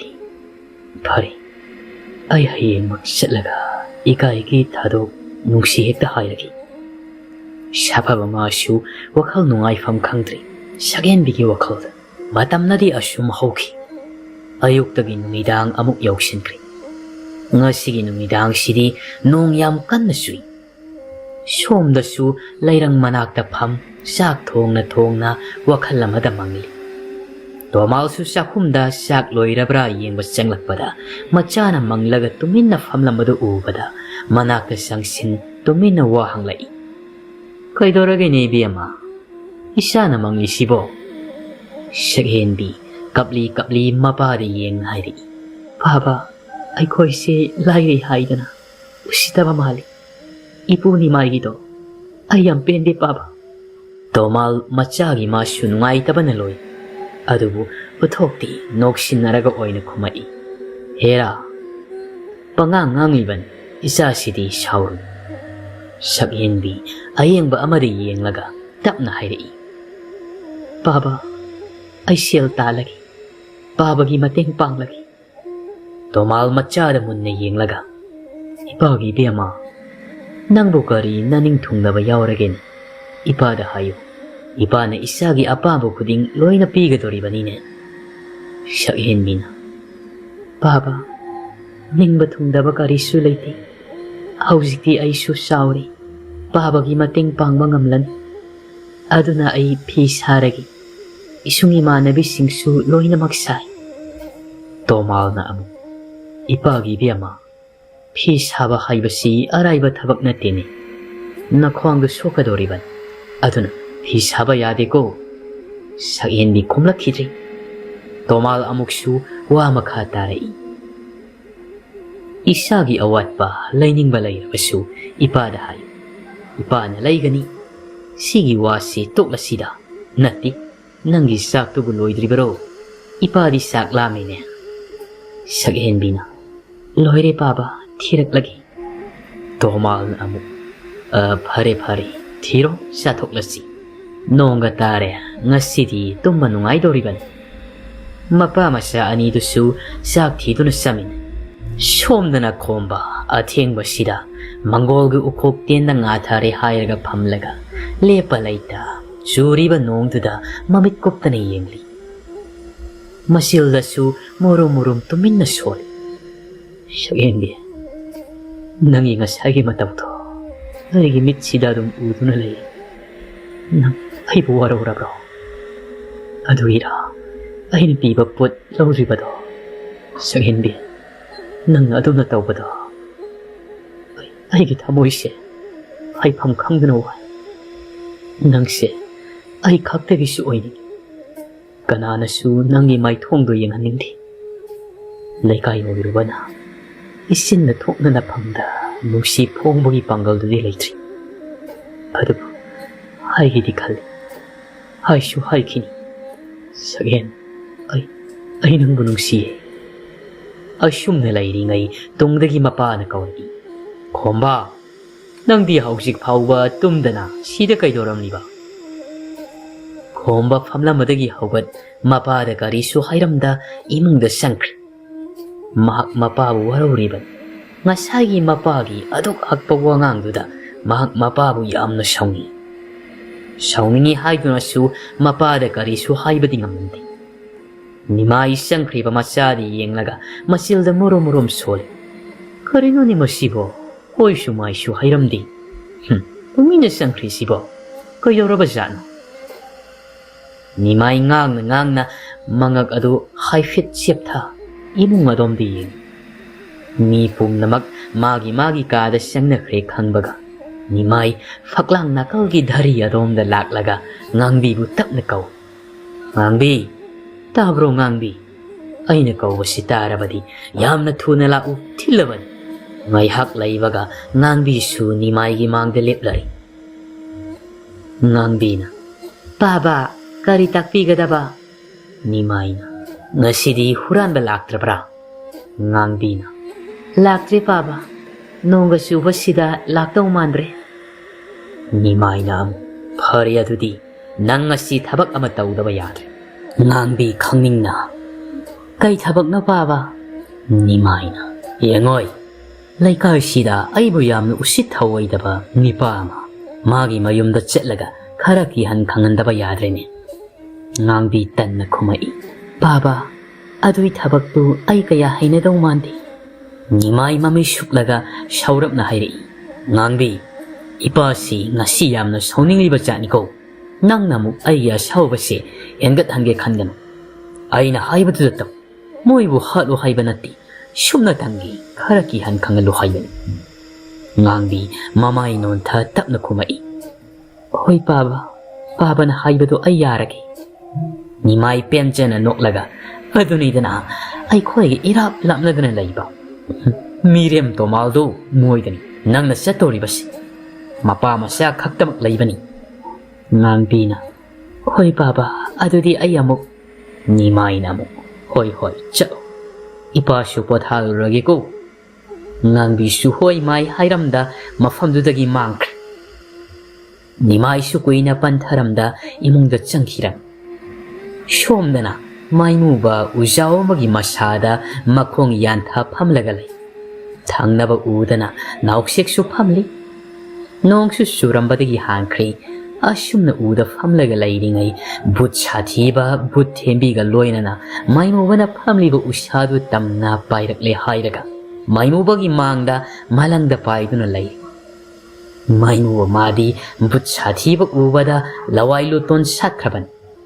But mayam sidagi khwaidigi sathi haiduna sathiba haiduna thon khriba but sathiba maino madi loire masadu kibana sieng khaibagum niklaban but sathiba khon wangna maino bada hairi shomse nipi angangbe yamna akan sai haiba pau matajab aduge lakseban namanaba amasu yawi haine madi kadai laikre maino wakiman mana lat tawna khumai Kay hayno hay sibo ay oira moye.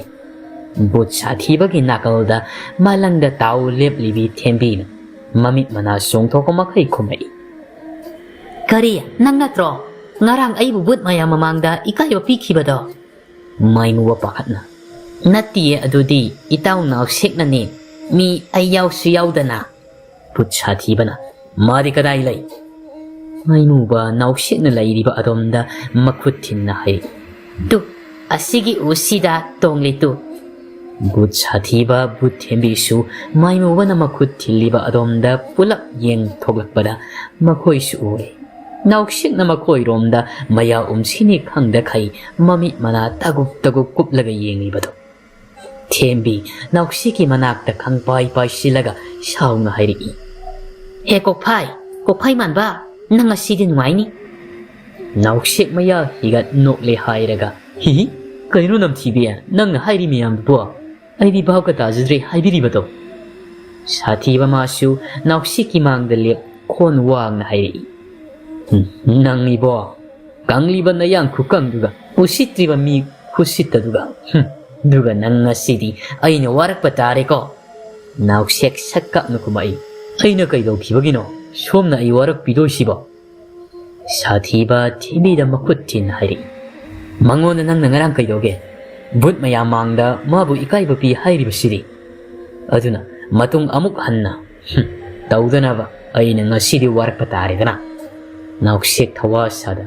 Harine dudia. Warak pasi but himbi digi hana hekta hobiro.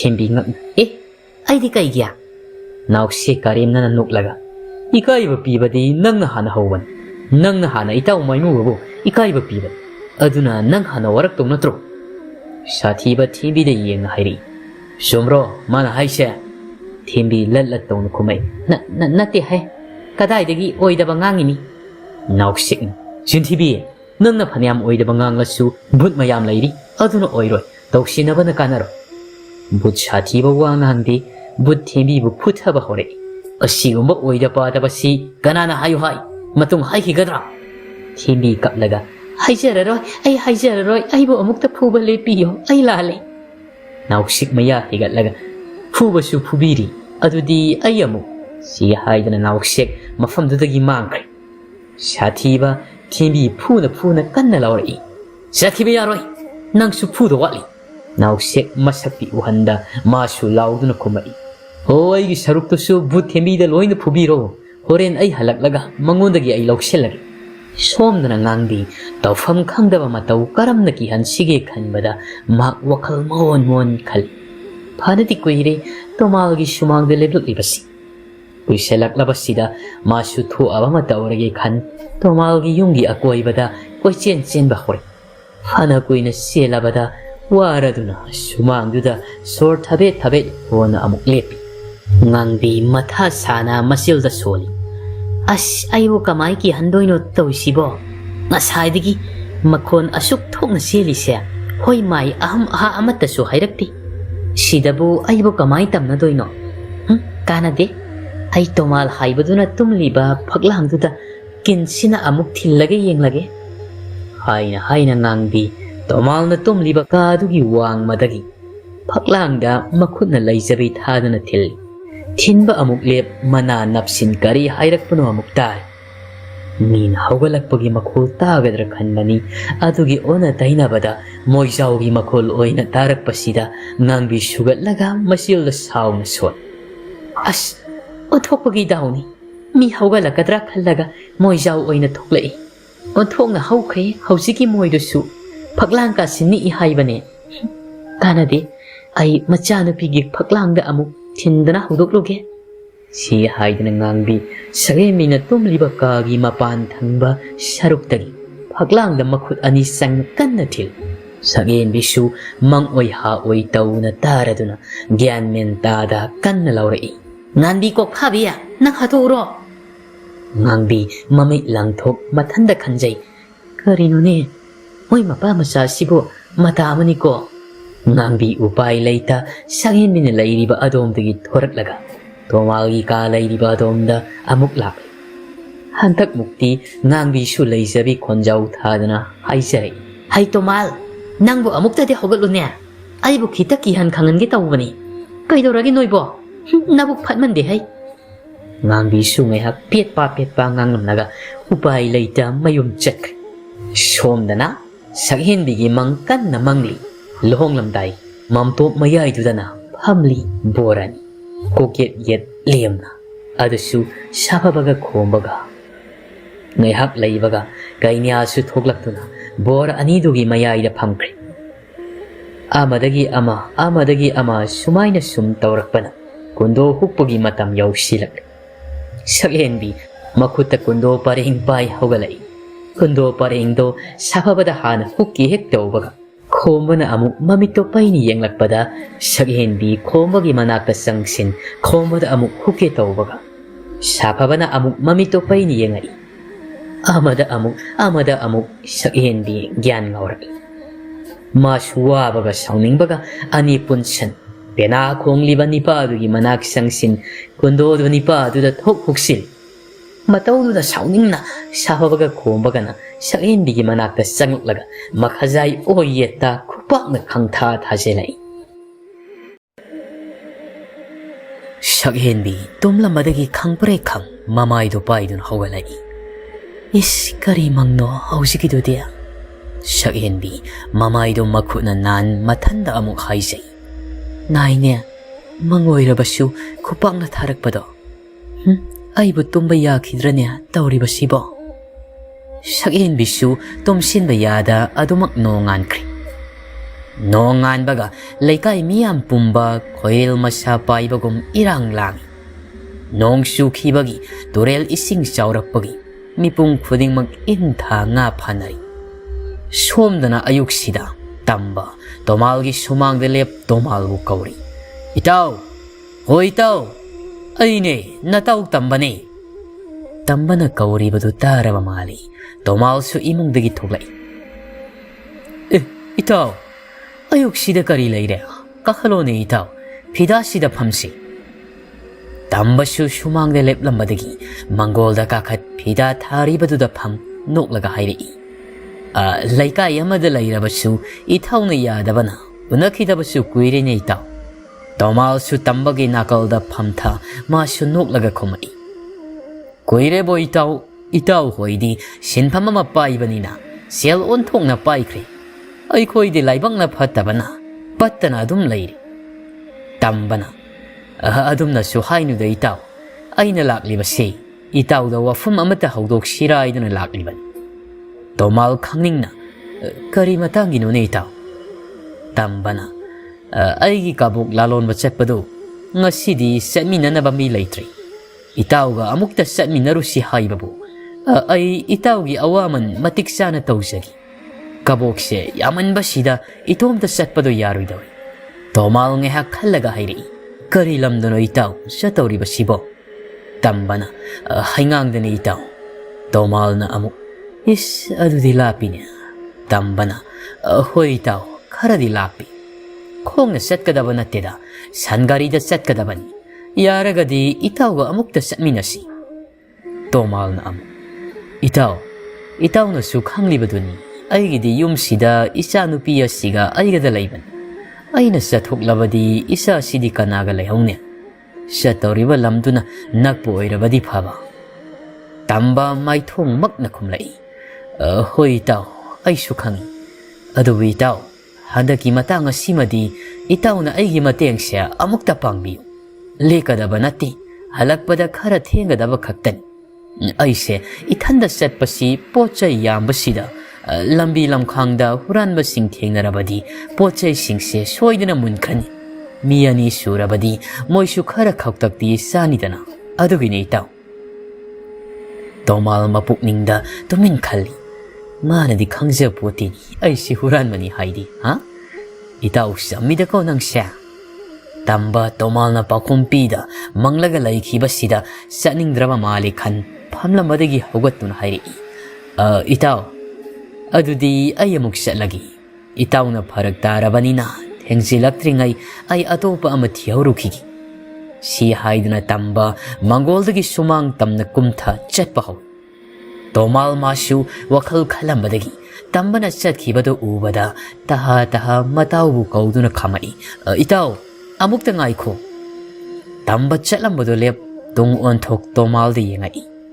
Tomal masu sumang da kumta na amuk suhayri. Itaw na haybado ay yaragi. Tamba haraw na nungayri da itaw. Tomal masu apang bamiyang badi natabana oidabawa na awoy basa asyum na hayri. Ado ay su ay ginungtigi suwa setpa tabakto liptawriban. Ado na itaw na ay awaman matiksa na pigadaban ko. Tamba na hoy ni itaw pidawriban ini. Ado itaw bu hausikan sibu kari tabak surige. Tomal nge hakti kumpam kangdi ado bu tomal ni kadar padar di hay kraba. May tongdo mamono yam naman hayri. Natay saba tabak kadi na tida itaw. Sapu saba yawri Hurani may hoida. Tambasu tomalgi wadu tajaraduna kumai. Paikay no itaw duso. Sel pangba tabakni. Ado itaw na sapu sarabanina tanyam sare. Ay su sapu ahu mukta lawgi yagadro. Tomal nuksin naraga hayri. Lawbadi yadi. Laybadi ya itaw. Tamba nuklaga. Ontok pa itaw su. Lawgi hayri base laygi hayri banine. Ay mingondagi lem naga lawba haynaba nati ko. Tomal sinuklaga, ha? Ay sulem na piba haynaba nati? Adugin itaw, natrabadi itaw gibo, lem na piba yaban. Tamba mapukning da tumin kali, zat amani ko, masimis. Tomal amok sumakataray, adudi itaw, sat pasibo.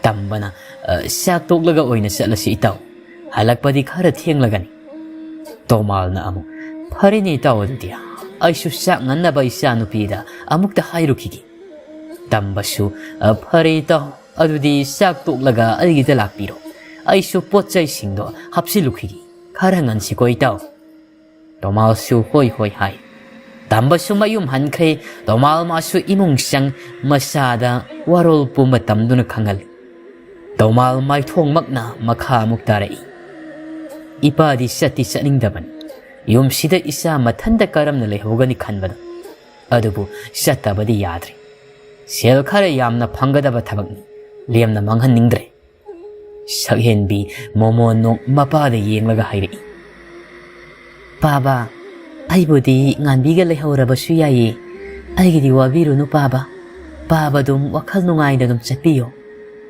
ꯇꯣꯃꯥꯜꯅ ꯍꯣꯏ ꯇꯉꯥꯏ ꯐꯗꯅ ꯅꯪ ꯉꯁꯤꯗꯤ ꯅꯇꯥ ꯉꯥꯟꯕꯤꯒ ꯌꯨꯝꯁꯤꯗ ꯂꯩꯃꯤꯟꯅꯔꯣ ꯑꯩ ꯅꯃꯥꯕꯣꯛꯇꯁꯨ ꯍꯥꯏꯔꯝꯂꯒꯦꯀꯣ ꯁꯛꯍꯦꯟꯕꯤ ꯃꯉꯛ ꯅꯣꯝꯃꯤ ꯍꯣꯏ ꯍꯥꯏꯕꯒꯨꯝꯅ ꯇꯣꯃꯥꯜ ꯃꯈꯥ ꯑꯃꯨꯛ ꯇꯥꯔꯛꯏ ꯑꯗꯨꯗꯤ ꯅꯪꯁꯨ ꯆꯥꯛꯇꯣ ꯈꯔ ꯊꯨꯅ ꯂꯣꯏꯁꯤꯜꯂꯝꯂꯣꯀꯣ ꯑꯩ ꯉꯥꯟꯕꯤ ꯍꯣꯏꯗ ꯆꯠꯂꯒ ꯅꯃꯥꯕꯣꯛꯀ ꯋꯥꯔꯤ ꯁꯥꯔꯨꯈꯤꯒꯦꯀꯣ ꯁꯛꯍꯦꯟꯕꯤꯁꯨ ꯍꯣꯏ ꯄꯥꯕ ꯇꯣꯃꯥꯜꯁꯨ ꯉꯥꯟꯕꯤ ꯍꯣꯏꯗ ꯆꯠꯇꯨꯅ ꯉꯥꯟꯕꯤꯒꯤ ꯃꯃꯥ ꯁꯅꯥꯇꯣꯝꯕꯤꯒ ꯋꯥꯔꯤ ꯁꯥꯟꯅꯗꯨꯅ ꯉꯥꯟꯕꯤꯕꯨ ꯉꯁꯤ ꯅꯣꯡꯃꯇ ꯃꯆꯥꯅꯨꯄꯤꯒ ꯂꯩꯃꯤꯟꯅꯍꯟꯕꯤꯌꯨꯅꯕ ꯍꯥꯏꯖꯔꯨꯕꯅꯤ ꯁꯅꯥꯇꯣꯝꯕꯤꯅꯁꯨ ꯍꯔꯥꯎ ꯍꯔꯥꯎ ꯌꯥꯊꯣꯔꯛꯂꯤ ꯁꯣꯝꯗꯅ ꯅꯤꯃꯥꯏ ꯑꯌꯨꯛꯁꯤꯗ ꯄꯥꯝꯍꯩꯕꯒꯤ ꯃꯌꯨꯝꯗ ꯁꯦꯜ ꯊꯤꯟꯕ ꯂꯥꯛꯏ ꯈꯣꯝꯕꯁꯨ ꯃꯄꯥꯒꯤ ꯃꯇꯨꯡ ꯏꯜꯂꯛꯏ ꯄꯥꯝꯍꯩꯕꯒꯤ ꯃꯃꯥ ꯑꯁꯣꯟꯕꯤꯗꯨꯅ ꯐꯤꯗꯥ ꯊꯥꯗꯨꯅ ꯂꯥꯛꯂꯤꯕꯁꯤꯡꯗꯨꯕꯨ ꯐꯝꯅꯕ ꯍꯥꯏ ꯅꯤꯃꯥꯏ ꯃꯥꯗꯤ ꯐꯝꯕꯗꯤ ꯂꯥꯏꯔꯗꯅ ꯊꯣꯡꯖꯤꯜ ꯃꯄꯥꯜꯗ ꯂꯦꯞꯂꯤꯕ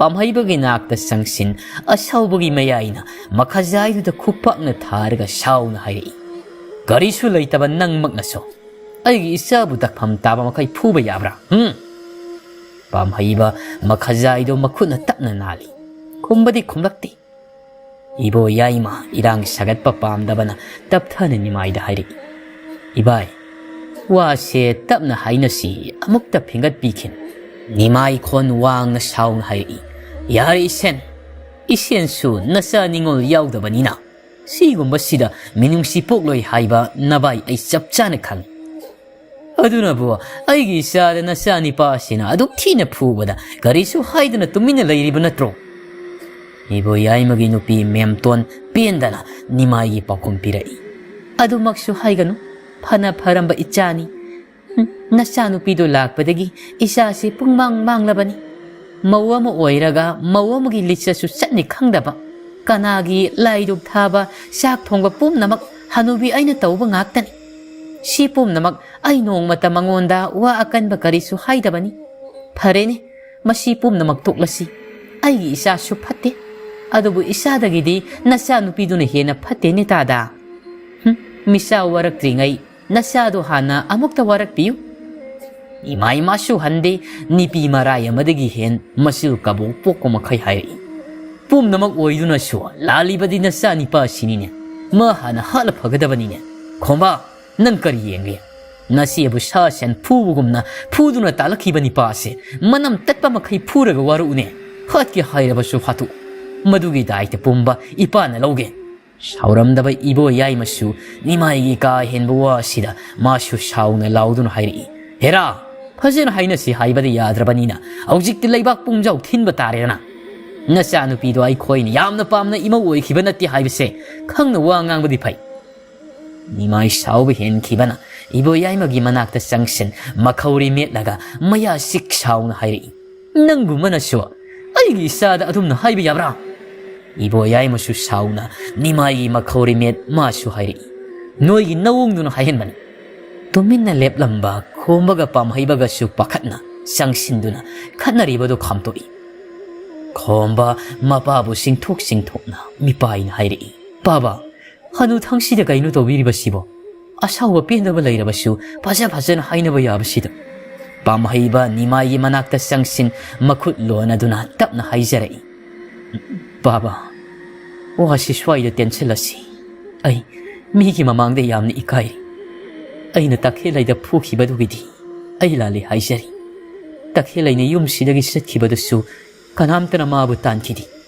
ꯃꯥ ꯃꯊꯟꯇꯅ ꯆꯠꯆꯈꯤꯕꯅꯤ ꯑꯩꯁꯨ ꯌꯥꯝꯅꯗꯤ ꯂꯥꯟꯈ꯭ꯔꯦ ꯍꯥꯏꯕ ꯈꯪꯏ ꯑꯗꯨꯕꯨ ꯄꯥꯕ ꯇꯈꯦꯜꯂꯩꯒꯤꯁꯨ ꯑꯁꯣꯏꯕ ꯌꯥꯝꯅ ꯂꯩ ꯃꯥ ꯃꯉꯛ ꯌꯥꯝꯅ ꯍꯥꯏꯒꯠꯄ ꯅꯨꯄꯤꯅꯤ ꯅꯤꯃꯥꯏ ꯃꯥꯕꯨ ꯐꯥꯔꯤꯕ ꯈꯣꯡꯕꯒꯤ ꯃꯈꯨꯠꯇꯨ ꯀꯟꯊꯣꯛꯂꯒ ꯃꯈ꯭ꯋꯥꯡꯗ ꯌꯦꯞꯇꯨꯅ ꯄꯨꯔꯛꯂꯤꯕ ꯁꯦꯟ ꯆꯕꯨꯜꯗꯨ ꯂꯧꯊꯣꯛꯂꯒ ꯄꯥꯝꯍꯩꯕꯒꯤ ꯃꯃꯥꯏꯗ ꯂꯪꯁꯤꯟ ꯀꯔꯦꯝꯅꯅ ꯍꯥꯏꯔꯛꯏ ꯁꯦꯜ ꯌꯥꯝꯅ ꯄꯥꯝꯕꯗꯥꯏ ꯇꯨ ꯁꯤꯅꯤ ꯅꯌꯨꯝꯁꯤ ꯆꯥꯎꯈꯠꯅꯕ ꯍꯣꯠꯅꯧ ꯑꯗꯨꯒ ꯑꯃꯅ ꯅꯣꯏꯅ ꯑꯩꯒꯤ ꯏꯆꯥꯕꯨ ꯃꯆꯥ ꯌꯥꯎꯗꯦ ꯍꯥꯏꯗꯅ ꯌꯨꯝꯁꯤꯗ ꯂꯩꯍꯟꯅꯤꯡꯗꯕꯅ ꯑꯣꯠ ꯅꯩꯕ ꯇꯧꯕꯗꯨꯒꯤ ꯑꯩꯒꯤ ꯏꯆꯥꯅ ꯃꯄꯥꯝꯗ ꯍꯜꯂꯛꯄꯅꯤ ꯃꯁꯤꯃꯁꯨ ꯑꯩ ꯂꯣꯏꯅ ꯈꯪꯏ ꯅꯤꯃꯥꯏ ꯈꯨꯗꯣꯝꯕꯤꯁꯤꯡ ꯃꯈꯥ ꯑꯃꯨꯛ ꯇꯥꯔꯛꯏ ꯑꯩꯒꯤ ꯏꯆꯥꯅ ꯃꯤꯠꯂꯨ ꯄꯤꯔꯥꯡ ꯀꯪꯗꯅ ꯋꯥꯅ ꯂꯩꯕꯒꯨꯝ ꯅꯣꯏꯁꯨ ꯑꯩꯅ ꯅꯃꯤꯠꯇꯒꯤ ꯅꯄꯤ ꯀꯪꯍꯟꯗꯅ ꯋꯥꯅ ꯂꯩꯍꯟꯒꯅꯤ ꯃꯁꯤ ꯍꯦꯛ ꯉꯝꯗ꯭ꯔꯕ ꯅꯤꯃꯥꯏ ꯑꯩ ꯃꯤꯡ ꯍꯣꯡꯒꯦ ꯁꯤ ꯍꯥꯏꯔꯝꯂꯒ ꯅꯤꯃꯥꯏ ꯁꯥꯎꯅ ꯊꯣꯡꯒꯥꯜ ꯑꯁꯨꯝꯅ ꯊꯣꯛꯈ꯭ꯔꯦ ꯈꯣꯝꯕꯁꯨ ꯄꯥꯝꯍꯩꯕꯗ ꯍꯥꯏꯐꯦꯠ ꯌꯦꯡꯂꯝꯂꯒ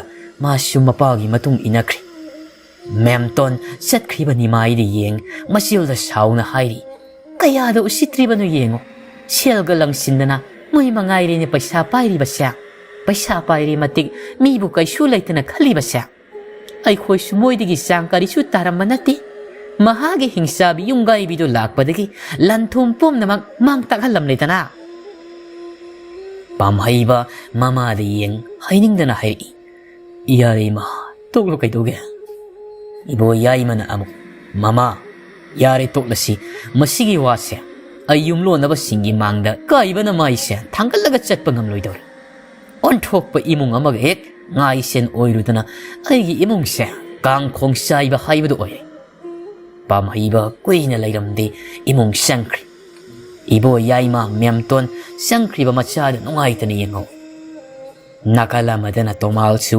ꯆꯥꯛ ꯇꯣꯛꯂꯕ ꯃꯇꯨꯡꯗ ꯃꯆꯥꯅꯨꯄꯤꯒ ꯋꯥꯔꯤ ꯋꯥꯇꯥꯏ ꯇꯧꯔꯝꯂꯒ ꯇꯝꯕꯒ ꯂꯣꯏꯅꯗꯨꯅ ꯀꯕꯣꯛ ꯂꯥꯂꯣꯟꯕ ꯍꯩꯉꯥꯡ ꯇꯝꯅ ꯈꯣꯡꯁꯥꯟꯈꯤꯔꯝ ꯁꯛꯍꯦꯟꯕꯤꯁꯨ ꯏꯃꯨꯡꯒꯤ ꯊꯕꯛ ꯄꯨꯝꯕ ꯂꯣꯏꯁꯤꯜꯂꯝ ꯉꯥꯟꯕꯤ ꯍꯣꯏꯗ ꯂꯥꯛꯏ ꯉꯥꯟꯕꯤꯒꯤ ꯃꯃꯥ ꯃꯆꯥꯁꯨ ꯃꯪꯒꯣꯜꯗ ꯐꯤ ꯁꯥꯗꯨꯅ ꯂꯩꯔꯝ ꯉꯥꯟꯕꯤꯅ ꯐꯤ ꯁꯥꯔꯤ ꯃꯃꯥꯅ ꯅꯥꯀꯜ ꯑꯃꯗ ꯐꯤ ꯍꯧꯔꯤ ꯁꯅꯥꯇꯣꯝꯕꯤ ꯁꯛꯍꯦꯟꯕꯤ ꯂꯥꯛꯄ ꯎꯕꯗ ꯍꯔꯥꯎ ꯍꯔꯥꯎ ꯀꯧꯁꯤꯜꯂꯛꯏ ꯅꯇꯥ ꯉꯥꯟꯕꯤꯒ ꯑꯩꯒꯁꯨꯅꯦ ꯍꯧꯖꯤꯛꯇ ꯅꯪ ꯂꯥꯛꯂꯕꯗꯤ ꯐꯅꯤ ꯑꯗꯨꯅ ꯍꯥꯏꯔꯝꯂꯤꯕꯅꯤ ꯁꯛꯍꯦꯟꯕꯤꯁꯨ ꯅꯣꯛꯂꯒ ꯏꯃꯥꯕꯣ ꯉꯁꯤꯗꯤ ꯉꯥꯟꯕꯤꯒ ꯏꯕꯥꯅꯤ ꯑꯩꯈꯣꯏꯗ ꯂꯦꯛꯇꯣꯏꯅꯤꯀꯣ ꯁꯅꯥꯇꯣꯝꯕꯤꯅ ꯍꯣꯏ ꯍꯣꯏ ꯅꯪ ꯄꯥꯕꯅꯁꯨ ꯍꯥꯏꯔꯝꯃꯕꯅꯤ ꯁꯤꯒꯤ ꯋꯥꯁꯤ ꯂꯥꯏꯔꯤ ꯅꯠꯇꯦꯅꯦ ꯅꯪꯕꯨ ꯐꯤ ꯁꯥꯕꯒ ꯍꯩꯕ꯭ꯔꯣ ꯁꯛꯍꯦꯟꯕꯤ ꯅꯣꯛꯐꯦꯠ ꯇꯧꯅ ꯈꯨꯝꯃꯛꯏ ꯈꯔ ꯈꯔ ꯍꯩꯌꯦ ꯏꯃꯥꯕꯣ ꯁꯅꯥꯇꯣꯝꯕꯤꯅ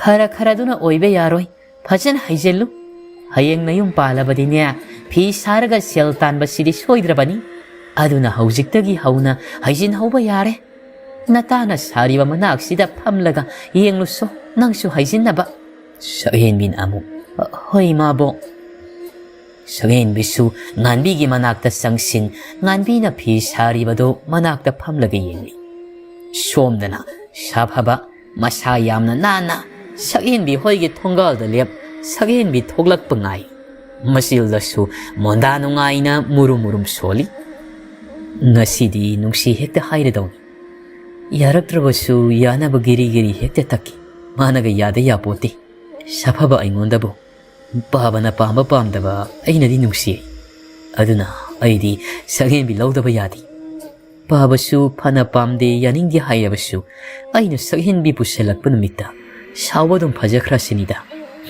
ꯃꯁꯤꯗ ꯋꯥ ꯂꯣꯏꯔꯦ ꯀꯩꯅꯣ ꯁꯥꯐꯕ ꯆꯦꯞꯊꯗꯨꯅ ꯌꯨꯝ ꯑꯗꯣꯝꯗ ꯑꯃꯨꯛ ꯌꯦꯡ ꯇꯞꯅ ꯁꯣꯜꯂꯤ ꯃꯗꯨꯏ ꯅꯨꯄꯤꯗꯨꯁꯨ ꯊꯣꯛꯂꯛꯇꯦꯅꯦꯍꯦ ꯃꯌꯨꯝꯁꯤꯗ ꯀꯩꯗꯧꯔꯤꯖꯥꯠꯅꯣ ꯃꯣꯟꯗꯥ ꯅꯨꯡꯉꯥꯏꯅ ꯑꯁꯥ ꯀꯌꯥ ꯁꯥꯒꯠ ꯁꯛꯍꯦꯟꯕꯤ ꯊꯣꯛꯂꯛꯄ ꯉꯥꯏꯔꯤ ꯁꯅꯥꯇꯣꯝꯕꯤ ꯊꯕꯛ ꯇꯧꯔꯝꯕꯗꯨ ꯂꯦꯞ ꯃꯆꯥꯗ ꯑꯣꯟꯁꯤꯟꯅ ꯋꯥ ꯍꯥꯏꯔꯛꯏ ꯉꯥꯟꯕꯤ ꯏꯃꯥꯕꯨ ꯆꯥꯛ ꯂꯥꯝꯂꯛꯂꯦꯅꯦ ꯄꯣꯠꯐꯝ ꯐꯝꯃꯤꯅꯅꯦ ꯁꯣꯔꯣꯗꯨꯕꯨ ꯊꯣꯛꯂꯛꯂꯝꯂꯗ꯭ꯔꯣ ꯉꯥꯟꯕꯤꯁꯨ ꯐꯤ ꯁꯥꯅ ꯁꯥꯅ ꯈꯨꯝꯃꯛꯏ 이마기 ꯆꯥꯛꯈꯥꯎꯁꯤꯕꯨ ꯀꯃꯥꯏ ꯇꯧꯕ ꯆꯥꯛꯈꯥꯎꯅꯣ ꯅꯆꯥ ꯒ꯭ꯌꯥꯟ ꯇꯥꯗ꯭ꯔꯦ ꯆꯥꯛꯁꯨ ꯕꯣꯔꯥ ꯑꯃ ꯆꯥꯈꯤꯕ ꯀꯨꯏꯗ꯭ꯔꯤꯕꯗꯥꯏꯅꯦ ꯑꯗꯨꯒ ꯆꯥꯛ ꯂꯥꯝꯃꯤ ꯊꯣꯛꯄꯨꯗꯤ ꯊꯣꯛꯂꯝꯃꯅꯤꯌꯦ ꯁꯅꯥꯇꯣꯝꯕꯤ ꯁꯥꯎꯔꯞꯅ ꯍꯥꯏꯔꯛꯏ ꯀꯩꯅꯣꯅꯦ ꯆꯥꯕꯕꯨ ꯍꯦꯛ ꯌꯦꯡꯁꯜꯂꯤ Nangse nama ay pau hek pizza ning da bara kaino. Ngan bi nok laga ho pizza ning da bana ti ye khara henman basida haibani. Saubiranu wa pale mapokpi nasani imagi haba yanaba kari no leizarurage. Sana tombina ho aduni dana. Sakin bi mama masagi mataududa tik tik nokli. Ngan bina ho nokta na lairano sala silao. Ani dosu makut chamna singju laiba thorai. Ngan bi hoige thonga lan thorak paga sakin bi hoige thonga su lairaban. Sakin bi ga ngan bi ga su sapabana masa yamna nana. Sakin bi hoige thonga da mangak siap tha dana sakin bi hoige yom madom de yeng libado ani aduna su uri. Ngan bi sakin bi na kong mayada tap na sirol tore. Ita ta sapabasibu kay daw no noy thonggan sida. Sakin bi su tap na kumai. Kang di ay su ita. Ngan bi na amok. Nati may sibu huran baga lagli lo noy da. Sakin bi ngan bi da pat yengai. Ngan bi su mamito pat kaplaga masu sakin bi da yengi. Sum na layri ngay kangaw di. Sakin bi araiba thawna puthok thuna kanau segaiba makai laurei. Ta sapaba nang kay daw rino adway da. Lumdana ga su yengli huran baga pot ka laytamne kanaroy. Sapaba kang pre kang masado lay thorak laga latli hairi. As sakin bi nang su ontok pa. Aibu migi pot huran ba daw na. Sakin bi makwang met laga. Kana kang nigi idea. Ta sapaba naga siap tha yeng baduda huran ba lakbaga maluri sawya de. Sapaba sakin bigi manak sangsin noki hairi. Kadai dino da. Aidi nang thoklak pa ngairamban. Ngan bi no oina ngak na hairi. Nungthil sida kaya aruba thabak laige. Sapaba mamito pahinga ngan bi de yengaga kumai. Wa haidoi laye. Adusu aruba mita ba yadaba. Nang swaida mukta chathokero. Ngan bi masu shauning na sapabada yeng sakhen bida hairi. Ita kuidu kuirakano imangai horibani. Ngan bi sapabada masil paithok lamlaga nakal da khara chathok tuna lepri. Sakhen bina kaiwano ta sapaba hairo ai thengle. Sapaba fat hekta mana haining liba wado adum hairi. Atay natida sakhen biya. Ay nang nungsi haigi tawani. Sakin bi sapabada man na yengi. Kumbadi kumlakti.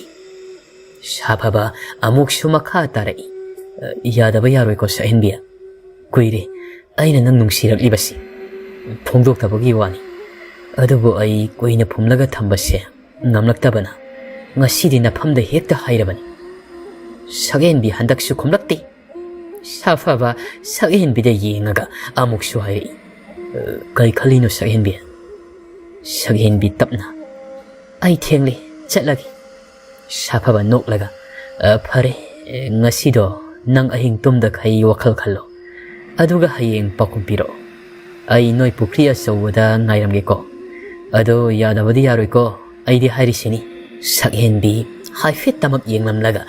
Gariso hay di chat pahawi. Ngan bi su sakin bi na gariso hayram na chat kibaduda matungda tanaray.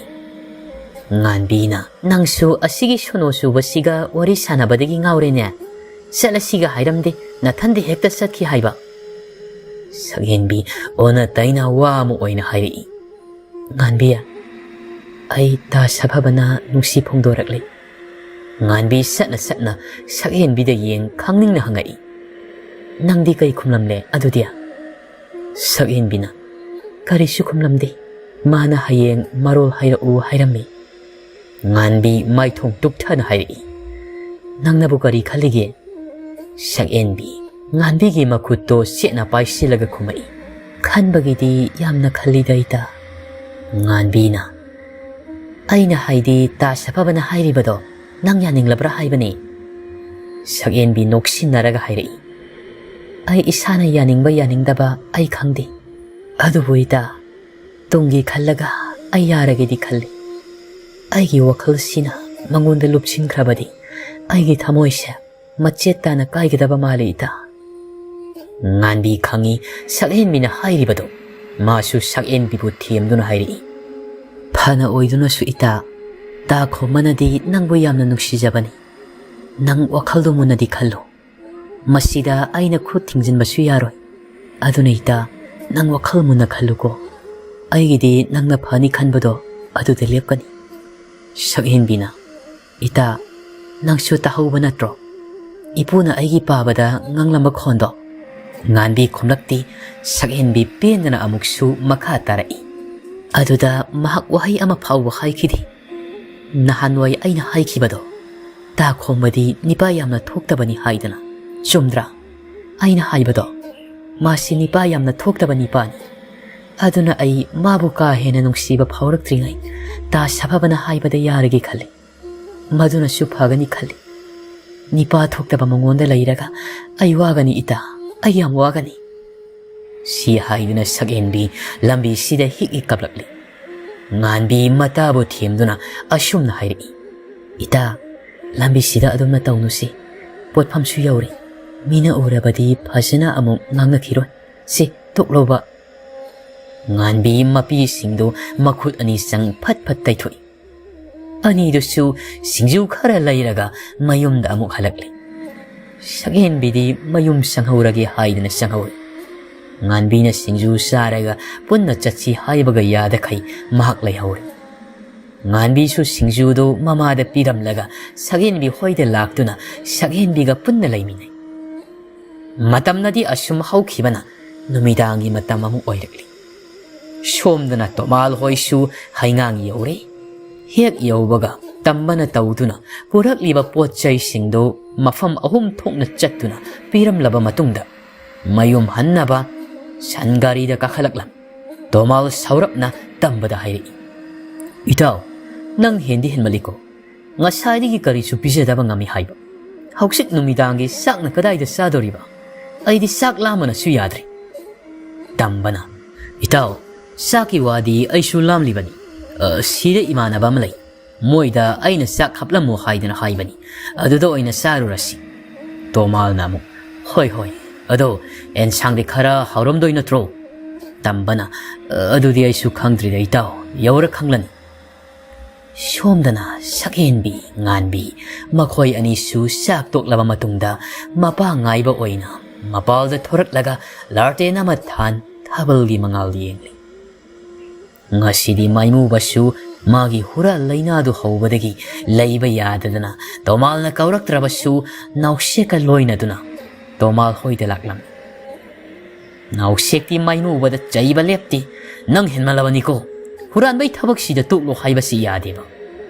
maimu bana itaw tuklo kaidauge ai sungamda tawbani ngangkhre nang sisu naushengna amu ngangdidi kaino maimuba naushekta khuning na kak thinduna tapna sirol tawrai itaw ada nipi phamni si yengo guru gi mangonda naushekna kadai naushek su mangak thangkat mangolda family ba ani du yengai loire naushek madi sagen bigi aduk phajaba maithong du ubada madi pungau ngaukhri naushek sagen bi hoina family ba adomda yengna maimuba da hairi kaino itaw sidi kari ku phajano kanai masano sibo ai khoi pa ba ima tharaga haida ba chalalagi maimuba hairak liba naukshe ki waduda mahak ngakna mayawam sini khangda naukshe ta munna yengli naukshe madi nokmi sagen bigi mamangda sangsin mamit kuptana yengduna laikri sagen bi nganbi ani adudi ubanatti naukshekpu maimu bamasu para naushiki manakta sangsin khonjel pikna saiduna hairi itaw nangi do oiroi masinu pise aikhoi kurugi machani adugi sumathakta mana taibang mi aduga nangna but aduga amana itawdi nipi angang leirabani pani oiroi haisini naushek mamitto paina maimu wada yenglaga hairi sidringai nupi thirami ado haujikti aishu butki mapokta amuk pokpanina ana nupi thiram labasu haujikti ai pakhangni ne maimu ba nausheki makokta kaksi halai wathi ware ngangnu taningdi guru su laitaba mali halasilao Now shake makokta nalaga, sugalaga hairi. Asi itaw, naine. Garino nupi ngakti yeng basida, ontok ni yet krewan. Noi guru do, laitrabanina, ay masa nupi singakti yengaw kigene. Itaw hana sat ke susalam. May mo ba masil kongge tao baga? Sakhin binawangang lakpagi, makol tarak paduda, mawangang ge tao rambado chak lepi. Sakhin bi, manato do makut na melaga, sugalaga hairi. Ita, namtiba apu masagi manamama namdra. Ngan bi su manaton melaga kumlai. Hoine, namini ita, ngasay ko'y di tabalay manam namamani. Sakhin bi na. Ita, sangasi, ay sidaw manamse, sorga puli. Si haiduna sakhin bi, pamlambadagi hawat. Ngan bi ga ngay ngamda, imong da parap-parap chensin kri. Ngan bi su pamlambadagi hawat, sakhin bi matung inaki. May mo ba hausik tada maya higat laga tik-tik nok le hairaga nauksek ta hairi. Nupi se nanggi manam na kang bangam dadana imong da sangkre ni itaw. Si hayo na may mo ba sita-sita na noi. Nauksek su sagin bigi may kaida tangag-tangag yang lambadagi. May mo ba giwata aduda masada manam sut-sut namjado na hairi. Era itaw, nang su ay bu manam yam na namtibagi mawong da ngang liyo duwa. Karahin mandro. May mo ba na? Namtibay na tro, itaw, manaton mi lagat chen krisa.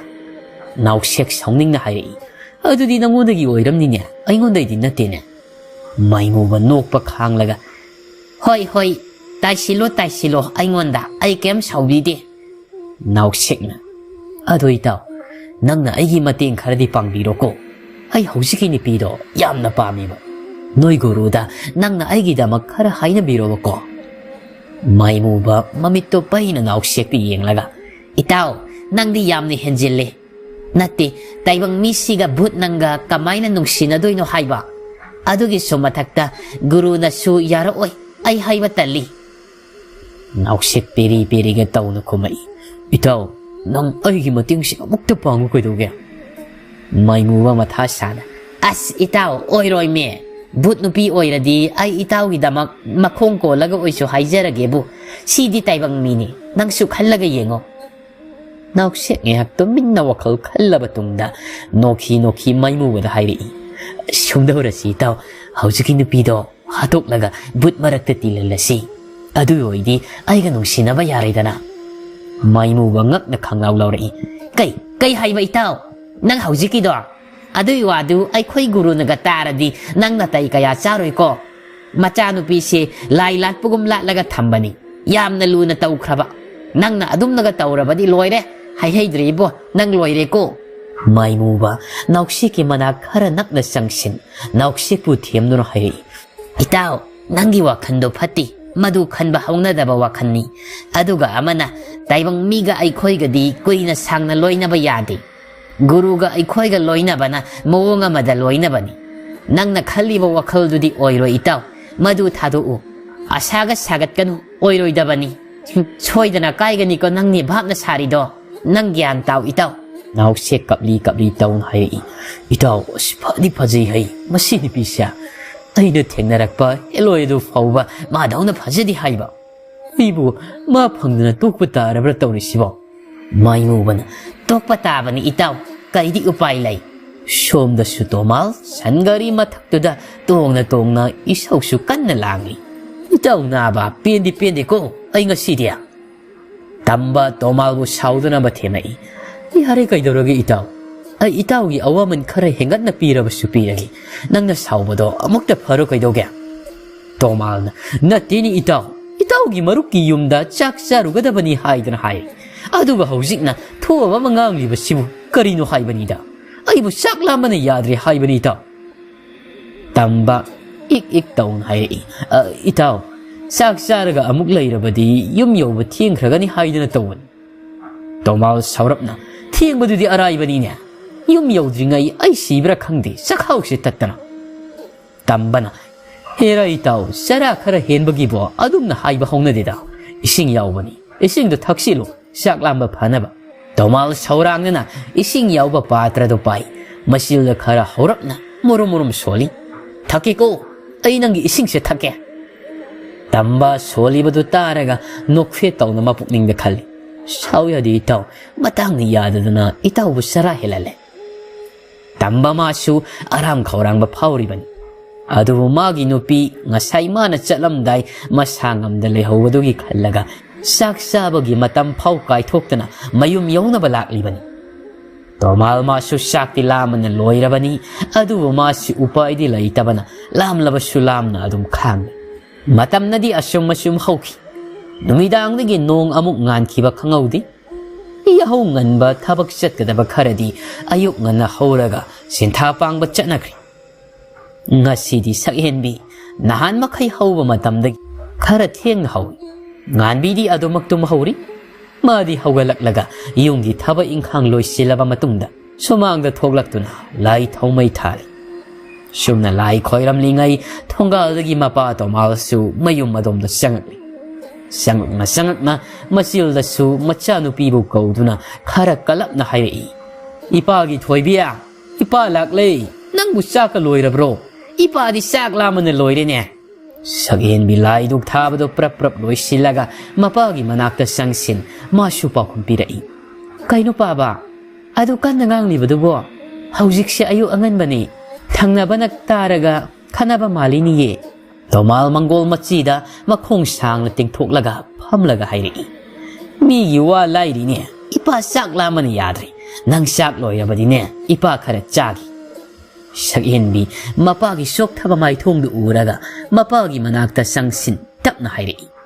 Baba sakti thongdriye. Baba bu sak yamna lama bro. Ai thonguragi kuiroye baba. Tomal ngarang ayuk saba saktagi karisu sadrine ising khaktani sakhaw sida tariba haibo.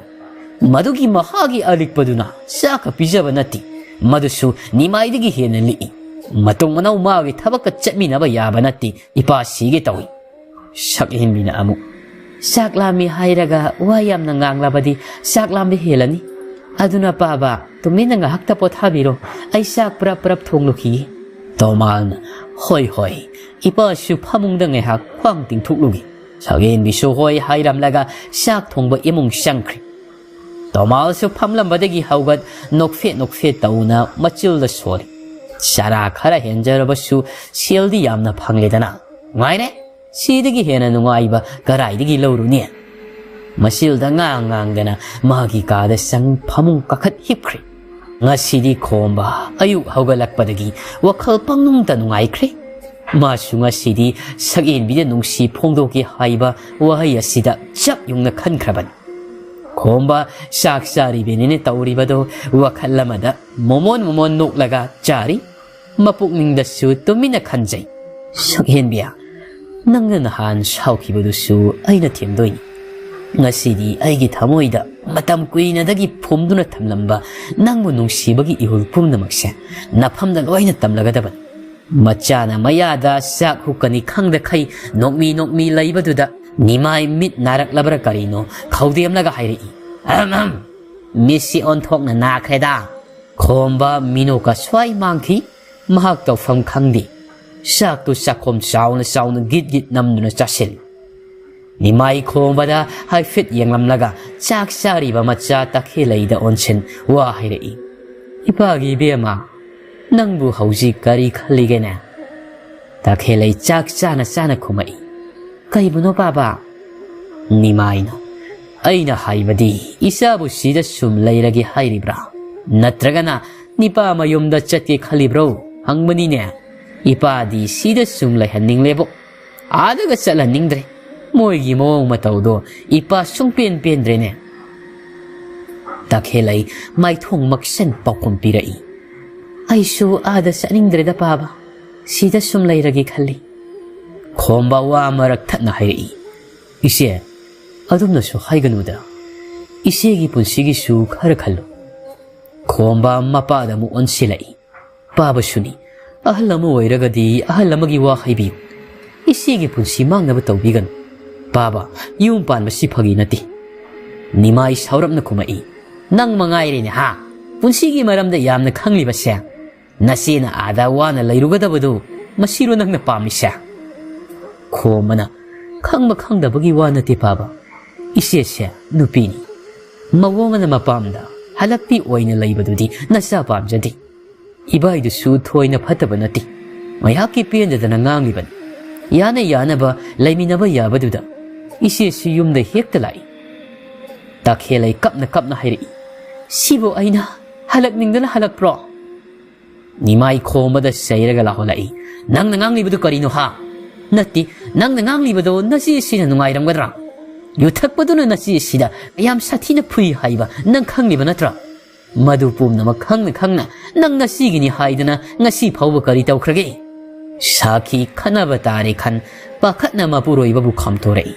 Yare kaidorage mapa. Angang haiba wabu khangdadana pangang ngangjaribani. O masak saramadagi hoi mai hairamde makhut hamtoklaga thokri. Nimai thokri mamachani pakho bada mamituna paine yenglaga sakhido onselai. Kona thangda nang oina sei sarakaniko. Nasani pasya nang na kharwaro. Mag handakti wangang sakpada taksi ka siyamni yaudre. Sakhi saurapna khumai. Kainom tawre aingonda ama tawre aingonda o ngamjadre ai khoisu. Nimaina tawre si yengone sakta siga. Takhelai masu kuina lairamde sakhumdagi thoraklaga magi kada changkri. Mapa mama anidudi khanaba makha sathahori. Nongthil nungsanyam tharaka matama swaidani. Sagehenbi nganbi makhoi anisu kaithel karuba mali. Nipi anidusu makhutta langmayong khara pai yangdaw lambidu dalai. Makhoi laikai hek lansilakpaga sapabaga hek thengnari. Sapaba noki tauna saghenbigi manak sangsin kaurei. Saghenbia kaisa loribano. Saghenbisu nokfet tauna kumai. Kaithel karoine nganbigi langlaiba. Ta sapabadi kadai saluribano. Sapabana ngarang aina haibado. Adugi pakum hangbalakpan. Ado nangbu yaraba natro. Ngarang aina haibado. Saghenbi nokla mamai thongdu sapham khara hanjilaga hairei. Ta saphaba aise kai haidoino khangdre. Sumne leplamba saphaba saghenbigi manak sangsin khuru kullaga haijarei. Saghenbia aiwa se nangna muktang yabiyo. Sahi phana yamlakli. Aina nangbu khalaklibasi. Karigumba nangna yadaba tarabadi ai ngauraga satkiba tari. Saghenbia aibo muktadi nungsibiyo kaidoge. Saghenbi tawfam khangdi mahak yasi kadai yaroi si kadai tawduna lairi. Safabagi wasida mana yaragana khomana amuk kamdauba. Saghenbi wakhal thokri. Amaromdana mana khajik nungsiba hawraklaba khomadagi lapthokpasu mana pamlibani. Adubu ngamdabagi wani. Phanamak oidunasu saghenbi khomaga naksinaba pamdabana sapabagi wafam asida mahak yaragi khalli. Saghenbi nganbida haifit yenglamlaga thamoinadi yaningda mapi ira thang sapabada amuk yenglaga hairei. Yare ta sapabana haibado ayaragi. Sapaba kurukun pamlambadagi hawgat harauna hairei. Asingbagiro saghenbia as yamna harawi. Saghenbi mangak nomi kumbadi kumlakti. Nganbi masu nahan kai oirabadi. Saghenbi na thangaduriba khongthangsida thinglamasu yai. Adubu mahak ngamkhidri. Saghenbi na lauriba phirepsida mahak thingba ngamkhidri. Maramdi nahan nimai na nganglamliba khonduna saghenbibu nimai hoina mamau oiba karisu pamloi haiba nganbi mana sukhangbagi. Saghenbibu khangkhidaban. Adubu mahak khombagi damak khanbada mathwaidi yamna nungaitri. Nungaiti haidana garibudi taurugani. Sapaba nukmi wa makha muktarai. Saghenbia nang kai saninge. Sinju saningbra kari saninge. Saghenbi noksin naraga kumai. Yarani eta sapaba ai karisu saningde. Sapabana saningdaba yaroi kainumtadi hayo yamna pijaning tawban. Saghenbi paukhum pibagi mahutta nganbide yeng. Sapaba saghenbigi mityengda uraduna mana oina harau nganbida onsina hairei. Nganbia kainumdi samina khise yamna thenglabro kuiroye. Nganbina hoita sapaba kuibadi yaroi ko matamsi thengle. ꯁꯥꯐꯕꯅ ꯑꯃꯨꯛ ꯀꯨꯏꯔꯣꯏꯌꯦ two ꯑꯁꯤꯒꯤ ꯂꯝꯄꯥꯛ ꯃꯁꯤꯁꯤꯗ ꯐꯝꯂꯤꯕ ꯄꯣꯠꯐꯝꯁꯤꯗ ꯂꯥꯛꯑꯣ ꯑꯩ ꯆꯪꯂꯝꯂꯒꯦ ꯁꯛꯍꯦꯟꯕꯤ ꯇꯞꯅ ꯍꯣꯏ ꯂꯥꯛꯂꯒꯦ ꯁꯥꯐꯕ ꯃꯥꯗꯤ ꯍꯔꯥꯎ ꯍꯔꯥꯎ ꯄꯣꯠꯐꯝꯗꯨꯒꯤ ꯃꯅꯥꯛ ꯆꯠꯈ꯭ꯔꯦ ꯉꯥꯟꯕꯤ ꯁꯥꯐꯕꯅ ꯍꯦꯛ ꯆꯠꯈꯤꯕꯒ ꯇꯍꯥ ꯇꯍꯥ ꯁꯛꯍꯦꯟꯕꯤꯗ ꯍꯥꯏꯔꯛꯏ ꯏꯇꯥ ꯅꯪꯅ ꯇꯧꯔꯤꯕꯁꯤꯕꯨ ꯑꯩ ꯍꯥꯏꯕ ꯂꯣꯏꯗ꯭ꯔꯤꯉꯩ ꯁꯛꯍꯦꯟꯕꯤꯅ ꯇꯞꯅ ꯃꯔꯛ ꯊꯠꯂꯛꯏ ꯑꯩꯅ ꯇꯧꯔꯤꯕꯁꯤ ꯏꯇꯥ ꯃꯁꯤꯅ ꯐꯔꯕꯅꯤ ꯁꯤꯈꯛ ꯍꯥꯏꯔꯝ ꯁꯛꯍꯦꯟꯕꯤꯁꯨ ꯁꯥꯐꯕꯅ ꯂꯩꯔꯤꯕ ꯑꯗꯣꯝꯗ ꯆꯠꯄ ꯍꯧꯈ꯭ꯔꯦ ꯉꯥꯟꯕꯤꯁꯨ ꯃꯇꯨꯡꯗ ꯇꯞꯅ ꯏꯟꯅꯔꯛꯏ ꯅꯥꯀꯜ ꯑꯃꯗꯅ ꯈꯣꯝꯕ ꯃꯥꯗꯤ ꯋꯥꯈꯜ ꯅꯨꯡꯉꯥꯏꯅ ꯁꯛꯍꯦꯟꯕꯤꯗ ꯅꯨꯡꯁꯤ ꯐꯣꯡꯗꯧꯔꯕꯅꯤ ꯁꯥꯗꯅ ꯁꯛꯍꯦꯟꯕꯤ ꯍꯣꯏꯒꯤ ꯊꯣꯡꯒꯥꯜꯗꯒꯤ ꯈꯤꯇꯪ ꯆꯠꯊꯣꯛꯅ ꯂꯦꯞꯂꯒ ꯁꯛꯍꯦꯟꯕꯤ ꯂꯥꯛꯄ ꯉꯥꯏꯔꯤ ꯍꯧꯖꯤꯛ ꯃꯤꯅꯣꯛ ꯇꯝꯂꯝꯕ ꯃꯥꯏꯊꯣꯡꯁꯦ ꯍꯣꯔꯦꯟ ꯀꯔꯤ ꯑꯣꯏꯒꯅꯤ ꯈꯪꯗ ꯅꯣꯛꯂꯤ ꯈꯣꯝꯕ ꯃꯥꯗꯤ ꯁꯣꯝꯗꯅ ꯄꯥꯝꯍꯩꯕ ꯃꯥꯒꯤ ꯀꯥꯗ ꯊꯥꯔꯤꯕ ꯐꯃꯨꯡ ꯑꯗꯨꯗ ꯍꯤꯞ ꯃꯃꯤꯠ ꯎꯏꯁꯟ ꯋꯥꯈꯜ ꯑꯃꯗ ꯃꯪꯂꯤ ꯃꯍꯥꯛ ꯍꯧꯈ꯭ꯔꯕ ꯀꯥꯎꯕ ꯉꯝꯂꯔꯣꯏꯗꯕ ꯊꯧꯗꯣꯛ ꯈꯔ ꯅꯤꯡꯁꯤꯡꯂꯒ ꯇꯔꯪ ꯑꯃ ꯇꯧꯗꯨꯅ ꯂꯩꯔꯤ ꯂꯩꯀꯥꯏꯗꯨꯒꯤ ꯄꯨꯈ꯭ꯔꯤ ꯂꯩꯔꯤꯕ ꯑꯗꯣꯝꯗ ꯅꯨꯄꯤ ꯑꯃ ꯃꯄꯥꯡ ꯀꯅꯥꯁꯨ ꯌꯥꯎꯗ ꯃꯈꯨꯠꯇ ꯏꯁꯤꯡ ꯁꯣꯛꯅꯕ ꯆꯐꯨ ꯑꯃ ꯄꯥꯏ ꯏꯁꯤꯡ ꯁꯣꯛꯄ ꯀꯨꯝꯊꯔꯛꯂꯝꯃꯤ ꯃꯈꯨꯠꯇ ꯄꯥꯏꯔꯛꯄ ꯆꯐꯨ ꯑꯗꯨꯅ ꯏꯁꯤꯡ ꯄꯤꯛ ꯊꯟꯅ ꯁꯣꯛꯂꯦ ꯍꯥꯏꯔꯒ ꯀꯥꯈꯠꯀꯦ ꯍꯥꯏꯗꯅ ꯃꯃꯥꯏ ꯂꯩꯊꯣꯛꯄꯒ ꯃꯃꯥꯡꯗ ꯂꯦꯞꯂꯝꯂꯤꯕ ꯃꯤꯁꯛꯇꯨ ꯎꯕꯗ ꯈꯪꯄ꯭ꯔꯦꯛ ꯈꯪ ꯄꯥꯏꯔꯝꯂꯤꯕ ꯆꯐꯨ ꯑꯗꯨ ꯂꯩꯃꯥꯏꯗ ꯊꯥꯗ ꯄꯨꯡꯀꯥꯏ ꯀꯥꯏꯔꯤꯗꯣ ꯉꯥꯡꯕꯤ ꯈꯪꯄ꯭ꯔꯦꯛ ꯈꯪꯅ ꯈꯪꯉꯥꯏ ꯍꯥꯏꯔꯛꯏ ꯍꯤꯡꯁꯥꯕ ꯈꯪꯉꯤꯅꯦ ꯄꯥꯝꯍꯩꯕ ꯅꯣꯛꯂꯒ ꯑꯩ ꯎꯔꯒ ꯅꯪꯅ ꯑꯁꯨꯛ ꯊꯤꯅ ꯈꯪꯂꯤꯕꯁꯤꯕꯨ ꯀꯩꯒꯤꯅꯣ ꯉꯥꯡꯕꯤ ꯄꯩꯊꯣꯛꯂꯒ ꯍꯣꯏ ꯃꯥꯏꯒ ꯑꯃꯠꯇ ꯍꯥꯏꯗꯤ ꯇꯨꯃꯤꯟꯅ ꯃꯤꯒꯤ ꯅꯥꯛꯇ ꯂꯦꯞꯂꯝꯂꯕꯗꯤ ꯃꯁꯥꯅ ꯈꯪꯕ ꯇꯥꯕ ꯄꯥꯝꯍꯩꯕ ꯃꯥꯗꯤ ꯉꯥꯡꯕꯤꯒꯤ ꯃꯇꯧꯗꯨꯗ ꯄꯥꯎꯈꯨꯝ ꯄꯤꯗ ꯊꯤꯛ ꯊꯤꯛ ꯅꯣꯛꯂꯒ ꯂꯩ ꯉꯥꯡꯕꯤ ꯆꯐꯨ ꯑꯀꯥꯏꯕꯁꯤꯡ ꯑꯗꯨꯗ ꯌꯦꯡꯂꯒ ꯁꯥꯎꯔꯞꯅ ꯍꯥꯏꯔꯛꯏ ꯆꯐꯨꯁꯤꯁꯨ ꯄꯨꯡꯀꯥꯏ ꯀꯥꯏꯔꯦꯕ ꯍꯣꯔꯦꯟ ꯄꯥꯕꯅ ꯁꯣꯏꯗꯅ ꯉꯥꯡꯂꯅꯤ ꯅꯪ ꯁꯤꯗꯤꯕꯀꯣ ꯄꯥꯝꯍꯩꯕ ꯉꯥꯡꯕꯤꯒꯤ ꯃꯅꯥꯛꯇ ꯆꯪꯁꯤꯟ ꯀꯥꯏꯔꯤꯕ ꯆꯐꯨꯁꯤꯡꯗꯨꯗ ꯌꯦꯡꯂꯒ ꯍꯥꯏꯔꯛꯏ ꯆꯐꯨ ꯀꯥꯏꯕꯒꯤꯕꯨ ꯀꯞꯀꯦ ꯇꯧꯏꯅꯦ ꯑꯩꯅ ꯑꯃ ꯀꯣꯛ ꯂꯩꯔꯒ ꯂꯣꯏꯔꯦꯗꯅ ꯉꯥꯡꯕꯤ ꯄꯥꯏꯊꯣꯛꯂꯒ ꯂꯩꯕꯤꯅꯨ ꯄꯥꯝꯍꯩꯕ ꯉꯥꯡꯕꯤꯒꯤ ꯃꯥꯡꯗ ꯂꯦꯞꯂꯒ ꯁꯥꯎꯔꯅꯨꯕ ꯑꯩ ꯁꯣꯏꯈ꯭ꯔꯦ ꯉꯥꯡꯕꯤꯁꯨ ꯀꯨꯏꯅ ꯁꯥꯎꯕ ꯉꯝꯗ꯭ꯔꯕ ꯃꯥꯜꯂꯤ ꯃꯥꯏꯊꯣꯡꯗ ꯅꯣꯛꯐꯦꯠ ꯇꯧꯅ ꯍꯥꯏꯔꯛꯏ ꯑꯣ ꯁꯥꯎꯖꯗ꯭ꯔꯦ ꯑꯗꯣ ꯇꯥ ꯄꯥꯝꯍꯩꯕ ꯀꯩ ꯊꯕꯛ ꯂꯩꯒꯦ ꯁꯤꯗ ꯁꯨꯝ ꯂꯥꯛꯄ꯭ꯔꯣ ꯄꯥꯝꯍꯩꯕꯅ ꯊꯕꯛꯀ ꯂꯩꯇꯦꯗ ꯅꯪ ꯎꯅꯤꯡꯕꯒꯤ ꯂꯥꯛꯂꯤꯅꯤ ꯉꯥꯡꯕꯤ ꯃꯤꯄꯥꯏꯅ ꯍꯥꯏꯔꯛꯏ ꯇꯥ ꯄꯥꯝꯍꯩꯕ ꯂꯨꯍꯣꯡꯉꯝꯗꯥꯏ ꯕꯣꯔ ꯀꯩꯅꯥꯅ ꯎꯅꯕꯁꯦ ꯐꯠꯇꯦ ꯍꯥꯏ ꯅꯪ ꯆꯠꯂꯣ ꯑꯩ ꯄꯥꯈꯠꯂꯤ ꯄꯥꯝꯍꯩꯕꯅ ꯆꯠꯄꯨꯗꯤ ꯆꯠꯈꯤ ꯑꯗꯣ ꯄꯥꯈꯠꯀꯅꯨꯗ ꯀꯔꯤꯁꯨ ꯇꯧꯔꯣꯏ ꯉꯥꯡꯕꯤꯅ ꯑꯃꯨꯛ ꯍꯣꯏꯕ ꯄꯥꯈꯠꯇꯦꯕ ꯅꯪ ꯆꯠꯂꯣꯕ ꯄꯥꯝꯍꯩꯕ ꯉꯥꯡꯕꯤꯗ ꯃꯨꯟꯅ ꯌꯦꯡꯗꯨꯅ ꯍꯥꯏꯔꯛꯏ ꯑꯗꯣ ꯀꯩꯒꯤꯅꯣ ꯂꯨꯍꯣꯡꯂꯝꯗꯥꯏꯁꯤꯗ ꯅꯪꯅ ꯅꯊꯟꯇ ꯏꯁꯤꯡ ꯁꯣꯛꯄ ꯂꯥꯛꯂꯤꯁꯤꯅ ꯅꯅꯥꯎ ꯅꯨꯄꯤ ꯀꯇꯟꯗꯣ ꯁꯣꯛꯍꯜꯂꯨ ꯌꯥꯗ꯭ꯔꯣ ꯑꯩꯁꯨ ꯄꯥꯈꯠꯂꯤꯅꯤ ꯅꯪ ꯅꯊꯟꯇ ꯄꯨꯈ꯭ꯔꯤꯗ ꯀꯨꯝꯕꯗꯣ ꯉꯥꯡꯕꯤ ꯈꯤꯇꯪ ꯅꯣꯛꯂꯒ ꯈꯨꯝꯃꯛꯏ ꯑꯩꯈꯣꯏ ꯇꯈꯦꯜꯂꯩ ꯂꯩꯍꯧꯗꯤꯌꯦ ꯀꯩꯊꯦꯜ ꯆꯠꯈꯤ ꯑꯩꯒꯤ ꯐꯤꯔꯣꯜ ꯂꯩꯕ ꯄꯥꯝꯍꯩꯕ ꯉꯥꯛꯅ ꯅꯪꯒꯤ ꯐꯤꯔꯣꯜꯕꯨ ꯅꯪ ꯆꯠꯇꯗꯅ ꯃꯍꯥꯛ ꯆꯠꯂꯒ ꯂꯩꯔꯤꯕ ꯑꯗꯨꯗꯤ ꯅꯪꯒꯤ ꯑꯄꯥꯝꯕꯗꯤ ꯀꯃꯥꯏꯅ ꯈꯪꯗꯣꯏꯕ ꯉꯥꯡꯕꯤꯅ ꯑꯗꯨꯒꯤꯗꯤ ꯀꯔꯤꯁꯨ ꯈꯟꯗꯦꯗ ꯑꯩꯈꯣꯏ ꯇꯈꯦꯜꯂꯩꯗꯣ ꯐꯤ ꯈꯟꯕ ꯌꯥꯝꯅ ꯍꯩꯕꯅꯤ ꯄꯥꯝꯍꯩꯕꯅ ꯐꯔꯦꯁꯦ ꯑꯗꯣ ꯑꯩ ꯅꯪꯒꯤ ꯆꯐꯨ ꯑꯃ ꯂꯩꯔꯝꯒꯦ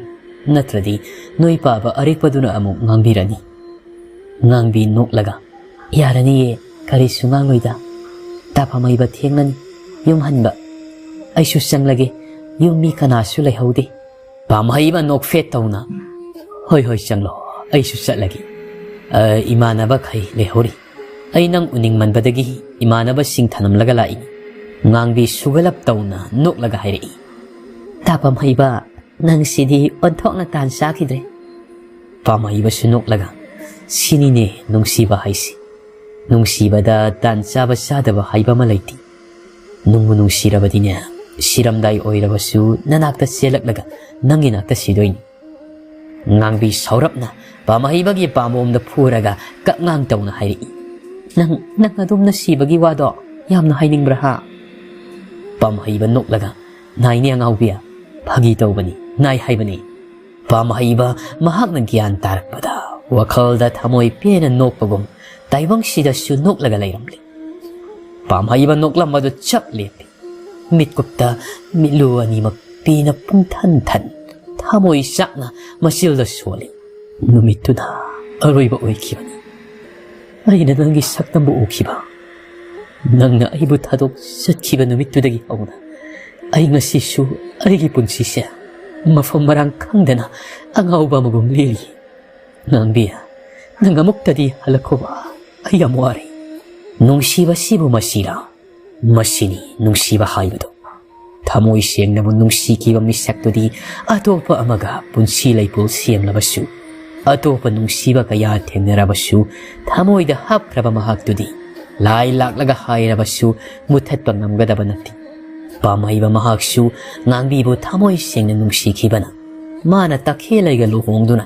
sahi kaya lairabasu ngangbibu kauba ngamda hausiksu leli somdana sakhenbi nganbi mabanisu thengjelakpana safabada chatlage hairamlaga mayumlomda halakminaram khombasu sakhenbibu ngasaidigi ngairibani sakhenbi hoigi konthongadomda sakhenbi thoglakpra haidana septhadana yeng magi matau pumba sakhenbiga nganbigana su uram nganbi madi khombaga mayok naba ngamlaroi khanbagira karisu hairamde mayum madomda prap changkri sakhenbi masu khomba ubada khajik nungsiruba kaubanina thamoi tanik mitlu ira thang karisu taudaba saraga noksinaduna sangai khomba masu sakhenbi ubada harauna manakta changsilai sakhenbi ngasaidigi ai nang halakpa ngairamnini sakhenbi yamna wana nokfe tauduna kumai